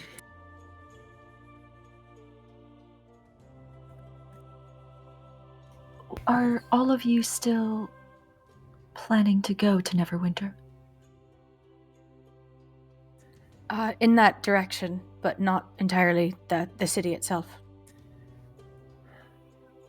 I want to see my family, so it's on the way, but I likely won't be staying.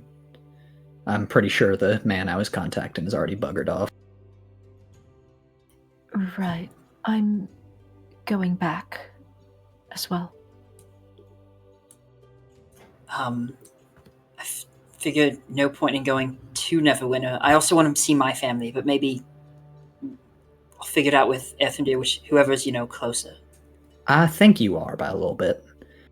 All right.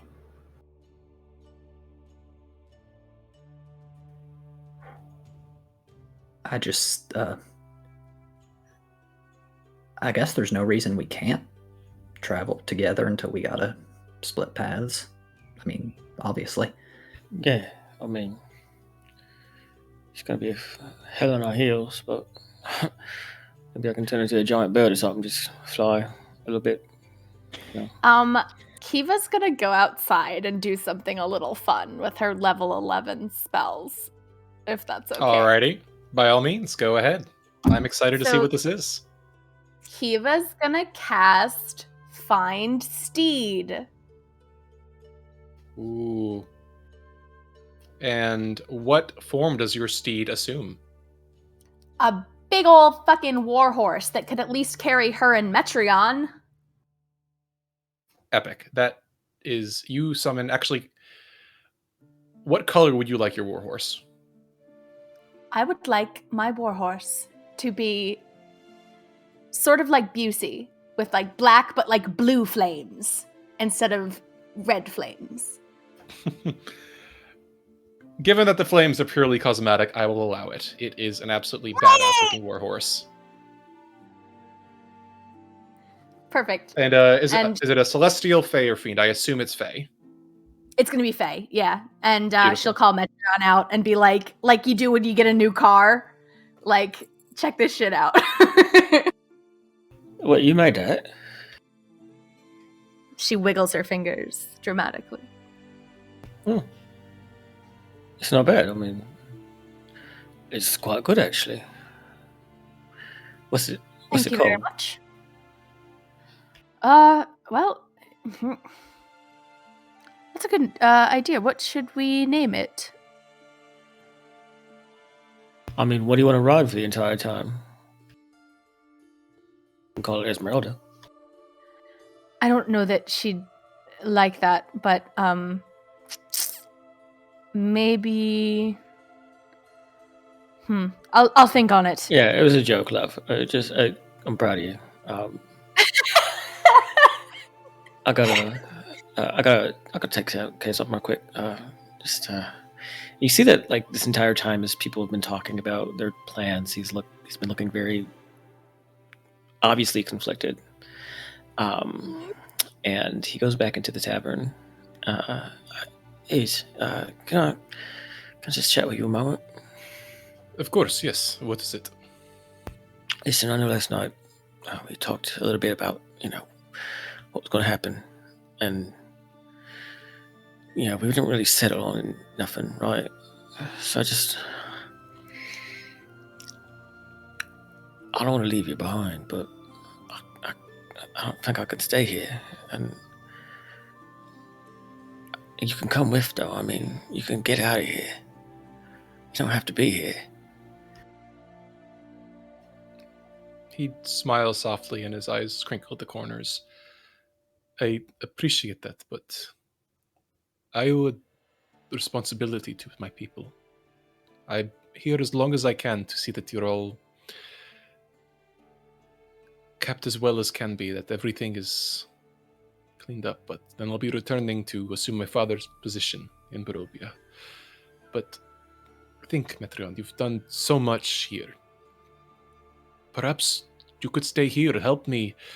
There are still threats in the woods. There are still things that might endanger our people. You've done so much. You've become so much. Our village will always be a safe haven for you. Maybe it could be something more?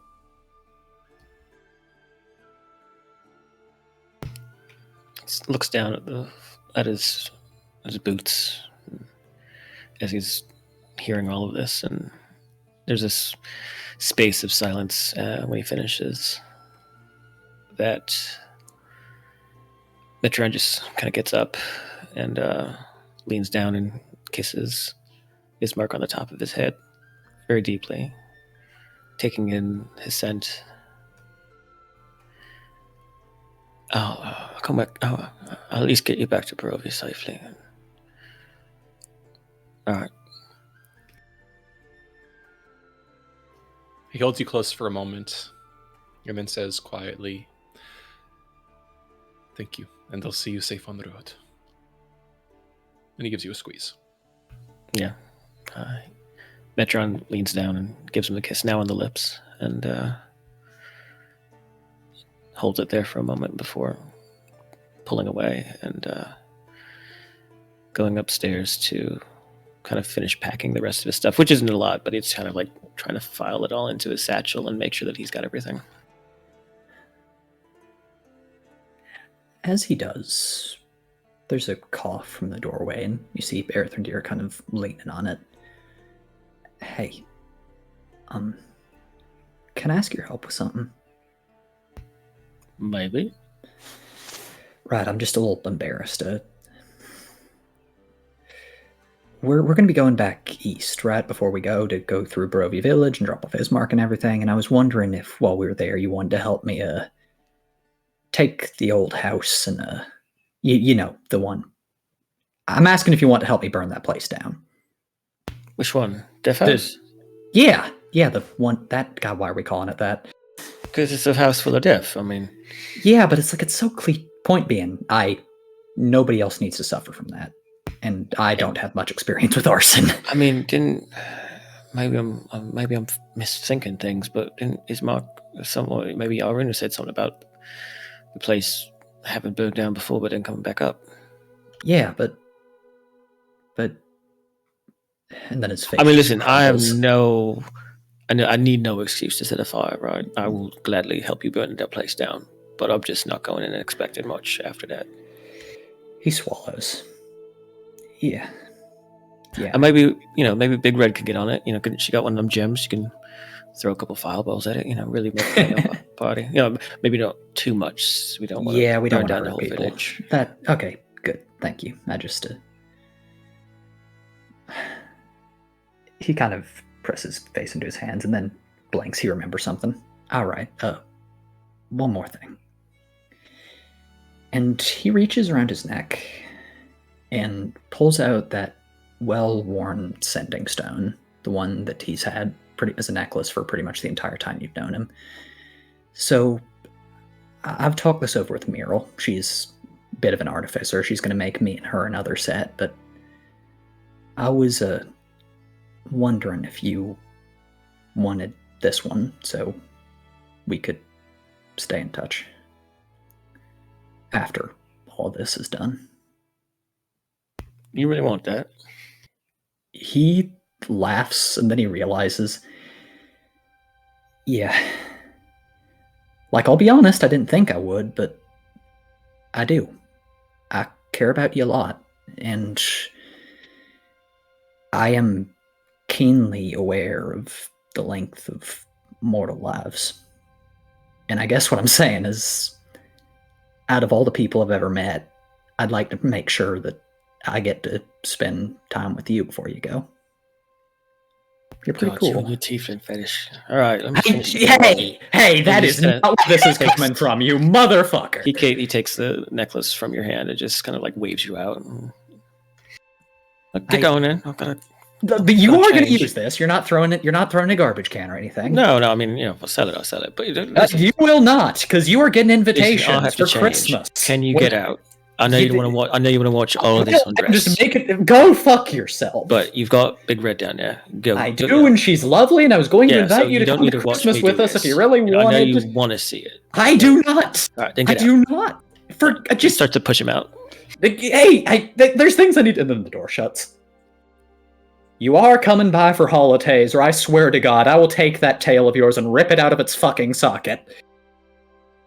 He says nothing. And that is all.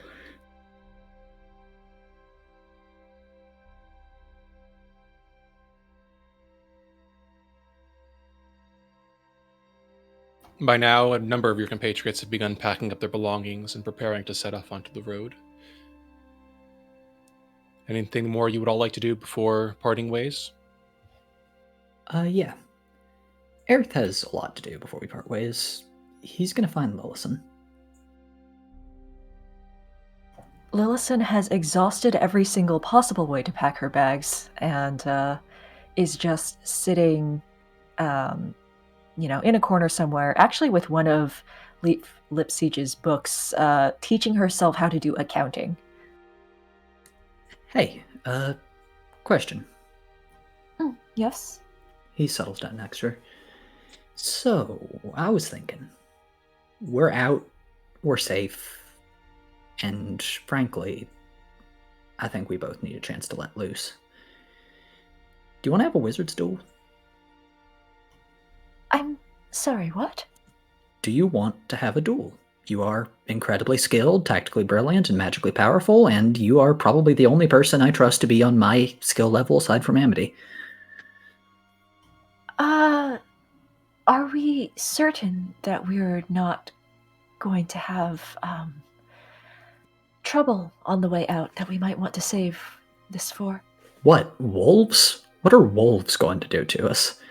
After where we are now. One fireball blows them away. You said we're up by the spine of the spine of the world. Isn't this known for being a particularly dangerous area? Not more dangerous than what we fought already. And look, if you don't want to do it, you don't want to do it. But and there's a curl of a smile. I think we both deserve a chance to, not have to worry about hurting people. Lillison's expression goes very still at that, and she says,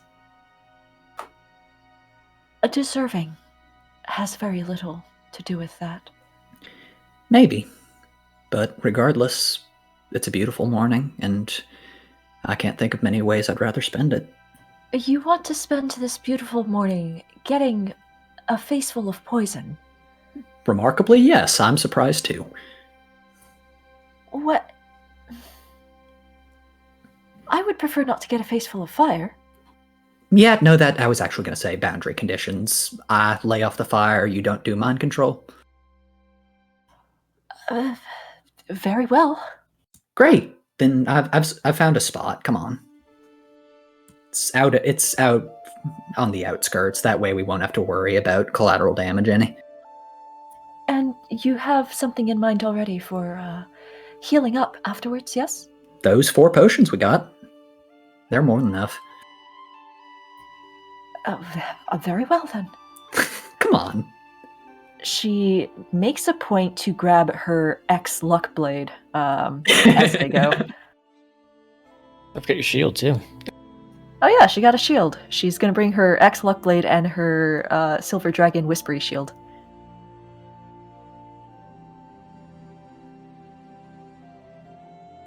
All right, you're taking this outside? We're taking it outside. Out to the outskirts of Epilogue. Beautiful. And once they're in position, Aerith steps across the field, flicks his wrist, and a blade of shimmering darkness appears in his hand. Come on. That's a new trick, isn't it? Yep.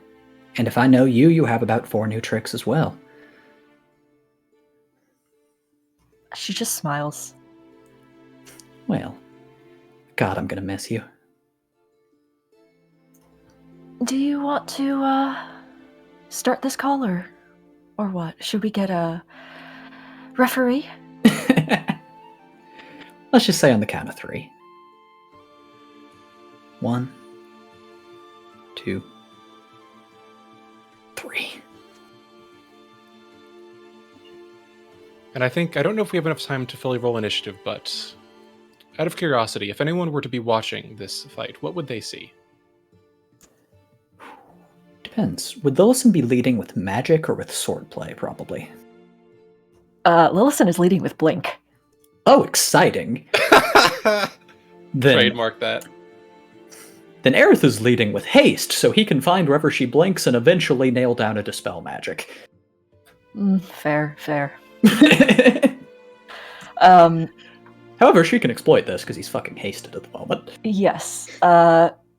Notably, at one point, she is going to probably, cast one of her cantrips, probably poison spray, action surge, and then cast Ray of Sickness as well.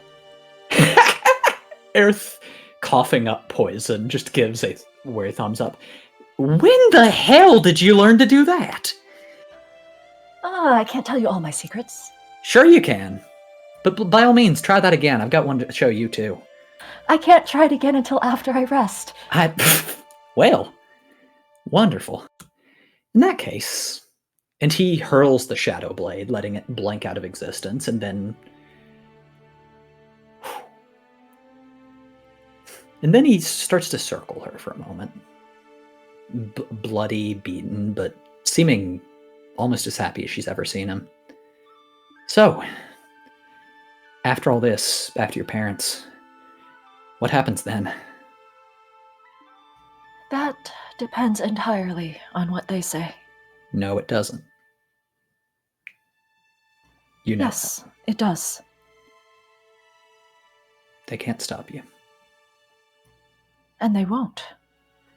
But I need to know where they stand and where I stand. And if they stand where you aren't? then I'm going to make my way through them. Aerith closes his eyes. Look, I don't know where we'll both be in like 10 years, but know that there's other paths in the dark, all right? I know. But there are also paths within the dark. Sure. We found that keenly well. I just wish that weren't somewhere I can't follow. Because oh, fuck sentimentality. You're like a fucking sister to me, Lillison. I don't just... I want you to be happy, but I also can't be with you if the dark is what you need. Wilson shrugs. There's this complex interplay of emotions on her face. Primarily among them is the like kind of wondering whether he's like saying this in order to throw her off her guard in this little duel they're having, but also there is sort of genuine emotional discomfort. And she says, "You have more than enough paths to walk yourself, especially if you insist on trying to keep alongside every single one of the rest of us as well." Well, that's the virtue, ain't it? Is it a virtue? Or are you just spreading yourself too thin? Maybe. He flicks his sword. It might be that that I'll burn myself out, that in 10 years I'll need to go back to my little hermit's hut and be what I was. But until that day comes, until the spirit I've found here has burnt itself out beyond the tiniest ember, then I'm staying with what I've found. Because I love you. I love all of you. And I'd like to keep living in the world. Even if that takes me some strange places.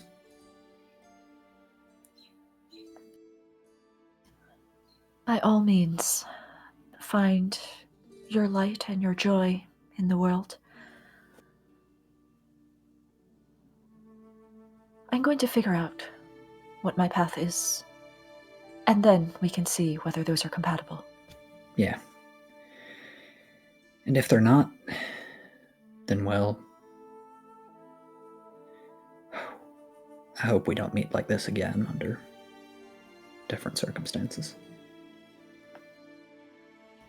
Her smile grows a little cold.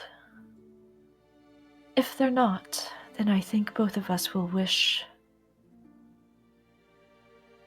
very cordially that we don't meet again. I suppose so. Now, hit me with everything you've got.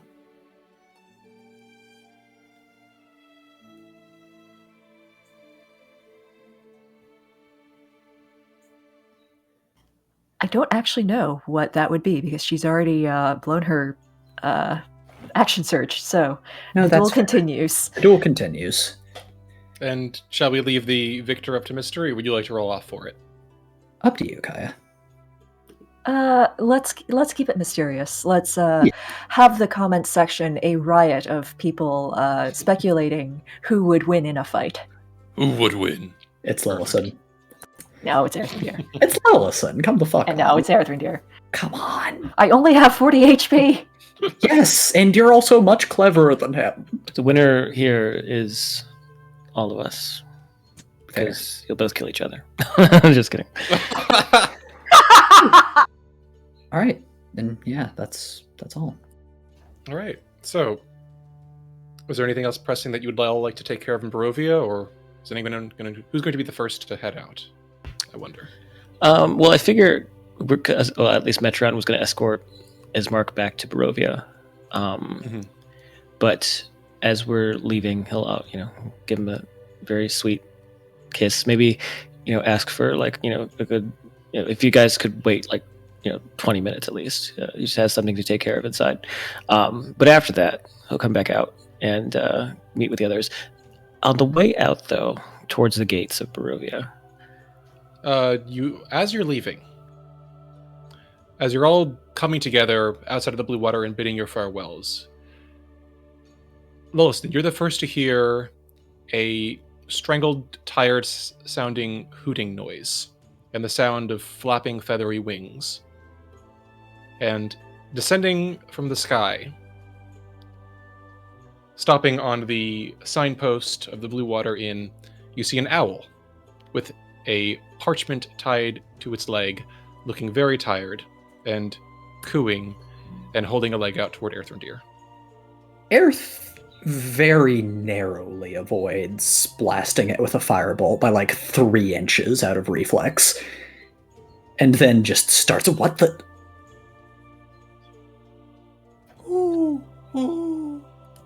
Okay, Jesus. Just give me the damn letter. Who the hell is talking to me? And he just snatches it from the owl, sort of not expecting much of it, and starts ripping it open. I'm sending you the text via PM. Wonderful.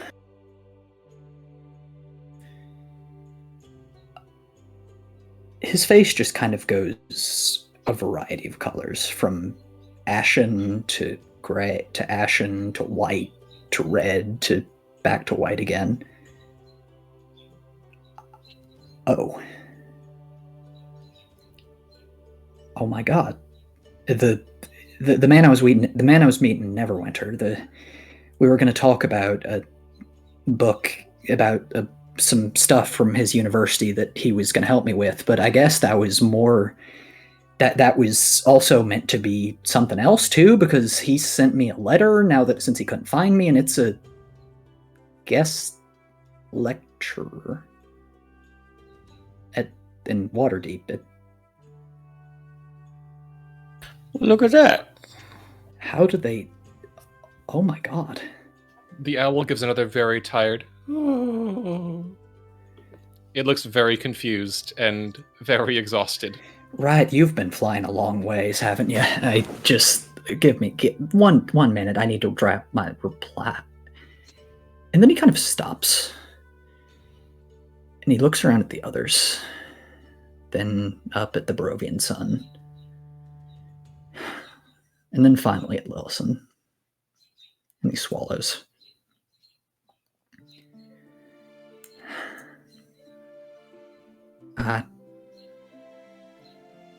Okay.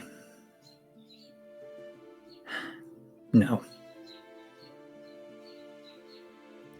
What do you mean, no? I mean, no. I'm not doing it.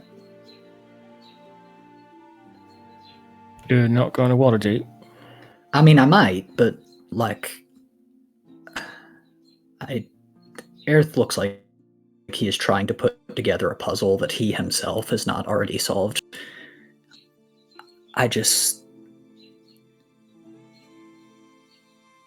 He stares down at the little letter in his hand. You don't have to decide or reply now. No, I do. Why? Because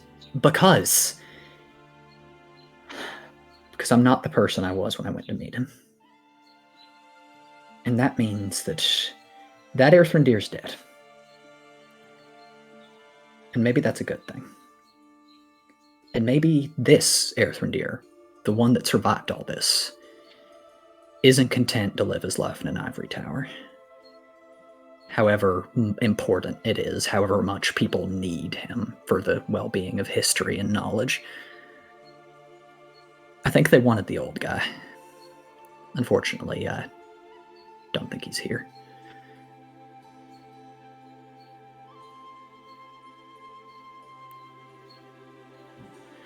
That being said, Lilson, this is a pretty good gig, so if you want, I'm sorry, what?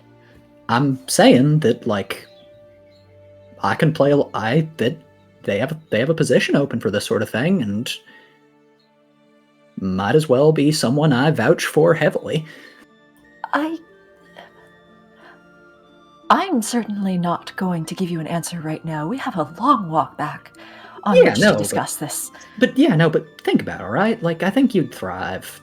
3 squares a day, erudite company, so many books. I don't have the qualifications to lecture on the sorts of things that you are going to lecture on. Well, fun fact, I never finished my doctorate. I don't either. Right, we're going to talk about this on the way back. We are. But, yeah, thank you. And he puts the letter in his pack, looking somehow like a weight's been taken off his shoulders.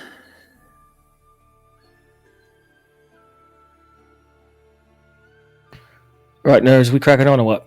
Yeah, let's get out of here. Time to move. Got a world to see. And then just swing by Bill Drates and see if he's still got that fancy grappling hook before we go. I want that thing. Don't tempt me. I'm trying to stay out of legal trouble. At one point, as we're walking down, Metron does want to ask Amity, you mind if I, pick him up? Sorry, mind if what? But you mind if I carry him, Not the whole way, but just want to, hang out with the little guy. I'm not sure when I'm going to see him again. Oh, of course. I think he likes you. Well, damn well better hope. He's the only reason he's alive. And, I'll lift him up and kind of nuzzle his nose with mine. Isn't that right? Yeah, everyone else wanted to kill you except me.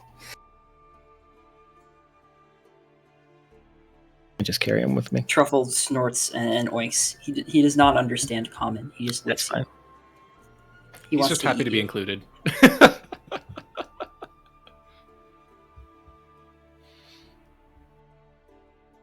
All right.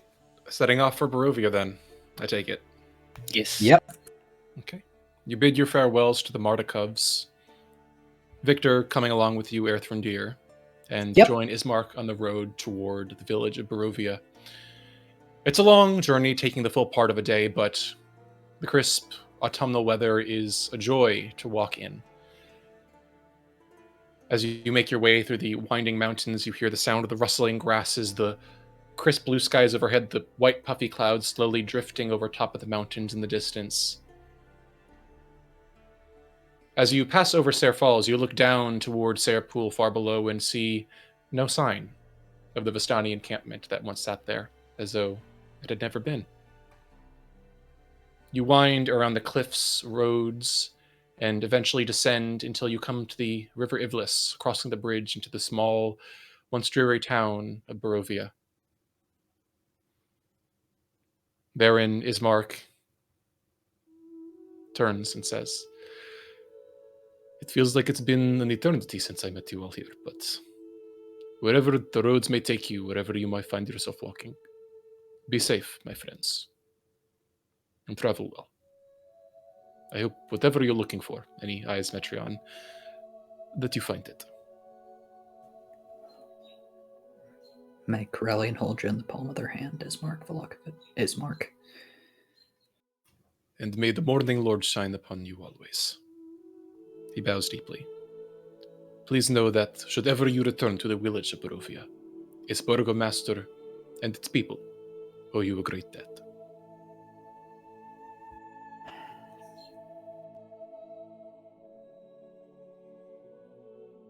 Metreon kind of waits for the others to sort of walk closer towards the gates, but then we'll head back towards Ismark and just kind of put a hand on his chest. I'm gonna miss this. I mean, I'm gonna miss the rest of you too, but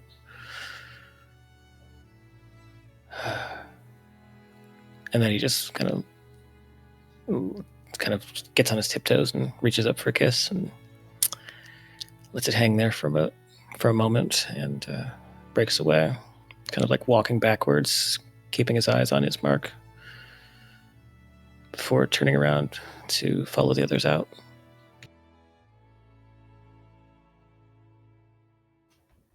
And off you go, down the Old Svelch Road, passing toward the gates of Barovia, and beyond them. Real quick, just one thing real quick. Yes. Do Metro I coming back. see my banner? You mean the campsite that you left? The giant banner that I was carrying around for the first few episodes that I ended up dropping because I got chased by wolves. If you remember where you left it, I would say I yes. don't. I just know it was in the woods and I tossed it off. So I don't know. I just thought I wasn't sure. We'll say, for the sake of narrative satisfaction, that if you spent an hour or two searching in a place where you remember it being nearby, you were able to find it. It is muddy. It is torn. At least one wolf seems to have used it as a litter box, but it's there. Yeah, I just kind of like unfurl it a bit and show everybody what appears to be like a large canvas painted with a kind of magnificent-looking gnomish gentleman dressed in a suit, like a top hat, with like, kind of magical sparkles all around him, and there's the painted word Metreon the Magnificent above it, and then kind of just lets it furl back into itself and kind of kicks it back into the grass. It just, if y'all don't mind, I feel like Metreon should be left here, right? Yes, I think so. I think that's appropriate. If you don't mind, maybe my name's Lucian now. I don't know of any other vibrantly colored tieflings with a bunch of tattoos who are named Lucian. So I mean, I feel like it's pretty unique. If you want, call me Luce for short. It suits you. It's perfect. It really does.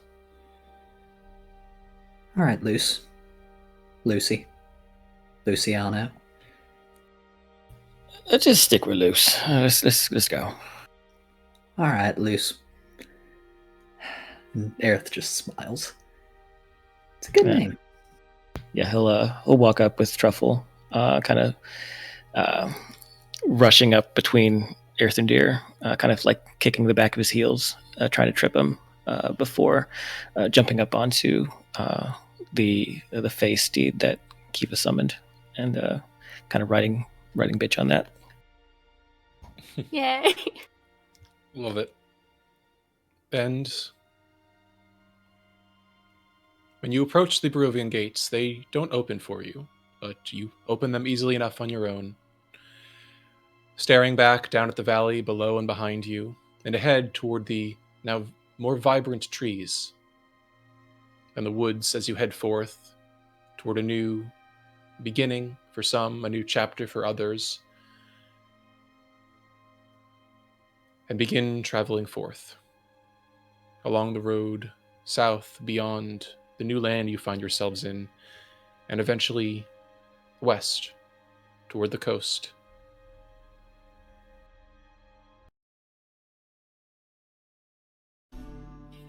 One by one, or two by two at times, your group finds yourselves splitting apart as you approach Neverwinter, the Sword Coast, the Tribor Wood where first you began this journey. And one by one, you find your separate ways across the land. But somehow, even apart, somehow less alone than when the five of you first met one another around a campfire, ever so long ago. Lillison, You traverse for days down woodland paths and hilly countryside until you at last find yourself at a familiar mansion. A two-story, U-shaped manor, set back from the edge of the familiar town of Corentin. The main stone house towering tall and proudly above the countryside around, and the weathered wooden wings on either side. And, of course, a familiar round stone tower at one end of the wings that rises 3 stories. The moss that clings to the top of the central house not quite crested upon its windows or ordered stone just yet. Do you enter? Lillison is going to enter as stealthily as possible. Okay. By what means of entrance? She is actually going to linger by the round tower, cast Blink, and wait until she can project herself onto the other side. And blink you do, without too long to wait, appearing rapidly within the tower. And as you do, you can hear very faintly, coming from the main central manor, the sound of clinking silverware and quiet conversation. You look out through the door toward the main part of the house, through the wings, and you can see candles lit outside the window, the dusk beginning to approach. It seems there's an evening meal occurring elsewhere in the manor. Lillison knows these halls. She knows where to creep and where to press herself against the wall. And now that she can do this, she knows how to project herself onto the other side of the wall as long as Blink is up. And she does her best, just as she and her brothers did when they were children too small to know better, to get to the main family area, being unseen and unheard as long as possible. Are you looking to eavesdrop? Eavesdrop briefly, yes. Sure. The first thing you hear is a familiar, deep male's voice, and you hear a number of different sets of clinking silverware. A number of different voices. It seems that there aren't only 2 people here. You hear a few familiar ones, a few unfamiliar. But you hear one man's voice, very well known to you. Deep and somewhat prideful. But you can just imagine the tactical glint in his eye. And it's absolutely abominable. More than a month, nearly 6 weeks without word. And for what? This school, they said that, well, I was promised transparency, and it seems that, well, we're getting certainly less than that. Why, they've had the nerve to say she didn't even arrive. Can you believe it?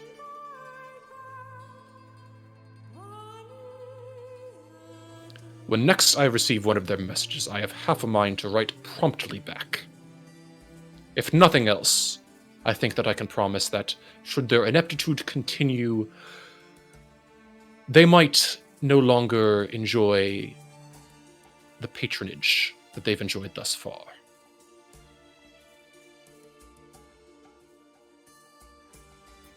And if I find that anything in their utter abominable negligence has happened. And there's a quiet moment as you hear a clink of glasses and you think that he's taking a drink of something. And then a clink as a glass is set down.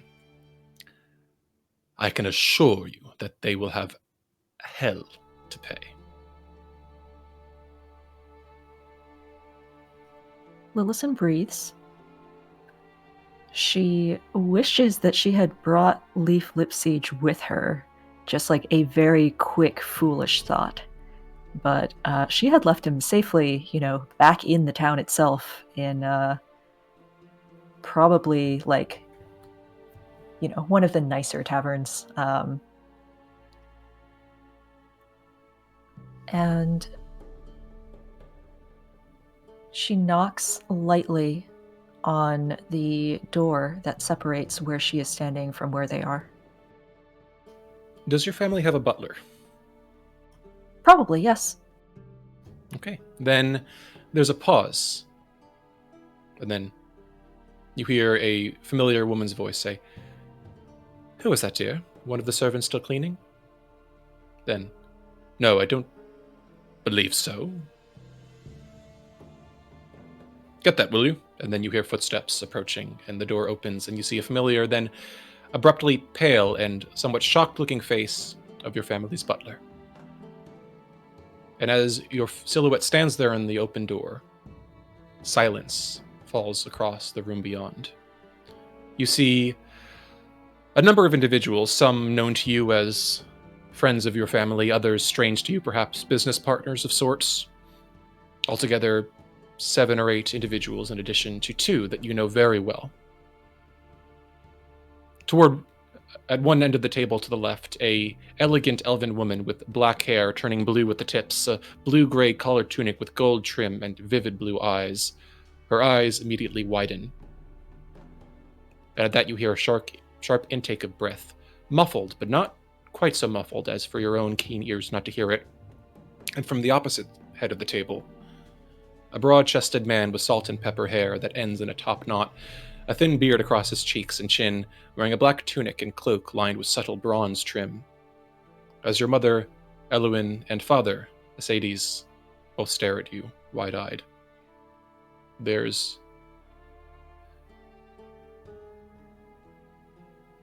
a very long pause.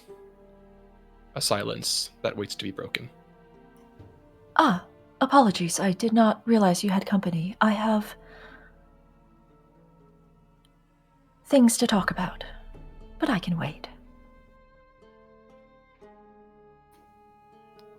Mercedes' eyes widen, and your father, without missing a beat, pushes his chair back and stands from the table.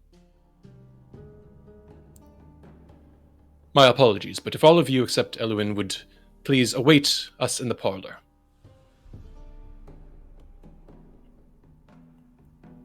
There is a brief muffled buzz of discussion, and then the guests stand up and file out.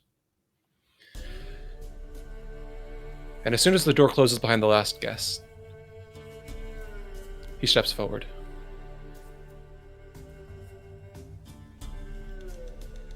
I am assuming that you are in fact my daughter and not an assassin bearing her face. Would I be correct in assuming so? She smiles a little bit. It's probably a more genuine smile than any of the other PCs I've seen before.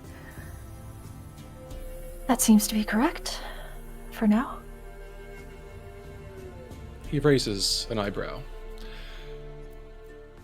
I confess that we weren't expecting the pleasure of your return, though might I say that it is sorely welcome. I would hope to understand more, however, if you would oblige. Was this a matter of a kidnapping? Were you expelled? I'm afraid we've been quite in the dark for a number of time. A kidnapping of a sort. I don't know if you will believe me. I have some, pieces of corroborating proof, but, well, my traveling companions and I, we were swept off to, a different plane, and we've been fighting for our lives against a vampire lord for some time, and we've just recently escaped. And she shows the luck blade, and starts patting herself frantically and pulling out any of the other magic items that she's picked up since then. And there's I liberated his accountant from and brought him with me. He's in town now. He's very good at keeping track of all of the things that we looted. I think he might be... He holds up a hand. A question for Kaya. How Yes. high is a Sadie's insight score? Probably very high. He eyes you for a long, tense moment. He glances over the blade in your hands, eyebrow raised at the mention of the accountant, and says, raising his voice, calling the butler's name. Fetch hot food and fresh drink. Our daughter has returned. And he turns back to you. Has a small, confused look, his eyebrows knit together, but a spark of keen interest in his eyes.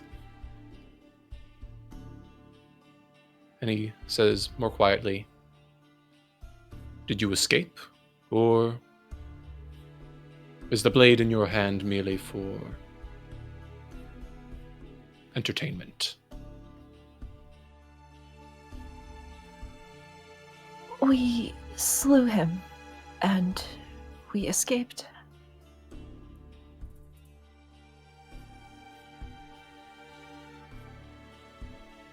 My daughter, the Vampire Slayer. Now this is a story I must hear. And you actually think there's a hint of a smile. And usually when you've seen your father smile, it's a businessman's smile. A charismatic grin, a bark of friendly laughter, but there's something different here. And he gestures to a seat at his right-hand side of the table. Why don't you have a seat? By the look of your wear, you've come a long, long way.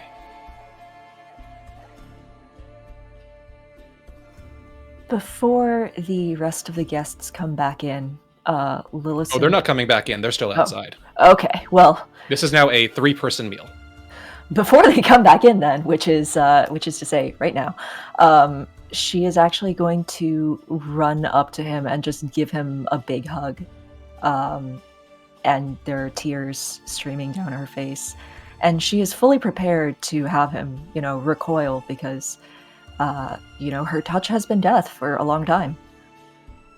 He halfway winces up front, and then you can almost hear the gears clicking in the back of his head. And he says, very quietly, stroking your hair,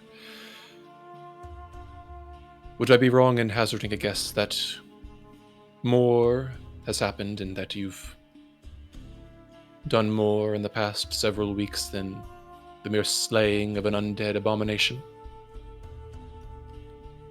There's been a lot. Well, the night is still young, and we have plenty of time for stories. But for now, and he actually returns the hug, somewhat awkwardly, but says,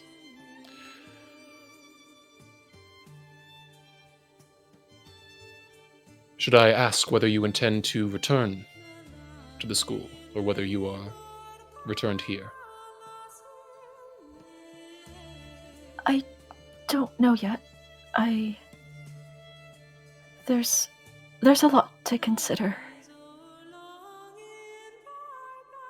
Well, why don't you tell me a little more about what these past weeks have been for you, and perhaps I can share some news regarding the family business that you might find interesting. And from there, well, we have time.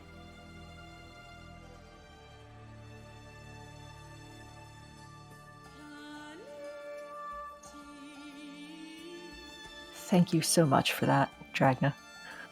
You're very welcome. Shall we leave that there? Yeah. Okay. Next, let's say, I'm going down my list.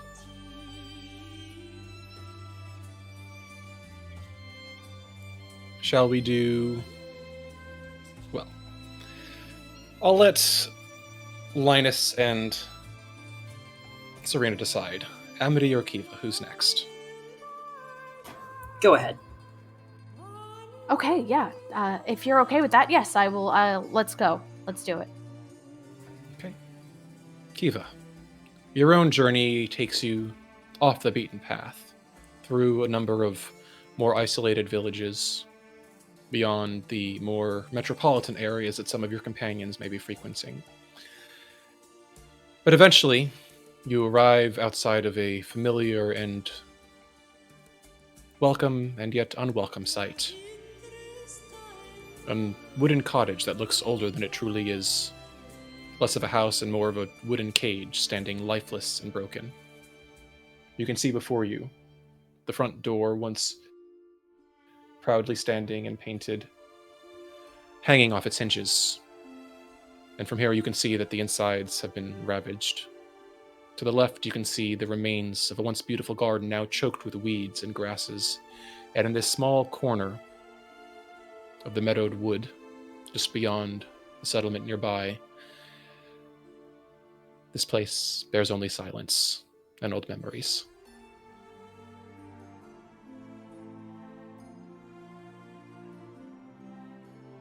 Yeah, Kiva will.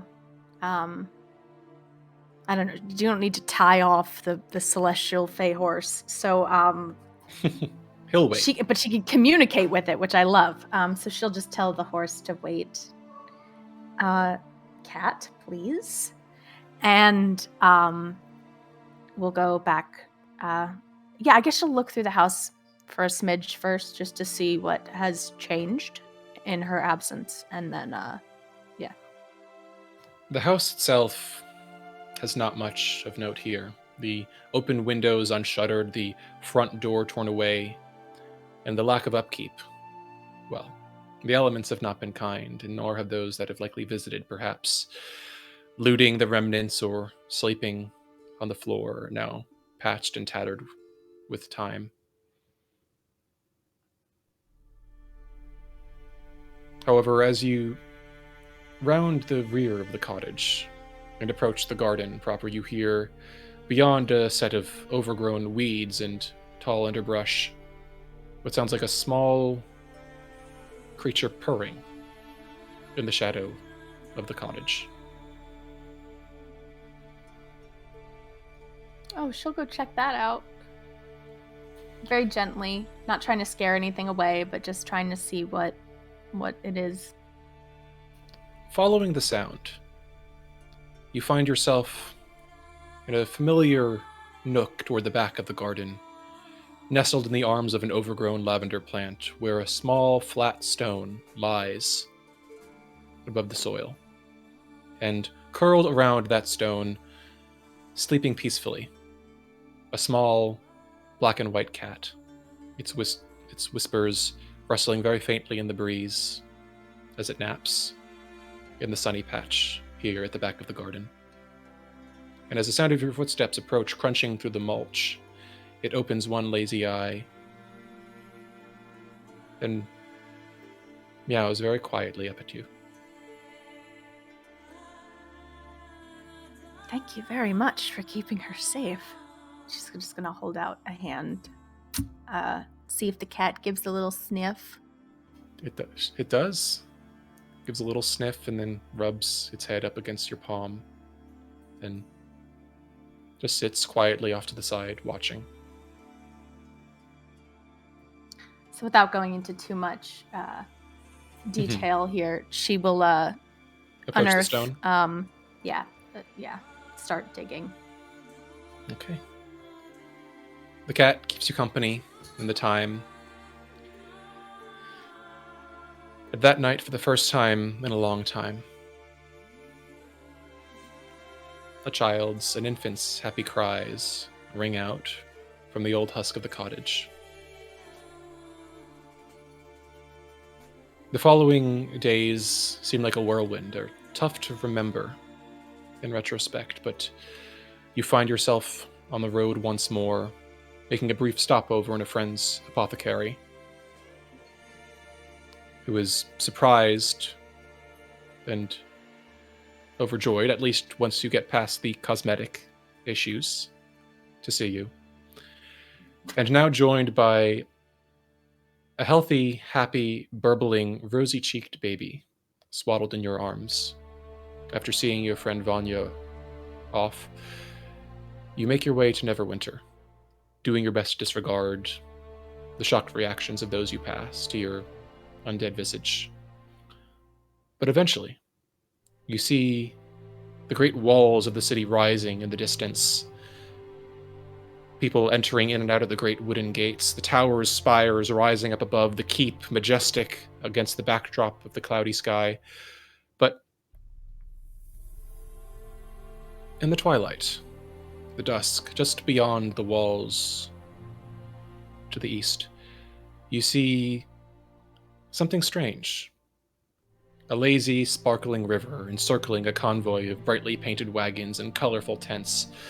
And from even here, you can hear that the sound there is filled with the echo of children's laughter.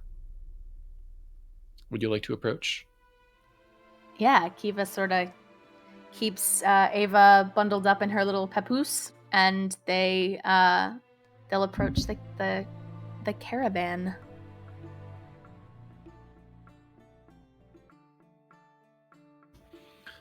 As you approach, the first stars of night twinkle above the apricot sunset. Giant dragonflies whir overhead, trailing streamers, and a low mist curls over the ground. Through a floral archway, you glimpse wondrous and vibrant creatures, elven stiltwalkers, dancing fairies, and painted performers. Everywhere there is laughter, pixie dust, bubbles, and the wistful tune of a whistling calliope. As you head for the entrance, you see a silver statue of a dancing fairy mounted on the roof of a ticket booth, surrounded by fluttering butterflies. The booth is decorated with an animated depiction of the night sky with shooting stars that arc across it. An elderly goblin perches behind the ticket counter, peering at you quizzically through a spyglass. He lowers the spyglass after a moment and calls out to you, Greetings, fair fairgoer. and he raises an eyebrow. But then perhaps a fairgoer that appears less than fair is more fair yet than the other fairgoers. I presume you both shall be wanting a pair of tickets. Yes, I suppose so. Do the tickets get you access to Mr. Witch and Mr. Light? Oh, my dear. Not to worry. I just about tickets, but, well, toddlers and babies in free, and as for you, you are expected. Canterfoot! And at that, a tall, thin man wearing a green plated performer's skirt, a tall striped socks, pointed shoes, a lumpy green pointed hat, and a pair of strapped-on, glittering butterfly wings snaps to attention beside the ticket booth, as the goblin jerks his head toward him. Watch the ticket counter while I'm gone, won't you? I'm afraid Mr. Witch and Mr. Light have a guest. The man snaps off an awkward salute and heads into the ticket booth, kind of crouching to fit inside, and is trying to cram his butterfly wings through. The goblin hops off of a stump toward you and holds up a hand. Nicholas Midnight. Charmed. Kiva Sirlai and my daughter Ava. It's lovely to meet you. A true pleasure. And what a wee little lass she is. Well, shall we make our way then? Kiva's just so amused and awestruck to wander into a place like this after a place like Barovia. So yeah, she's like gleefully following and bouncing Ava as she does. Ava is giggling, burbling happily, looking around her stubby little fingers, tracing across the sky as the dragonflies whir overhead. You hear the distant sound of crackling, popping, not quite fireworks, but firecrackers perhaps, the jingling of bells. And as you head forward, leaving the ticket booth behind, you can hear a merry tune spilling forth from an instrument on the back of a brightly painted wagon.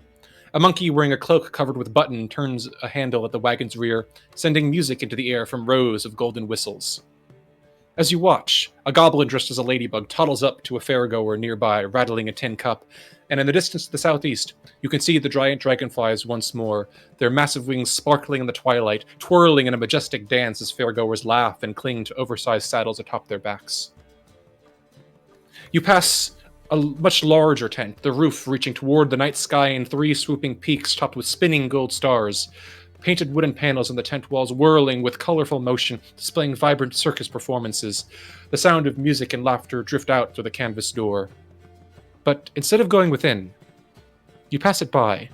Instead, as Mr. Midnight leads you toward a tangled wall of thorns surrounding a cluster of wagons just barely visible beyond.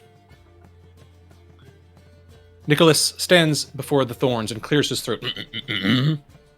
And as you watch, the thorns begin to part, pulling away, forming an arched doorway through the wall of thorns, revealing the cluster of wagons illuminated by lantern light within. Nicholas, beckoning you, proceeds inside. Enclosed by the wall of thorns, you see a circle of 8 brightly painted wagons, one of which a glass-enclosed water tank, the perimeter within patrolled by what looks to be a bugbear, wearing a large jack-o'-lantern on his head, as one would wear a helmet, as well as a set of dungarees and fake fairy wings. He tosses a nod in the goblin in yours direction and continues his marching patrol. Nicholas leads you. Yes. So blown away by this. That's such a great description. I'm sorry. Loving it. And Nicholas smiles up toward you. Are you enjoying the carnival, my dear? Though I'm afraid that we're not really stopping by any of the attractions, I'm afraid. I'm sure there will be time for that. It's just a far cry better than what I'm used to seeing. Oh, and he quirks an eyebrow. My dear, if that's the case, then we shall have to ensure that you are well adapted to such sights. Then he pats you, not unkindly, on the arm. He leads you forward, approaching the largest wagon, which you see is painted in bright pinks and twilight lavenders, with a roof shaped like a mushroom's cap. Sitting just outside the door, on a small porch extruding from the wagon, you see an aging, heavy-set clown wearing golden-purple butterfly wings and big, poofy stockings, blowing bubbles from a pipe. He offers you a small, curt nod as you approach, and as you step up onto the stairs, the door swings open, and Nicholas turns toward you with a small, kind nod. They're waiting for you, my dear. Kiva holds Ava a little tighter, not out of fear of harm, but just more excitement, and she's the closest thing, so yeah, she'll go inside. As soon as you step inside, you are almost blown away by a bursting silhouette that erupts in front of you. You're almost shocked for a moment, your adrenaline rushing, and then you see it as only a flamboyantly dressed elf wearing a pale white powder on his face and bright red blush, a red and white jester's cap striped like a candy cane, a colorful red and white outfit patterned with diamonds, and holding in one hand a golden scepter with rubies and a carved, glittering butterfly atop it. Welcome, my dear! We thought you would never arrive! There comes a clearing of a throat from behind him, and you see, sitting on the edge of a chair by a desk, a heavy-set, bald, dark-skinned elf wearing a 3-piece amber pinstripe suit with a pale red vest, a prim and proper gray necktie, and a rose pinned to his lapel beneath his gold-trimmed top hat, who glances down at a pocket watch in his palm and says, "Nonsense, Mr. Light. I would say she's quite on time." Did Esmeralda tell you to expect me? Mr. Witch smiles. Our carnival was traveling when we met the most curious acquaintances on the road. We first feared it to be a particular old friend that we weren't quite ready to see, but it turned out to be a delightful tryst with a caravan of Vistani. They let us know that an elven swordswoman bearing a blade of sunlight in the face of a ghoul would appear to ask our aid in seeking passage to the domains of delight. Although must I say, my dear, that you look a sight more sightly than those unpleasant beasts. Be that true? Yes, indeed. I left when I was an infant, after my mother died, and I wanted to see.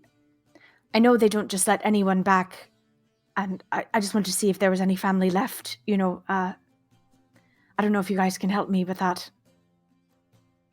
They exchange looks, and Mr. Light says, "Well, I'm certain that we could certainly look into it. What would be the name of your family?" Well, my father's name was Reese, but she gave me a name once. Larry was my mother, and her mother is Titania? Light's eyes go wide, and Witch's eyebrow quirks just a tad. And Witch smiles. Marvelous. Please, sit. We have much to discuss. And if you're okay with that, we'll leave it off there. I love it. That was perfect. Okay, who's next? Amity is next. Beautiful. Okay. Amity.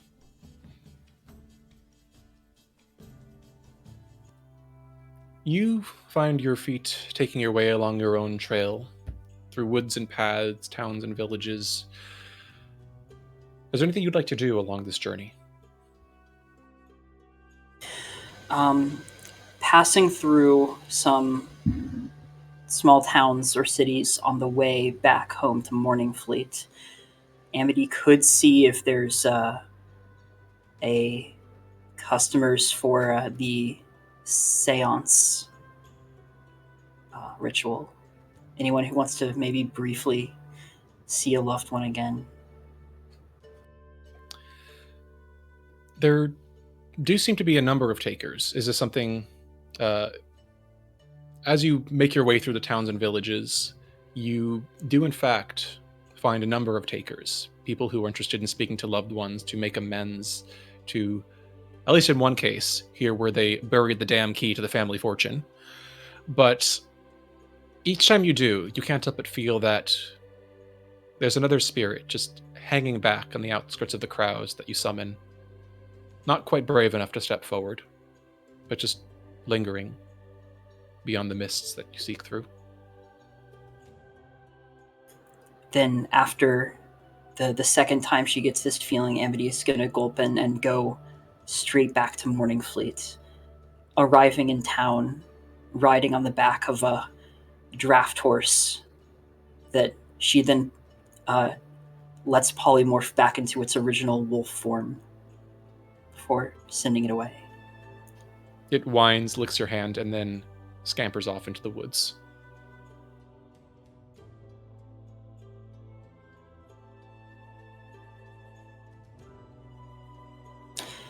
Of course, she had been sending a few sendings to her mother, telling, it'll be 3 days now, and so she goes straight home and just embraces mom if she's there. But something's on her mind. So before she tells the whole yarn of all the labors of the last 2 weeks, she is going to perhaps excuse herself. There's something I need to do out back. Okay. And you're able to find your way to the comfortable, quiet yard just behind your family's home. And she actually wants to be alone for this, so after making sure no one else is peering in, she is going to seance and see if she can contact that spirit, see if that is her sister, Anna. You lay lovingly and carefully each of the candles at the edges of the circle and begin summoning your will.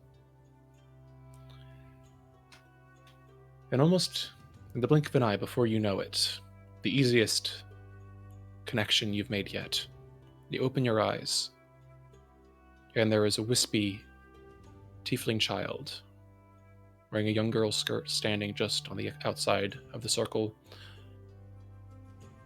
looking quietly toward you.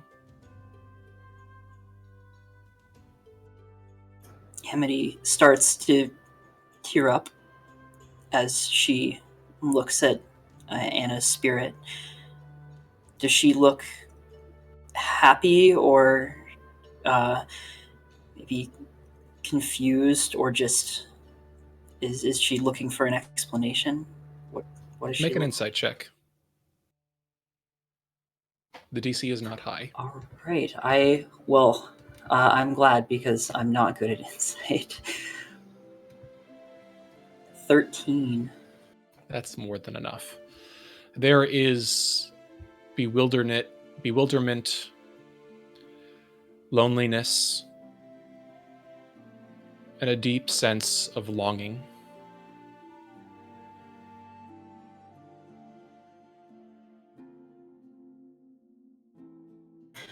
I'm sorry, Anna. Come here. She shuffles forward, just quietly dragging her ghostly feet through the earth for not much little effect, but not quite meeting your eyes. And then she comes to a stop a few feet away from you. And there's a moment of silence before she says, in a voice like the whispering of wind between trees, I wondered for so long if you'd followed me to the other side. I couldn't find you.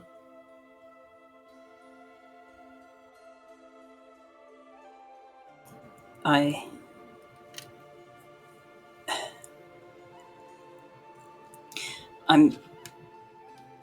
might not be. I'm not going to be on the other side for a while yet. And I'm so sorry for why I was a coward. I'm so glad I can talk to you again.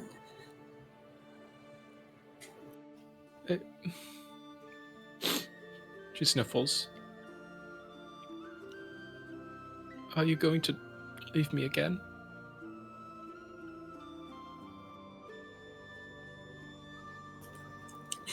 I can't stay here in this town forever.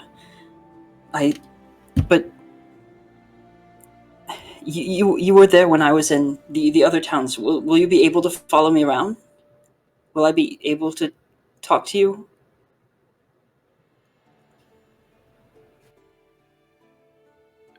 She looks up at you, and you see her eyes are glittering with unshed tears.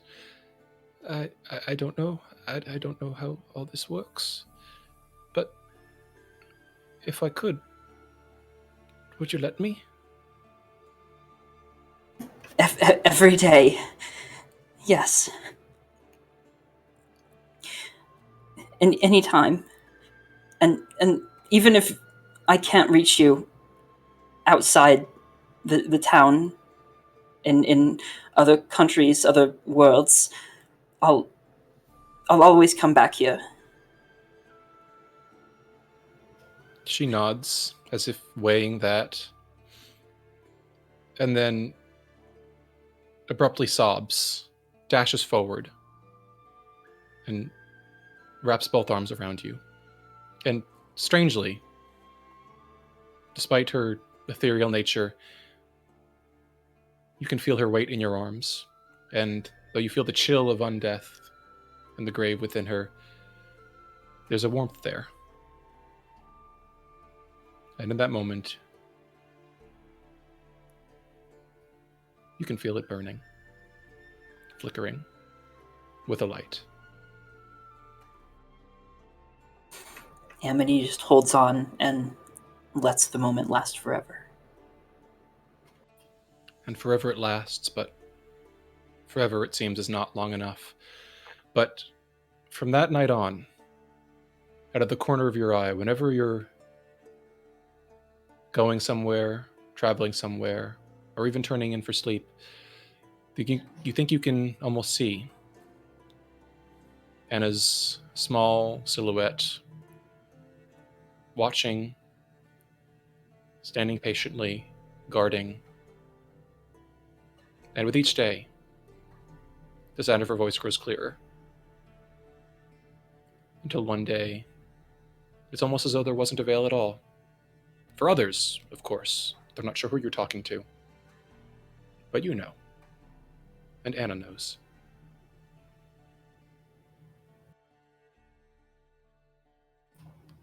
Do you plan to stay long in town? I can't stay long anywhere anymore. A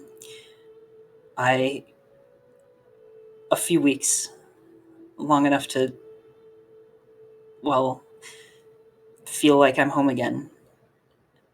And then I'm sending back and forth every day with Erthrendir. I feel like it might be time to go see where he lives. I'm just On an realizing now adventure. that communicating via sending is basically the equivalent of having a limited text message plan, but like worse, because you get like 5 a day. Sorry, disregard my mood-breaking observation, but... So, Amity, you're heading off to see Erthrendir? Yes. Okay. You hit the road, bidding your mother a fond farewell, and the first night you rest out on this paths beyond your village, you're a little anxious to see whether that familiar silhouette will be there as you turn in for the night's rest. But as the campfire flickers, casting soft moving shadows across the trees and rocks and grasses around you, the stars glittering overhead, there's a flash of a small silvery shadow in the woods nearby, and you fall asleep with a smile on your face, knowing that you're not traveling alone. You travel for a few days, a week, and at one night you find yourself in a small rural village. With your funds, it's easy enough to find a warm bed for the night. But in the middle of the night, you awaken to find the lights of the tavern extinguished and the sound of many footsteps and muffled, frightened conversation coming from the tap room below you.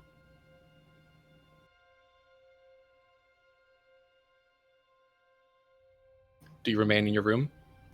No, of course I'm gonna go see what it's all about. You descend the old, creaky, comfortable wooden staircase, passing by old portraits and actually a rather nice-looking, lovingly mounted trout on a wooden board. And in the center of the space, you see a crowd of villagers anxiously murmuring, and many of them occasionally daring a glance out of a window before turning away, pale. And again you hear, "She's back. She's back. My God, what do we do?" I'm back? The innkeeper turns toward you, eyes wide.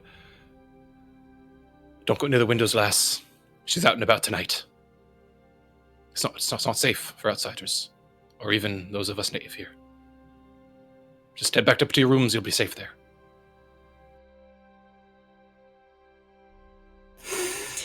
Amity smiles and approaches the counter. As Anna, and I don't know if this is possible, if I can, the telekinetic feed is all about this, tosses a gold coin up and down beside her. How about you tell me a little more about her? I'm sure Anna and I might be able to help you out. The tavern keeper's wide eyes glance down to the gold coin, bobbing up and down at your side. It's the Weeping Lady, miss. A fell apparition. She's haunted the town since the last new moon, and anyone who's dared approach her, they've wound up dead, chilled to the bone, no blood left in the body. It's a terrible sight. Again, you'd best go up to your rooms. It's not safe. Well, all right. I'll go up to my room for now. Thank you for the warning. And as Amity goes up to her room, she sends a sending to her well-researched friend, Erthrendir, asking him if there's any... just about, the research of arcane beasts fitting the description. Would Erthrendir know that? Ready to... Give me your choice of an Arcana or Religion check. Oh, you know it.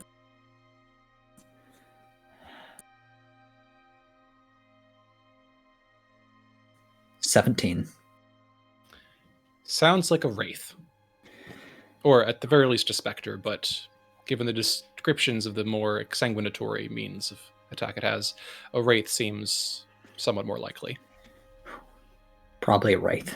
Sensitive to sunlight, undead, nasty business. But you got this.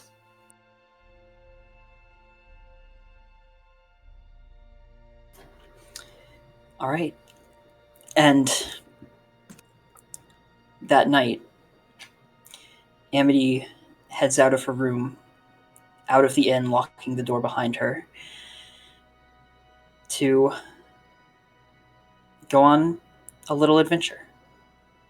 And as you step outside, you can see a few dozen yards away a silvery white, ethereal form drifting across the square, wisps of hair and robes wavering in the air, and a soft sound of sharp morning sobs echoing in the chill wind.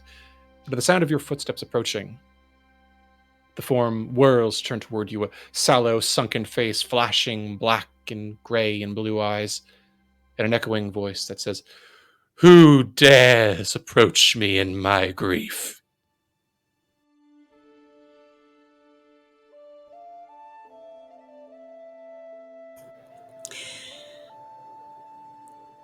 Amity Ariel.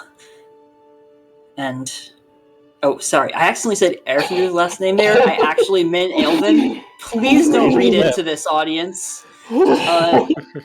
This is a mistake, but let's just leave it. Amity, what? You seem troubled. As Amity steps forward, prepared either for a fight or for maybe a peaceful negotiation. And I think if Linus, you're good with that, that's where we'll leave that off. I'm good with that. Okay. Earthrendeer, I believe you were up next. Yeah. Yeah, I am. Okay. Leaving the rest of the group behind, you traverse toward a familiar old place. Leaving the trappings of civilization behind you and passing beyond the tree line into the woods, deep into the forest, until you find a crudely built, comfortable log cabin, sitting nestled in a small hollow a few yards away from a running creek. The little mailbox by the door is resting there quietly. The door closed as you left it. It seems to have not degenerated too badly in the time you've been gone. Aerith looks over the old place and steps inside. And the moment he's in, he starts packing. Books and quilts are thrown haphazardly into a bag. He's trying to strap this abomination to his back, just getting everything he can. Except for a few things, notably. All those ugly old outfits, cargo pants, and 1,000 little ranger things, his spare longbow, he leaves them inside.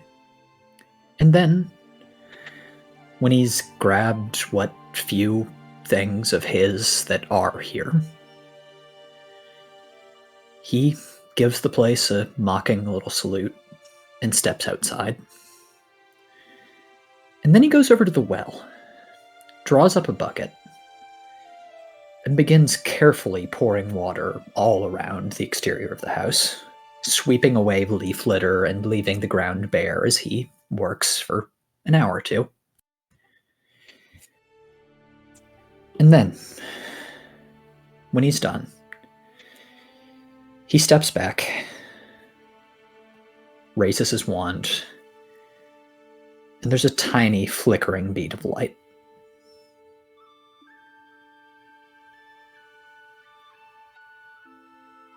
As he casts Fireball.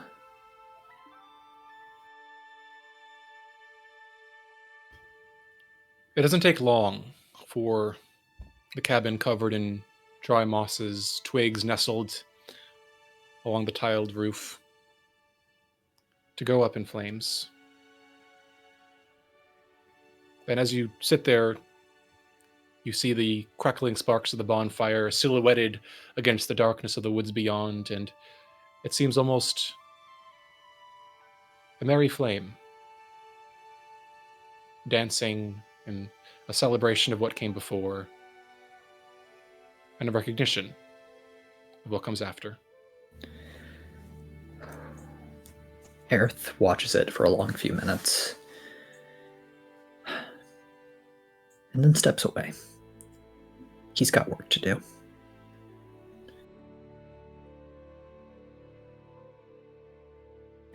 And where Aerith goes next is not wise. He knows it's not wise. But he can't really bring himself to care. It takes him a few months to get back into Thayan territory. Some bribes, traveling at night, and some guides, although eventually he realizes that he's both more powerful and more competent than any of those people ever could be, and he starts traveling alone. There's a few incidents, patrols, but he's all right. And eventually, he's back on a beach. It's not the one in his memory, because that one hadn't been choked by debris and ash and war yet. The scars are still here, even a century later, places where white sand has been blasted to glass, the hulls of great elven ships sticking out of the water. But it is his beach, nonetheless.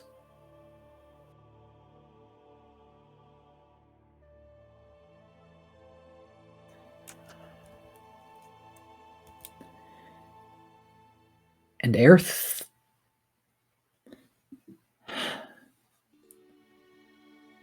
It's nearly sunset. And for a moment, Aerith checks to make sure he's quite alone. And then begins the familiar, quiet dance of spell weaving. Using his new power to shape an illusion. And for just a moment, just a fleet, sparkling moment, the horizon in the distance isn't empty. There's towers. There's the spark of light, of laughter, of 100,000 people.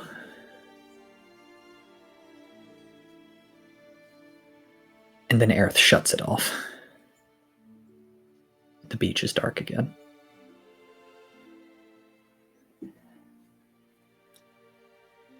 And instead, he finds a place where there's been... And he just settles onto the sand, looking out at the sky.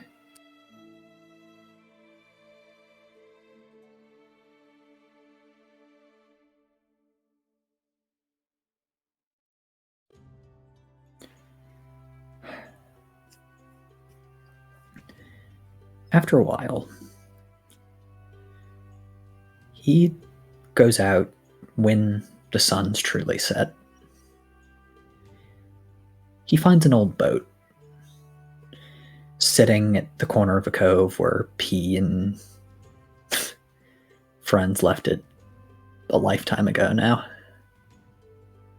There's some work to mend the cracks in the hull and get rid of the seaweed, but soon he's paddling out on dark, quiet waters. And the stars. God, he'd forgotten how many stars there are.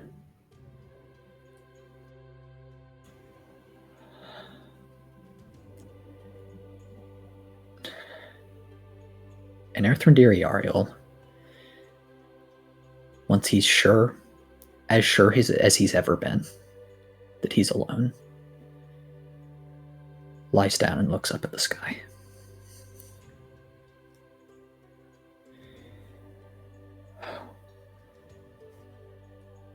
And for the first time in about a century, he actually lets himself cry. Not... It's embarrassing. It is utterly embarrassing, which is why he did it out here. But he's had enough of tears. And so he sits up,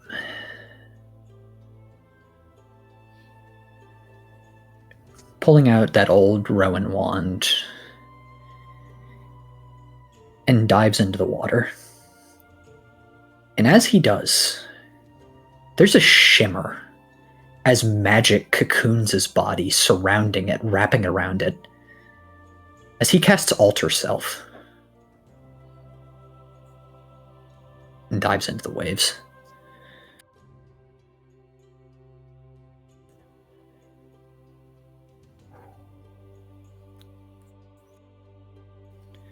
For a long while, that's all he does. His legs transformed into a mermaid's tail as he just lets himself drift, passing by wide-eyed fish and confused-looking turtles as he drifts. And when he's finally had his fill, he surfaces back on the boat, gasping, lets the spell drop, and dries himself off. And then, to no one in particular, he says, I know it's silly, pretending that there's still something here. Kristoff, you'd tell me I was a damn idiot, and you'd be right. But I need to see where sea met sky again, before I go to be the person I can be, before I let you go, before I let all of this go.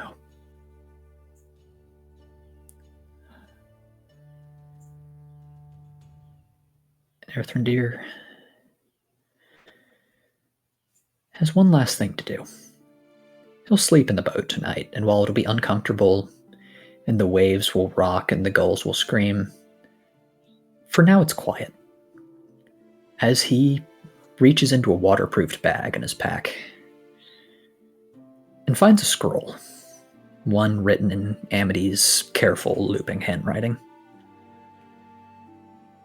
and finds a shock of brilliant red hair tied together with a ribbon.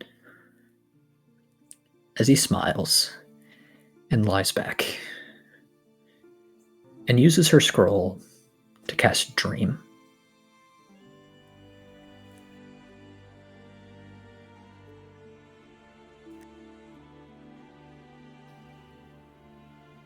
As you do, you feel yourself sinking into a true unconsciousness as you enter into a different mental space and feel before you an amorphous, shapeless mass of possibility. And on the other side of that drifting, silvery cloud, the familiar consciousness, slumbering for now, but perhaps not for long. Not here, at least.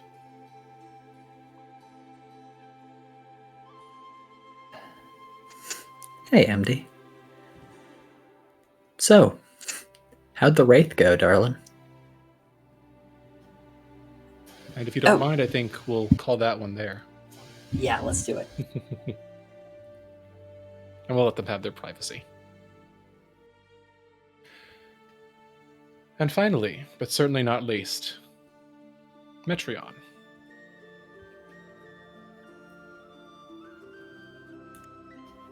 You find your boots taking you along a path toward more urban locales. One step leads to another, and, well, the people are wonderful.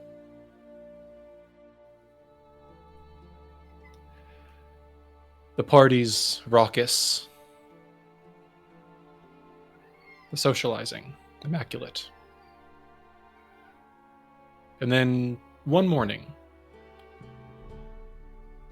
sorry, not Metreon, Luce, you find yourself stirring awake as your eyes open, as the slowly brightening light of the dawn shimmers in through the windows of the chamber you're in.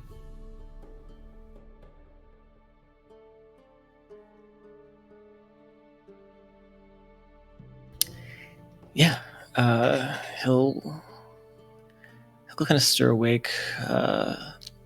You notice that he is between two sleeping naked bodies. One of them is a muscular half-elf man with reminiscent wavy blonde hair.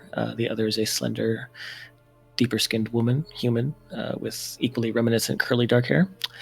But he kind of pulls himself up with a bed sheet covering himself up and kind of wanders over to a nearby desk that's situated by these very grand, almost floor-to-ceiling length windows that look over the city in this penthouse suite, and just looks out at the slowly rising sun, just with this kind of like listless expression in his eyes, almost as if he's staring beyond the city to somewhere else.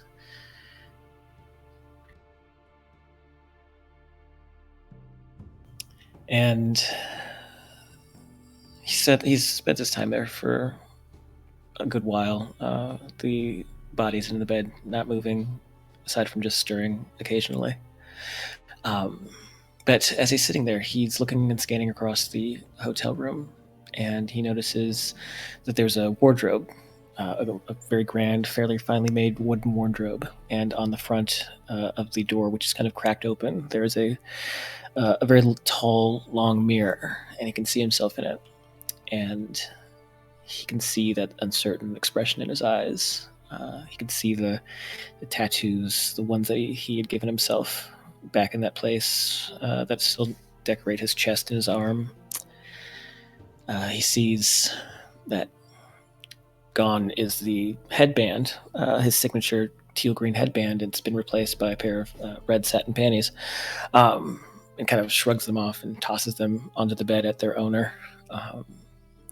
And he sees also, as he's staring in that direction, he sees hanging off of the lip of the wardrobe door, familiar, ornate, hand-carved and lacquered wooden mobile of fluttering bats. And he gets up from the desk and moves across the marble-tiled floor and just kind of takes the head of this screaming bat face in his hand. And he remembers the know-it-all, yet earnest high elf who gave it to him. And he looks back in the mirror and sees himself and touches where his horns used to be. At this point, his once mohawked white hair has now kind of grown out long and shaggy again.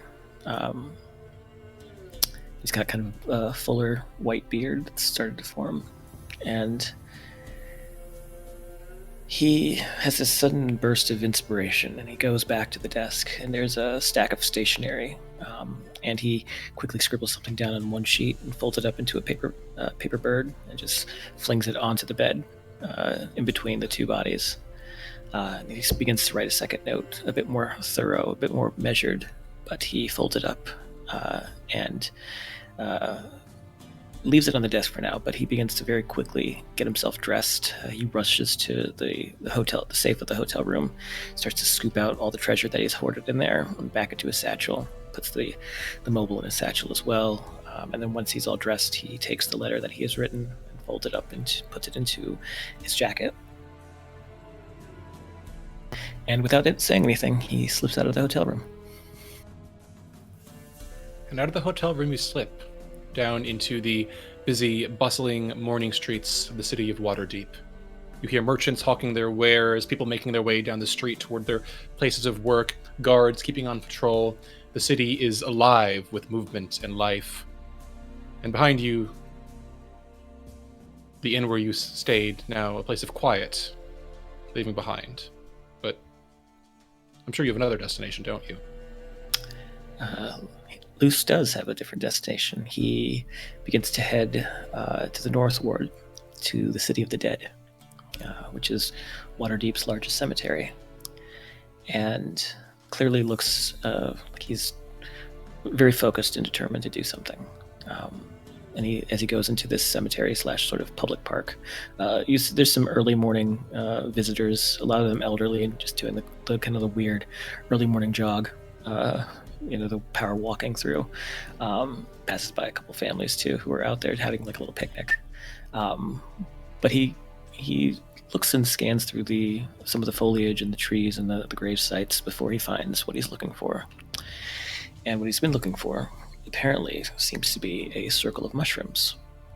And without consideration, he just steps onto the grass and takes out the letter and puts it into the center before putting some grass and leaves and kind of patting it on top. And as he does so, he just kind of mutters to himself, "Well, let's hope this one gets to you." And he kind of nonchalantly gets up and walks over to a stone bench that's maybe like a block away in this very large cemetery. He's kind of walking through this area. It's very beautiful in this early hour, just observing the strange kind of balance between life and death and beauty. But he sits at the bench, taking everything in, still with that sort of restless expression on his face, before he starts to rifle through his satchel again. And after a while, digging through what only sounds like the mobile and different coins and treasures and things like that, he doesn't pull out what you might expect to be the jug, but a small black pendant. And he sighs, looking at it, kind of twirls it around in his finger a bit. Kind of looks around some more, considering where he's at. Bites his lip, wondering if what he's about to do is the thing to do. But after those moments of consideration, he opens his palm and sees the stone still there, resting, and he cups it around his mouth. "Oi, nerd. God. Where are you? I feel like taking a trip. I've got to get my headband back. Bring Big Red." And not expecting a response, he clutches the pendant in his hand and puts it back, tucks it into the satchel, and kind of pulls away from the bench. And as he does, he takes on the form of a familiar form of Irina Koliana in the short red hair that he'd given her, and begins to walk out of the cemetery. And as you do, you hesitate and for a brief moment glance back toward the small circle of mushrooms where you left the letter, a fairy ring, as they're called in certain circles, and can't help but notice, as you mosey back toward the exit gates of the cemetery, that the letter is no longer there. All right. Well, with that said, I'm going to go ahead and send the recipient what the letter is. All right. And I think we'll leave the content of the letter up to discretion, because I think for Metreon, we'll end this here. Yep. And so, as our 5 different individuals, companions by chance, heroes by circumstance, and now free to travel the roads beyond the mists once again, The sun rises on a new morning and a new dawn. A new chapter in each story beginning. But even so, as the abbot's words ring through the minds from time to time, not every chapter is an ending. Far away from Waterdeep, from the sea of fallen stars, from Neverwinter, from the domains of delight where the fairy queens dwell, there is a place.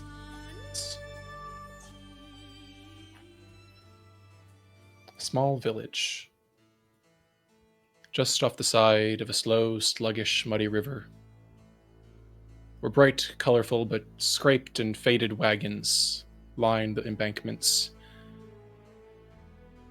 And in a lonely, tall tent, the canvas flaps drawn closed.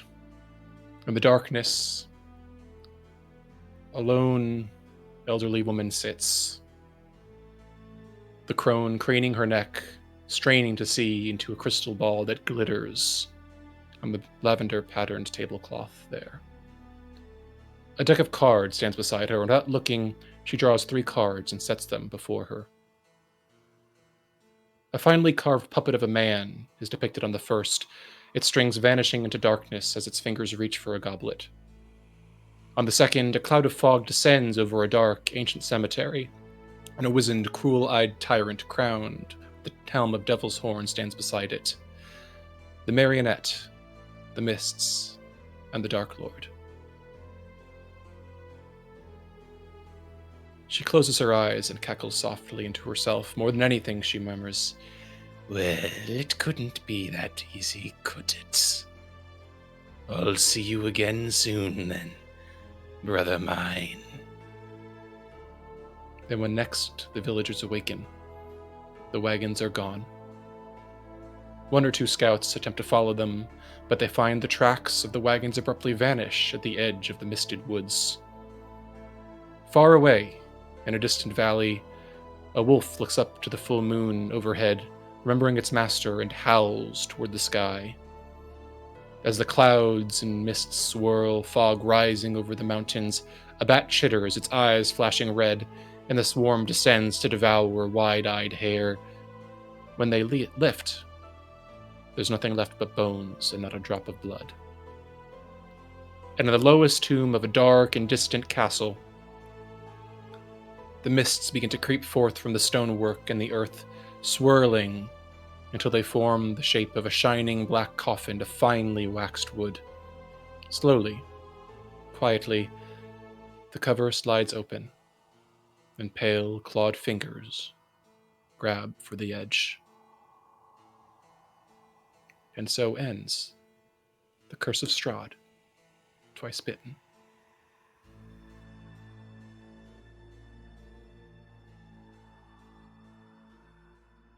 Thank you to everybody who made this possible. Thank you, Zio. Thank you, our sweet Zio. Thank you, sweet Zio. Everything that this strip wouldn't have happened without you. You fucking legend. And thank you, Dragna, for taking us on this year-plus long journey through the mists and back again. Thank you all for coming with me. It has been an absolute pleasure. I've learned so much. I've seen shit in this campaign that I didn't think were possible in a game of Dungeons & Dragons, so thank you all for making this an absolutely incredible experience.